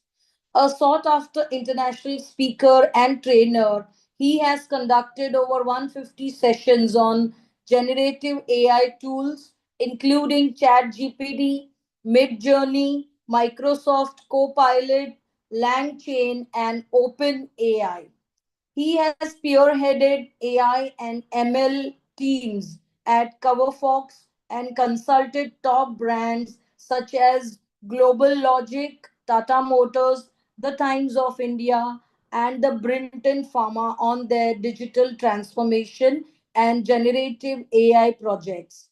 With a decade of experience spanning digital transformation, data science, and analytics, Mr. Hitesh Motwani has trained corporate leaders, CXOs, CTOs, and marketing heads. Is there a disturbance? So CTOs and marketing heads, equipping them with AI-driven insights. Hitesh sir has trained 250 firms across 16 countries, working with leading organizations in Marks and Spencer, Adani Group, Tata Group, Sony Pictures Network, LG, Flipkart, Crompton Greaves, Wokhart Group, etc. Recently, he trained ML engineers and data scientists at HP and CNH Industrial, focusing on building generative AI applications. He also trained over 200 CMOs on the evolving AI-powered marketing landscape, earning an average rating of 4.8 out of 5. Additionally, Hitesh played a pivotal role in training the Vietnamese government, contributing to Vietnam's ambition to become an AI hub. His expertise spans industries such as manufacturing, finance, BFSI, technology, e-commerce, and FMCG, reaching over 2 lakh participants worldwide, including USA, UK, Singapore, India, UAE, Malaysia, Bangkok, and Africa. He is a regular guest lecturer at 50 plus prestigious institutions, including IIM Bangalore, IIM Udaipur, IIM Lucknow, SDA Bocconi, University of London, and SP Jain. Hitesh sir has influenced student professionals and corporates alike. He is also a subject matter expert in multiple edtech platforms and IIMs, further solidifying his role in academia and professional development. We are so fortunate to have Mr. Hitesh Motwani as a speaker on a conference with a theme on artificial intelligence itself. I request Hitesh sir to enlighten us with his extensive knowledge on artificial intelligence. Over to you, sir. Thank you. Sure. Thank you so much, Dr. Vaidehi, ma'am. And hi, everybody. A very, very warm welcome to all of you. I'll try to make it very quick, okay? Give you some of the insights on what can AI do in the teaching and the training industry. Now, unlike others, I'll just focus my workshop primarily on hands-on activities, so I don't have any research paper to showcase. I will able to showcase research papers and the outcomes and all, but I think I'll try to keep it more practical and more useful for most of you over here who are present today and help you understand that how can you use AI in the most effective way for yourselves. So let me begin my session accordingly. Let me share my screen. So primarily, while we all have heard about AI, we've been speaking about AI, let me just start off with a very interesting slide over here, saying that AI alone is nothing, you know. Ultimately, the biggest rule of AI or the biggest use case of AI is to do something called as increasing productivity. But only AI can't do that for you. You need something with AI to do that for you. And that something, the X factor over here, is all of you sitting in this room right now.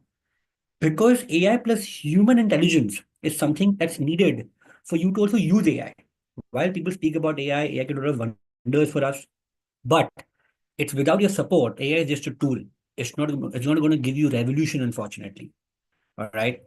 And imagine a world today where teams are spending 80% of their time on strategic tasks than mundane tasks. Now, this statement would have been a hyperbole, but today this statement has become a reality at this point in time. Let me prove it to you. Why do I say that? Okay. And what is my theory behind saying this statement over here? So let me start off with a very interesting use case about AI and how do we actually build things. So imagine that I want to do some market research and I'm looking to research between two products right now. Usually people will go to a chat GPT and do that. But there are specialized tools today from research perspective as well. With all of you on research over here, you're researching on secondary data, primary data, right? Trying to find insights from your customers at this point in time. But let me tell you that how AI can really revolutionize research per se. So let me just take up two random products right now and let me show you how would I quickly get a comparative analysis between two products. Imagine I'm researching about, let's take, two textbooks, right, to start off with. I'll simply say, can you help me build a comparative analysis between Philip Kotler and Kevin on textbooks related to marketing and brand management, and give me this data in table format, right? Let me just put this simple prompt out here and I press enter in this case.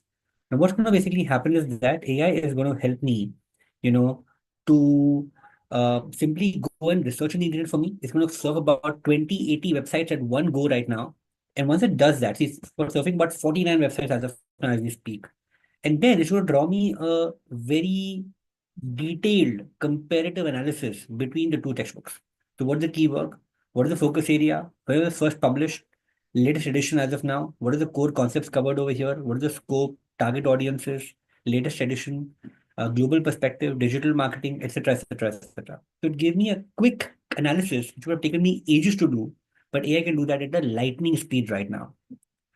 If you found this to be super cool, give me a cool on chat box. Not only this, since a lot of you are doing a PhD and you're doing research in this particular area, you can do a lot of literature survey, literature review as well. So suppose if I say, I would like to understand what are the papers, research papers related to any kind of research done in the area of digital marketing and AI. And once again, what's going to happen is AI is going to get to work, going to search for things. And not only this website, by the way, will also give you sources from where it's picking up data. So unlike a chat GPT or a Gemini, which doesn't give you sources, well, this tool actually gives you sources. It's taken from International Journal of, Marketing, GCU, Forbes, multiple places. And they also give you the research or the gist of research, also give you the references or bibliography as well from where it's picked up data. So if you want to research, don't use AI, don't use ChatGPT, use this kind of a tool over here. Second, AI can also basically help you with something called as data analysis. So let's take for instance that I got some data with me over here. So I've got some very simple data sets as of now with me. So I basically made this dummy data set of mine for a company called Flipkart. Now this is like a brand report, a brand overview. It's got some brand names, category, customer reach, marketing performances, etc., etc., etc. Now imagine I have to make a dashboard of this. I want to present this in a nice way. Now, it would have taken me ages if I have to do it manually. But again, with the help of AI, I can simply copy paste this entire stuff. Come to a tool called Gemini. Gemini is by Google, and Gemini can actually help me to make an entire dashboard professionally in a couple of minutes. I'll simply say, I would like to make a dashboard on with charts, graphs, data on below mentioned data, on below mentioned report. Can you assist me? He pastes this data over here, press enter. And once again, AI gets to work and it's going to start building a small little dashboard for me right now. I simply say, can you help me with charts, graphs, and insights? Make it more visually appealing. Okay. And if you're wondering what spelling mistakes that I'm making, don't worry about spelling mistakes. AI is super smart. It doesn't need any kind of, spellings and all. I'm going to say use HTML and CSS. So guys, I have a piece of code right now. Don't worry about what the code is over here. You'll automatically start seeing a couple of seconds. It'll actually give you an entire charts and graphs, all made from AI. So this would have taken anybody, any particular person, ages to do. But AI can do that again on lightning speed. And there are a couple of tools that can do this for you. One is Claude, one is Gemini. So I can just, meanwhile, this actually happens, but it takes a bit of time. But I can just show you something what a Claude does. You can see right now, it made it over here. Flipkart private brands, talk about brand overview, top performing brands right now, market analytics reports, campaign highlights, what are different products, how are they doing, marketing challenges, strategic initiatives, comparative benchmarking. Look at the report, guys. Just look at this report. Don't you think it would have taken you ages to do this? But with AI, just click of a button, right? Now imagine I want to quickly build a material for my lesson. Let's take I'm faculty and I want to quickly build a presentation for myself very, very fast. I don't have time to do that right now. So first, I'm going to come to my ChatGPT this time. I'm going to ask ChatGPT that, help me. Let's say I want to make a presentation on topic of how generative AI can be analyzed. Give me a 10 slider on the same. So first I get content from here. Okay. And I get about 10 slides written from ChatGPT. You have to obviously verify this content. You can't take this content at a face value low, right? But let's take a first get this content out. Once I get this content from here, I'm going to copy this piece of content and I'll take it to a tool called as Gamma. Okay, it's called gamma.app.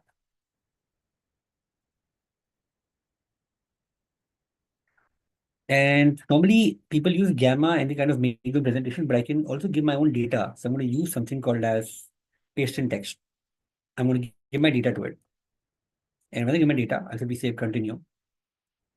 And this time, AI will actually make me a presentation. I'll say continue once again. I'll choose a particular theme of my choice from here. Okay. And I'll generate. Now in front of you, AI will be able to generate an entire presentation for you on the content that you provide. So you can also upload a PDF, you can upload a document, and it will just convert the document into a slide for you. So something that would have taken ages for us to do, I can simply get those things done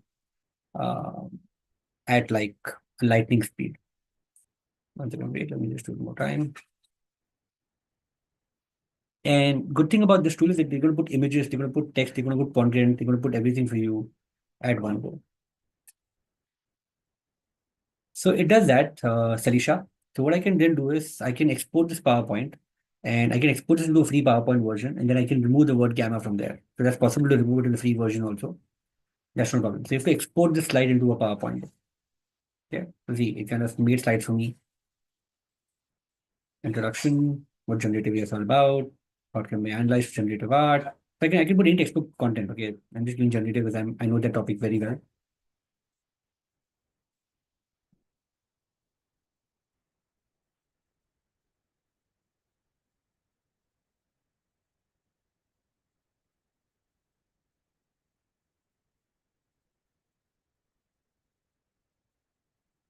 Okay, and this is once my content is done, I'm going to click on share button on top. I'm going to export this to PowerPoint, export to PowerPoint, and I can get into PowerPoint version of that at my PC. And then you can remove the watermark of gamma because you have an editable PowerPoint version, and also the content can be edited over here. You can change the content, play with the content. Okay, and you can do that as well. So let me show to you. I got my content over here. Let's open my content. This is my content. I've got this watermark over here, with gamma. I can simply come over here, go to my option called, slideshow. Insert drawing. One second, wait. You go to my view, slide master, and I can remove this watermark from the slide master. Okay, so I can just simply remove this watermark from there, and I can actually get my content without a watermark right now. The watermark is gone. Correct. So you can do that as well. Pretty simple, pretty easy. And last thing I want to show you before I leave. All right. So this is all text to text and text to visuals. I can make any kind of visual kind of text that I want. Now, just in case you guys want to make your class more interesting, I'm going to show you a video. And let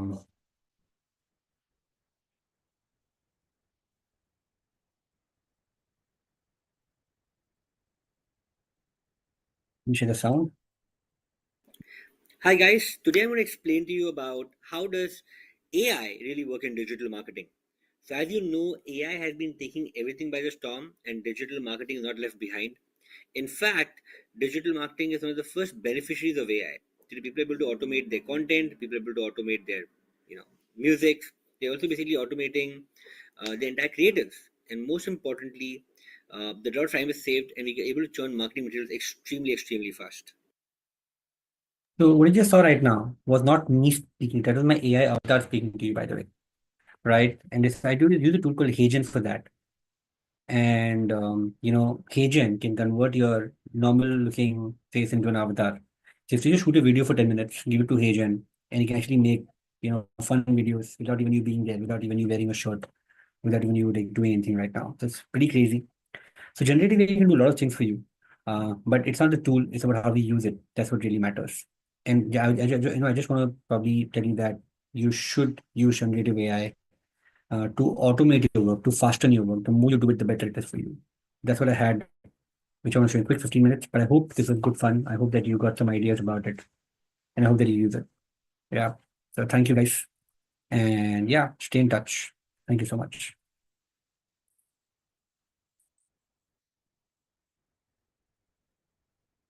So this is my link. Hello, Hitesh. Hello,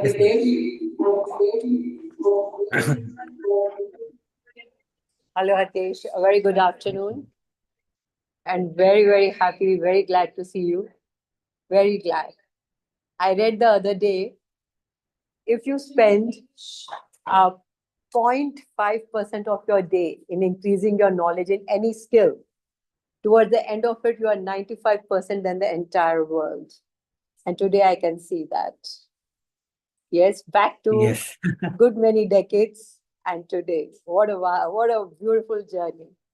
Thank you for being over here, for honoring our international conference. We are very honored and privileged to have you and learning through your knowledge, and hope to keep the association alive in future as well. Thank you so much. Thank you so much. Thank you. Thank you. Take care.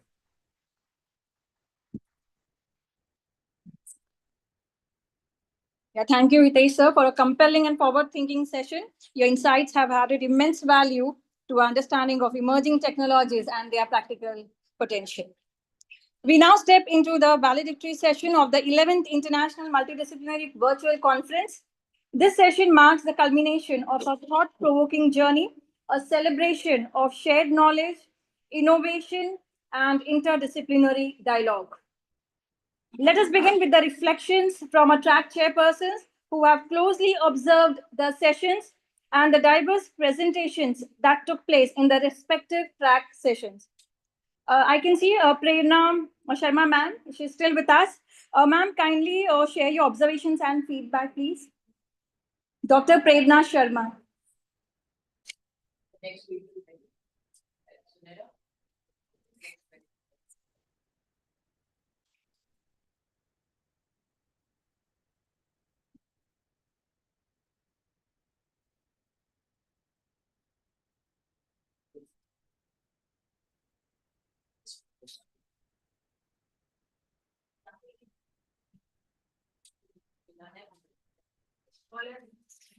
Yes, Prerna ma'am, are you there?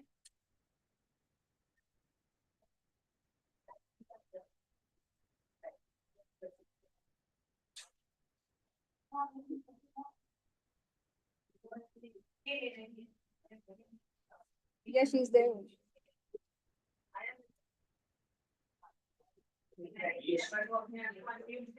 Yeah, she's.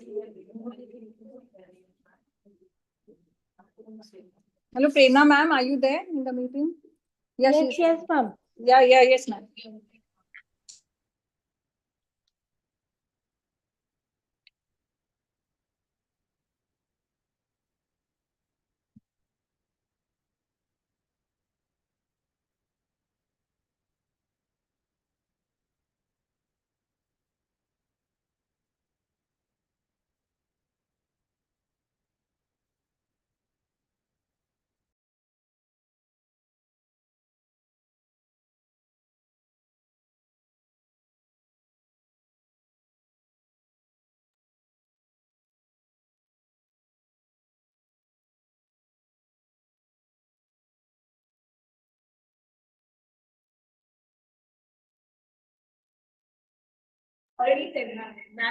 Prerna, can you hear us? Yes, ma'am.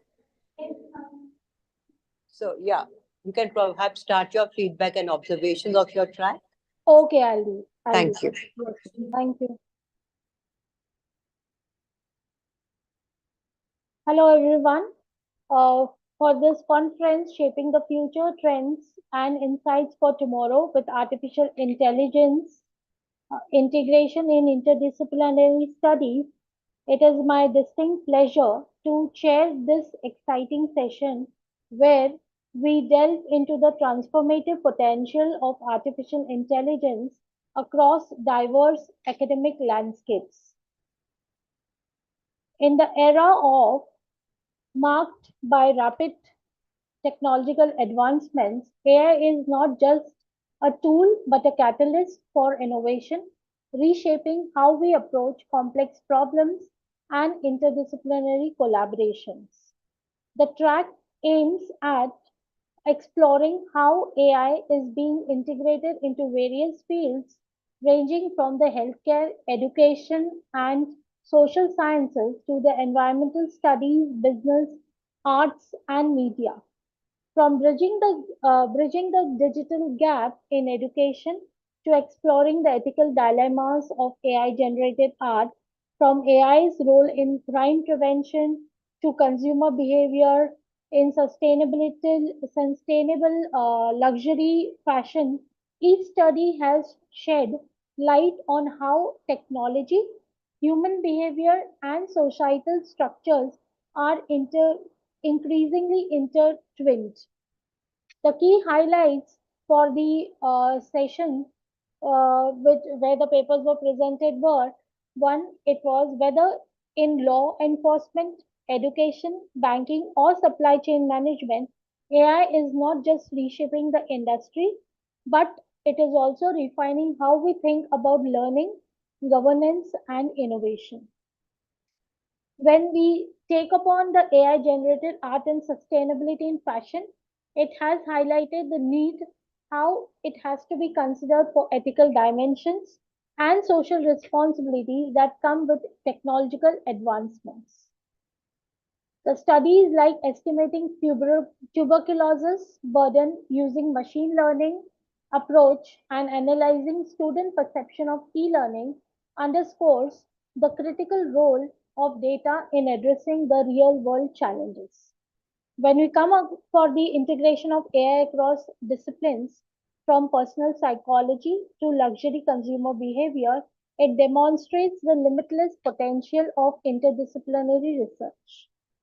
AI is bridging the gap between disciplines, fostering collaborations that were unimaginable. As we embrace the AI's capabilities, the discussion was on ethics, privacy of data, and responsible AI that has been pivotal. The evolving landscape of AI demands continuous learning, accountability, adaptability, and forward-thinking approaches in the academic research. I extend my heartfelt appreciation to all the researchers for their dedication, to the organizers for making this conference a success, and all the participants who have actively participated in the session. Congratulations to the management, dean, principals, convener, and the whole team of organizers for a successful conference, and thank you for making a part of this informative event. Thank you very much. Every participant has worked hard and done justice for their research paper. Thank you very much. That's all from my end, ma'am.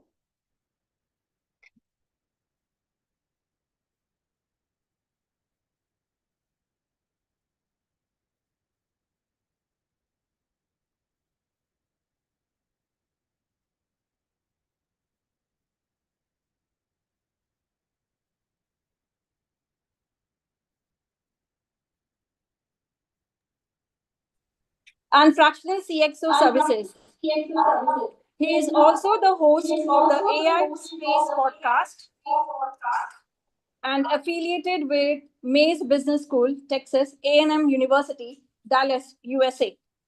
With a deep understanding of AI's integration in real-world business and academic ecosystems, his presence today is of immense value.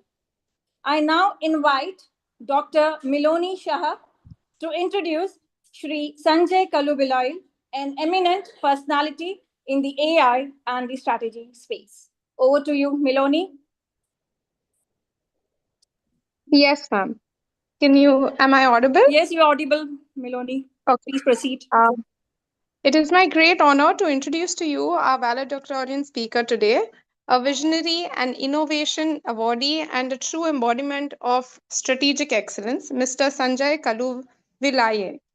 Mr. Sanjay is the founder of Stonehaz Advisors, where he enables AI founders and businesses to unlock growth, operational excellence, and maximize valuations.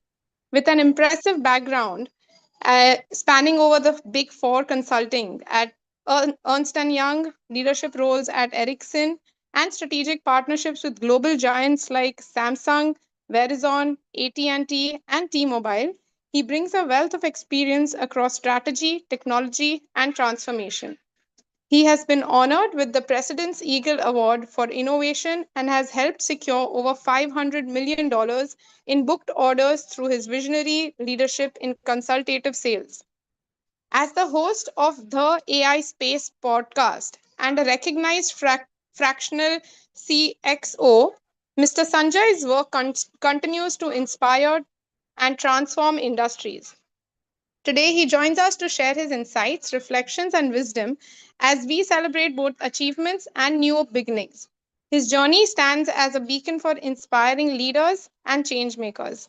Sir, request you to please take over. Sir?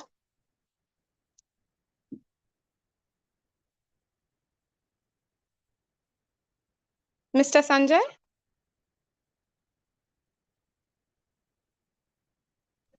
Hi, Miloni. Thank you so much. We have a video Yes. and it's Yes, being sir. initiated. Thank you.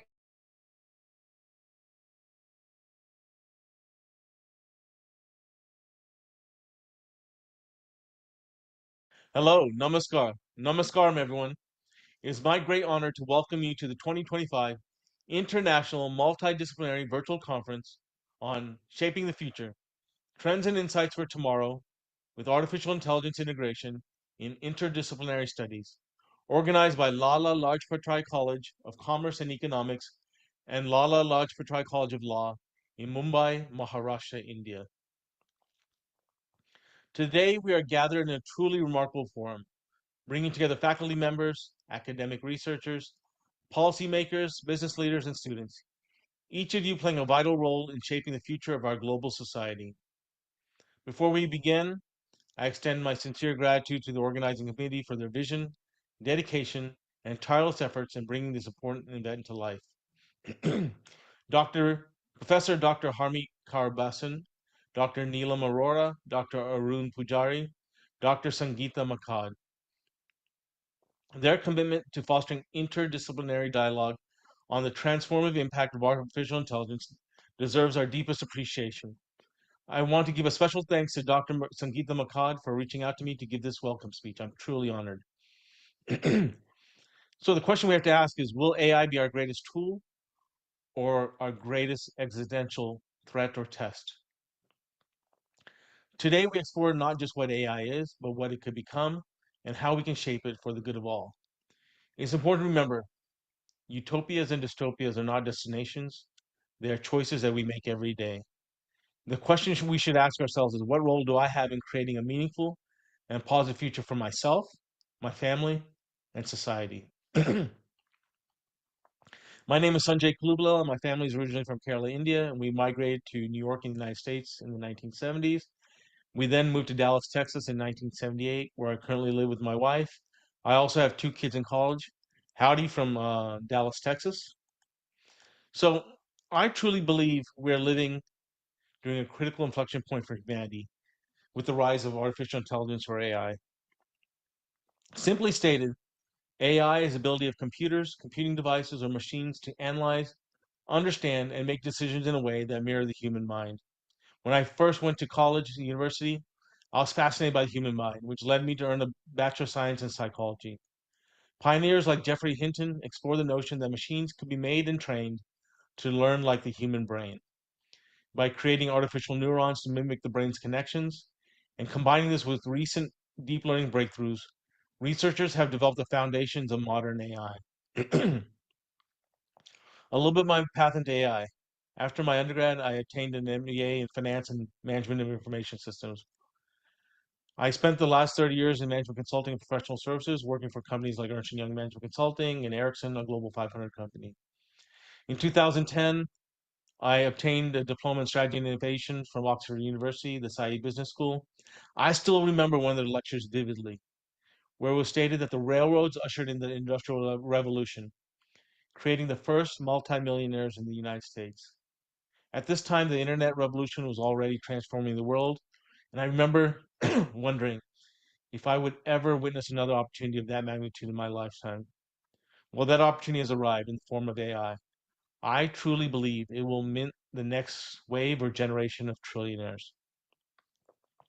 With 30 years of professional experience in go-to-market strategy and execution, I was planning my exit from corporate life into entrepreneurship.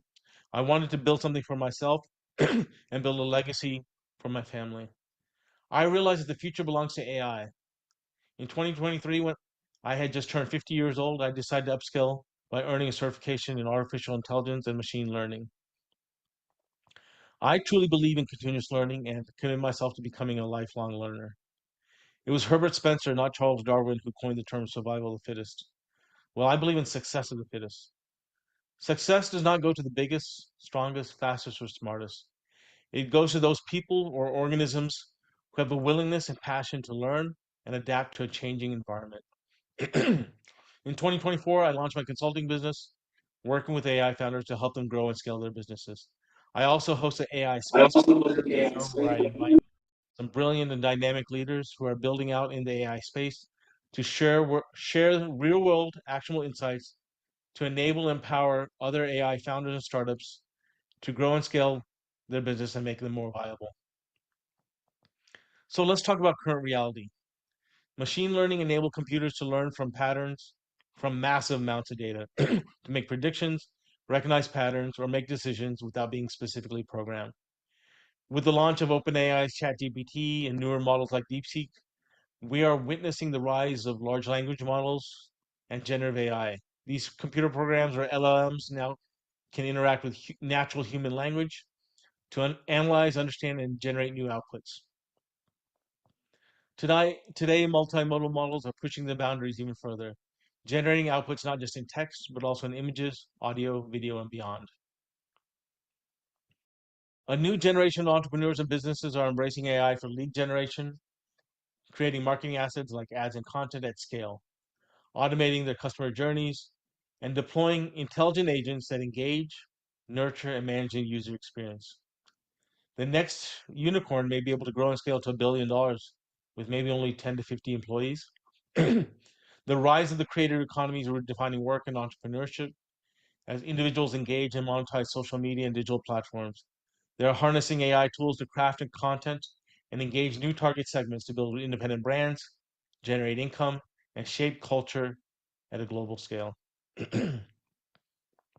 Artificial intelligence is also fundamentally reshaping academia and research by enhancing data-driven analysis, facilitating the generation of novel hypotheses, streamlining systematic reviews, advancing personalized education, and enabling scientific discovery at an unprecedented scale and speed. In healthcare and medicine, AI is being used to seek earlier disease detection, personalizing treatment plans, accelerating drug discovery, optimizing hospital operations, and empowering both patients and clinicians with data-driven insights, unlocking possibilities we once thought belonged to science fiction. But make no mistake, what we see now is only the beginning. Today, we find ourselves at a remarkable turning point. Artificial intelligence is no longer a distant concept confined to research labs. It's weaving itself into the fabric of our daily lives. AI systems have begun designing new materials and medicines faster than teams of human researchers, opening doors that were once unimaginable. Yet despite all this progress, what we see now is likely just the beginning. We are in the early chapters of a story where AI evolves from a tool of automation to a collaborator in innovation. Now let's talk about the future. If today's AI amazes us, the future promises to redefine the very limits of what we thought machines and humanity could achieve. We're moving toward an era of personalized AI agents, systems that just don't assist us, but learn and evolve with us. Imagine AI companions that adapt to your work style, your health needs, your personal goals, becoming trusted collaborators in everything from research to daily living. Another major shift is the rise of autonomous discovery. AI is no longer just analyzing what exists, it's beginning to invent what never was. In fields like biotechnology, material science, and energy, AI-driven research is accelerating breakthroughs that could have taken decades by traditional methods. We're also witnessing the fusion of AI with human creativity. Already, generative AI can produce original music, design fashion, create marketing campaigns, and even help engineers architect smarter cities. In the near future, creativity will not be limited to the human mind. It will be augmented, expanded, and reimagined through collaboration with intelligent systems. At the same time, AI's role in society is deepening, from predictive models that help mitigate natural disasters to AI-driven platforms fighting misinformation. The technology is moving beyond individual benefits toward shaping global systems. However, with these new capabilities come new responsibilities. The future of AI will be shaped not by just what we can do, but by the values and wisdom we can choose to embed in these systems. As William Gibson, the father of cyberpunk, famously stated, the future is already here. It's just not evenly distributed. We can see this uneven or unequal distribution across the globe, from the so-called developed to developing to undeveloped economies. This difference can be stark in India, where untouched tribal hunter-gatherers in the Sentinelese Islands live entirely disconnected from modern life. Tribal and rural regions struggle with basic access, and even in a city as dynamic and thriving as Mumbai, centuries-old traditions live alongside rapid technological advancements. Neighborhoods just a few blocks from each other exist worlds apart in income, digital opportunity, innovation, and economic inclusion. It's up to us, researchers, teachers, innovators, leaders, entrepreneurs, and citizens, students, to ensure that the benefits of AI are widely shared, ethically guided, and consciously used. Because the future of AI is not inevitable.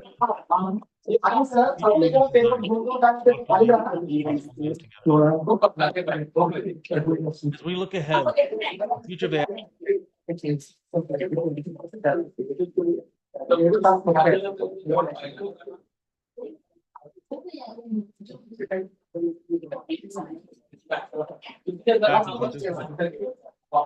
duality.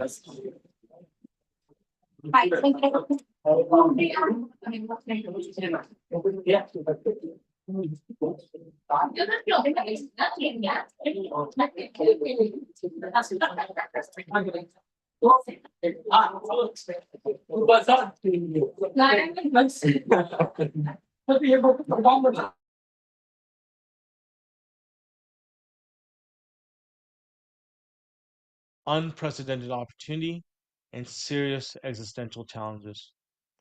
On the opportunity side, AI has the potential to solve some of humanity's most complex problems. As we stated earlier, in healthcare and medicine, it can detect diseases earlier and personalize treatments at scale. In education, it can democratize and extend learning, reaching students even in the most remote corners of the world. In terms of sustainability, AI can help model climate solutions, optimize energy use, and drive smarter, greener industries. It's just not about efficiency and dollars. It's about unlocking new possibilities for human advancement, amplifying creativity, and freeing people from repetitive and monotonous tasks to focus on higher level thinking, innovation, and purpose. However, these opportunities are shadowed by profound challenges we cannot ignore. Bias in AI systems, where algorithms reflect or even amplify human prejudices, threats to entrench inequality rather than eliminate it. Unfortunately, much of the content on the internet and the news depict depraved comments, images, and videos of acts of hate, violence, and sexuality. Many companies outsource content moderation to lower wage workers in Africa and other places, exposing them to harmful material daily and causing significant psychological distress. If AI is trained on this data, what exactly will AI's assessment of humanity be? Is this a true representation of our best? Job displacement, another looming concern. As automation reshapes labor markets faster than societies can adapt. And at the most existential level, misaligned AI system whose goals do not reflect responsible and ethical human values could pose risks that we're not fully prepared to manage.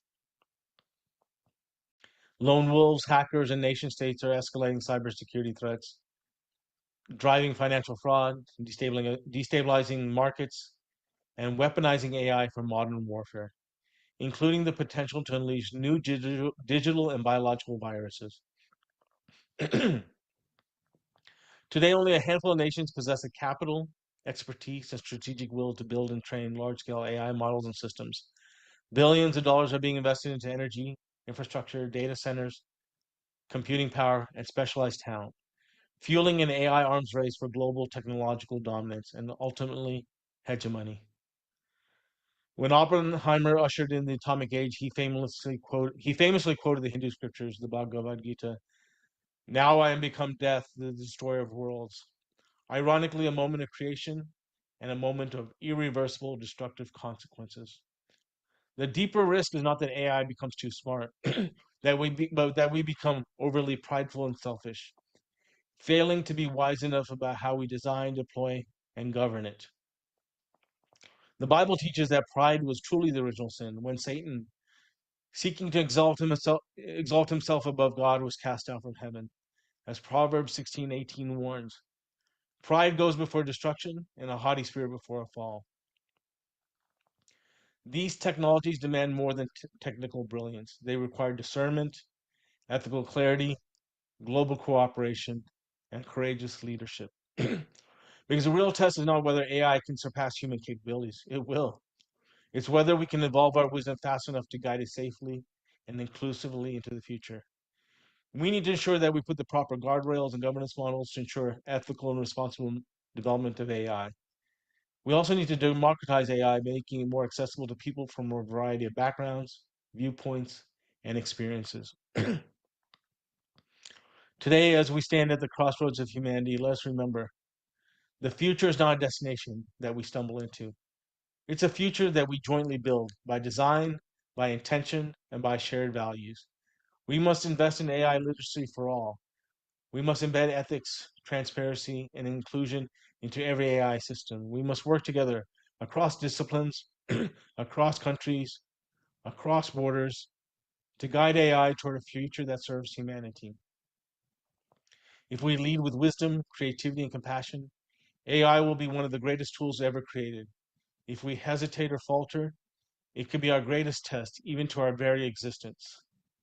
Let's ensure that the future of AI is not just a triumph of intelligence, but a triumph of human values, of human culture. If a new generation of leaders can arise to lead the charge, humanity will be in good hands. Let's close with these thoughts. What can I do to create a positive, meaningful future for myself, for my family, and for society? I thank you for this opportunity. Enjoy the conference. All the best. Thank you. Thank you, sir, for your compelling and inspiring address. Your thoughts have left us with a lasting perspective on the future that awaits. It's time for a very exciting moment in our program, the announcement of Best Research Paper Awards to honor excellence in research, innovation, and presentation. In total, there are 9 awards to be announced. That is 3 Best Research Paper Awards, 3 Best Presenters, and 3 Best Research Paper Awards under the student category. I invite the convener of the conference, Dr. Sangeeta Makkar, ma'am, to announce the awards and recognitions from today's technical sessions. Thank you. Thank you so much, Namita. Almost at the last leg of the conference. It's been a great journey.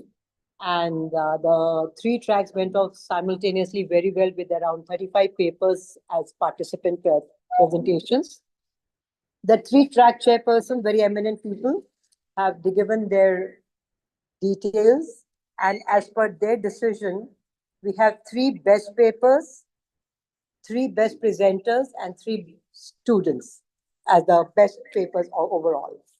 So under track 3, starting with track 3, which the chairperson was Professor Kavita Patil, ma'am. She has selected Miss Seni Aditi from the faculty group as the best paper. Round of applause. And she has also selected Dr. Kamal Raj Misai as the best presenter. So congratulations from track 3.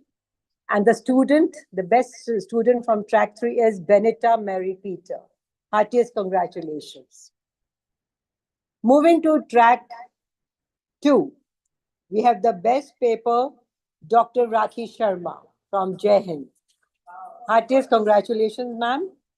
And then we have faculty, Ms. Sanmeet Chandok under the best presentation, and student category, Sania Bhatia. So congratulations all of you from track 2. From track 1, which was headed by Dr. Vijay Kulkarni. Track 2 was headed, the chairperson was Dr. Prerna Sharma. Track 1 is Dr. Vijay Kulkarni. We have the best paper presented to faculty Archana Jadhav, Miss Archana Jadhav. And the best presenter is Advocate Divya Shetty and Miss Divya Lalwani. Congratulations. And the best student award goes to Miss Anushka Navkar and Atharva Satam. They presented it collectively. So heartiest congratulations, all the 9 winners. While we congratulate all of them, each one of them did a great job. It's not easy to come up and do a worthy research, do the analysis, and then present it. So it's a hearty celebratory moment for every participant. But as they say, only few can be nominated for certain categories. So here we are to give a big round of applause for the 9 and all the participants, 35 of them who presented. Thank you so very much. May I have the family that take over? Thank you, Sangeeta ma'am. Congratulations to all the awardees. Your work truly exemplifies academic rigor and creativity. As we approach the close of this inspiring day, I now request our principal ma'am, Professor Dr. Harmeet Kaur Bhasin, to share her concluding remarks.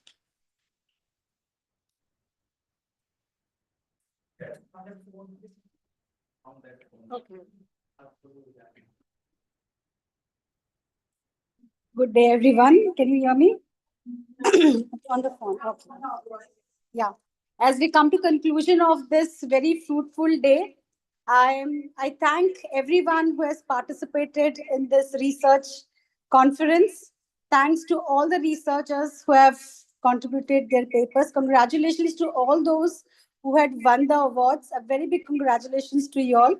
And every research has its own, contributions. So even if you have not got any prizes, but your research will be a great contribution towards our effort today, which we have tried to bring in by bringing up this theme, which is on artificial intelligence. So my very big thank to the whole organizing team. They have meticulously done the whole planning and very well organized everything.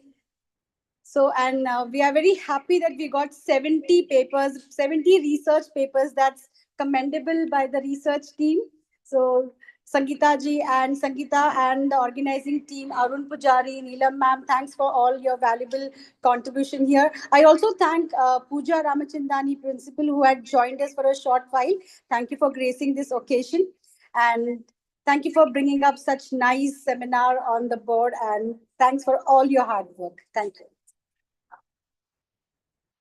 Thank you, Harmeet ma'am, for your encouraging and thoughtful words. Now I request our Academic Dean, Dr. Neelam Arora ma'am, to present her final reflections on the conference.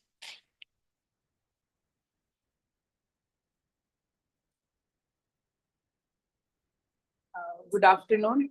I think Harmeet has covered everything. So what more can I add? That of course it was a wonderfully organized seminar and conference, and we had 35 papers, and we had international speakers to grace the occasion, and we really used AI. That's the best part. We have used it a virtual platform, so we have lived up to the topic, and we have not used the dark side of AI. So forget the dark side. We have used the brighter side, and we had speakers like Manu Vedpuri from the US, who is having more than 35 years experience in Ford. We had Ankit Jambal, who's having more than 25 years experience in Switzerland, and so many other speakers from us. Our chief guest, Pandey, also gave a very nice overview, and I think an excellent and commendable job put up by the organizing committee comprising of Associate Dean Dr. Arun Pujari, Dr. Sangeeta Makkar, Dr. Vaidehi Kamath, and the entire committees who have worked in so many areas. Because it takes all this to put, and not to add the very delicious lunch also we had. Femida did a wonderful job in hosting and looking very elegant in her sari today. So I compliment you, Femida, for your excellent communication skills, and thank you and all the best. I'm sure it's been a learning experience for everyone. You have contributed, and I'm sure we have all gained a lot. So we should continue with more such events and have more such conferences. So once again, thank you everyone, and we look forward to seeing you again next year. Thank you. Thank you, Neelam ma'am, for beautifully summarizing the essence of today's discussions. To officially conclude the proceedings, I now invite the convener of the conference, Dr. Sangeeta Makkar ma'am, to deliver the vote of thanks. Okay. Okay, so I request Dr. Arun Pujari sir to deliver the vote of thanks.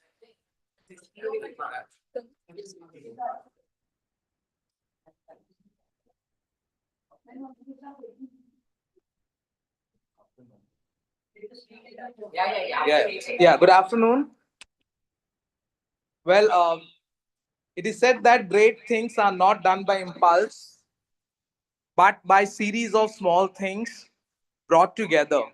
Now, this quote beautifully reflects the spirit of our conference today. It gives me immense pleasure and pride as the Associate Dean of Lala Lajpat Rai College of Commerce and Economics to deliver the concluding remarks for our international multidisciplinary virtual conference on shaping the future, trends and insights for tomorrow with artificial intelligence integration in interdisciplinary studies, held on 8th April, which jointly organized by Lala Lajpat Rai College of Commerce and Economics and Lala Lajpat Rai College of Law. This is our 11th international conference. We had twice privilege to host this conference outside India, in Thailand and in Indonesia. Organized in an incredibly short, just 10 days span of time, the conference witnessed an overwhelming response with over 70 research papers received from a wide range of disciplines. This is a clear testament to the relevance of our theme and the enthusiasm of the academic community towards exploring the transformative role of artificial intelligence in interdisciplinary studies. I extend my heartfelt congratulations to Dr. Sangeeta Makkad, our convener, who took on this role for the first time and displayed exceptional leadership, coordination, and dedication throughout the process. Her efforts, along with those of co-convener Dr. Vaidehi Kamath, were instrumental in ensuring the seamless organization and execution of this conference. A special note of thanks to our academic dean and our principal of Law College, Dr. Neelam Arora, for her unwavering support, guidance, and encouragement at every step, and to our principal, Professor Dr. Hamid Kaur Basin, whose visionary leadership and wholehearted support truly empowered the team to deliver excellence. I also wish to acknowledge and deeply appreciate the tireless efforts of the entire organizing committee who worked with sincerity and commitment under Makkad's guidance.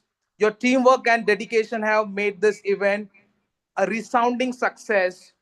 To all the presenters and participants, thank you for your meaningful contribution and engaging presentation that enriched our discussion and added immense value to this academic gathering. As we conclude this conference, let us carry forward the insights, connections, and energy we have gained today. Together, we are indeed shaping a brighter, smarter, and more inclusive future. As we draw the curtains on this enriching academic event, let us remember that the future is not something we enter, it is something we create. May the knowledge shared and connections made today inspire all of us to drive innovation, embrace collaboration, and continue shaping the future with purpose and passion. Thank you, and may we meet again soon with new ideas, renewed energy, and a shared vision for a better tomorrow. Thank you. Thank you, Arun sir. Thank you, Arun sir, for those concluding remarks on the conference. With this, we bring the 11th International Multidisciplinary Virtual Conference to a successful close. On behalf of the organizing committee and the entire academic community, I thank all the speakers, guests, faculty members, and student participations for joining us in this intellectual celebration. As we part ways today, may we carry with us not only new insights and ideas, but also the spirit of collaboration that will continue to shape the future together. Thank you for being the part of this wonderful event. Here's to your continued growth and success in everything you pursue. Stay inspired, stay connected. Until next time, goodbye and take care. Photograph with everybody. Photograph with everybody. Photograph with everybody.